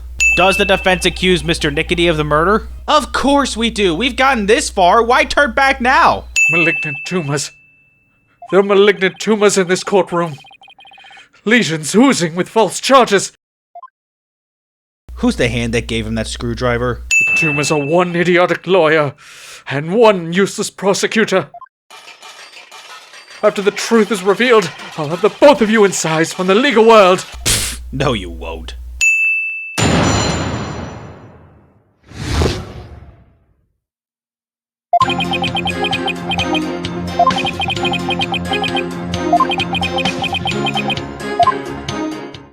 So, his right to remain silent is literally remaining silent. Yeah, I don't think that's how it works, dude. You do have the right to remain silent, but in order to enact that right, you gotta say you're enacting that right. Ah! He just took a picture of me! Or something. Judge, do something about the unauthorized flash photography! Enough of this! Your Honor, this trial is over! No, Mr. Nickety, that is for me to decide. Mr. Wright, can you prove it? Can you prove that the murder was committed during the wedding reception? Why is there no verdict yet? The lawyer's obviously out of answers. The prosecutor, the judge, they're all infected. The malignant stupidity is so advanced, not even the best surgeons can save them. In fact, not even a brain transplant could cure them. This court is infected with idiocy. It's a pandemic. Objection! Mr. Nickety, that's enough already! Thank you, somebody had to... ready to give up, are you? On second thought, this is originally only supposed to be one sin, but let's put two there just for this response by Pierce. In what way did Phoenix's "that's enough" suggest he's giving up? Enough of this foolishness. He's just bluffing. Stop him from speaking, Your Honor. I will do nothing of the sort. You are just a district court judge with the power of the Sprocket family, Hal! With your behavior right now, even if you did get off from the law, the Sprocket family is going to send you to a mental home. At least, I hope that's what they'll do. If Pierce committed the murder during the reception that he had to have used, that's how you're going to start the revisualization for this episode? Ask what the murderer used to kill someone during the reception? Significant as it may be for this whole case, I'm pretty sure the time frame wouldn't matter for this particular question. The weapon used to kill Gluten-Free was. And this is even worse. Not only do we already know what the murder weapon was, they had an option be the key of love. Unless that key could turn to a knife, a gun, or even a blimp-shaped clock with some secret mechanism, that ain't happening. During the reception, the timekeeper was also used for... And this last one just has two answers that sound like freaking jokes. Overall, this episode had the worst revisualization ever. Does that mean the timekeeper here in evidence isn't activated at the moment? And what would happen if we were to activate it? Why don't we see for ourselves? It would give us a chance to examine it. And while we're at it, we just might find some conclusive evidence. What? No, you can't activate it. Mr. Nickety, keep quiet or I'll have you thrown out of court. You should have done that way earlier. Trust me. So the key of love was added to the court record, but at no point do we actually present it. Oh, how nice. I don't even have to present any more evidence after having examined the timekeeper, and you give it an update. Okay, maybe that's not true. Just one more piece of evidence at one point after the verdict's been read, but still, weird update. So, just because Pierce realizes in his heart that he had been wrong, the watch starts working again? Okay.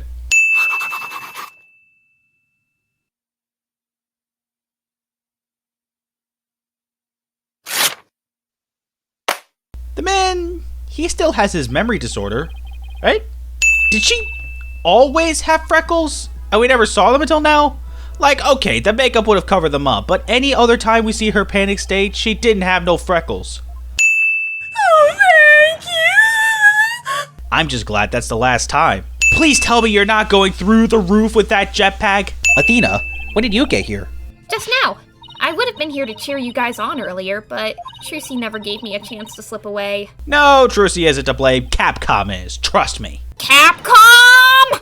Darn it all! If only I was 10 years younger, things would have gone differently. Hands of time, why won't you turn back for me? If you were 10 years younger, you'd still be a loser. Aw, look! Larry's finally getting chased by the ladies! Living the dream at last! Woohoo!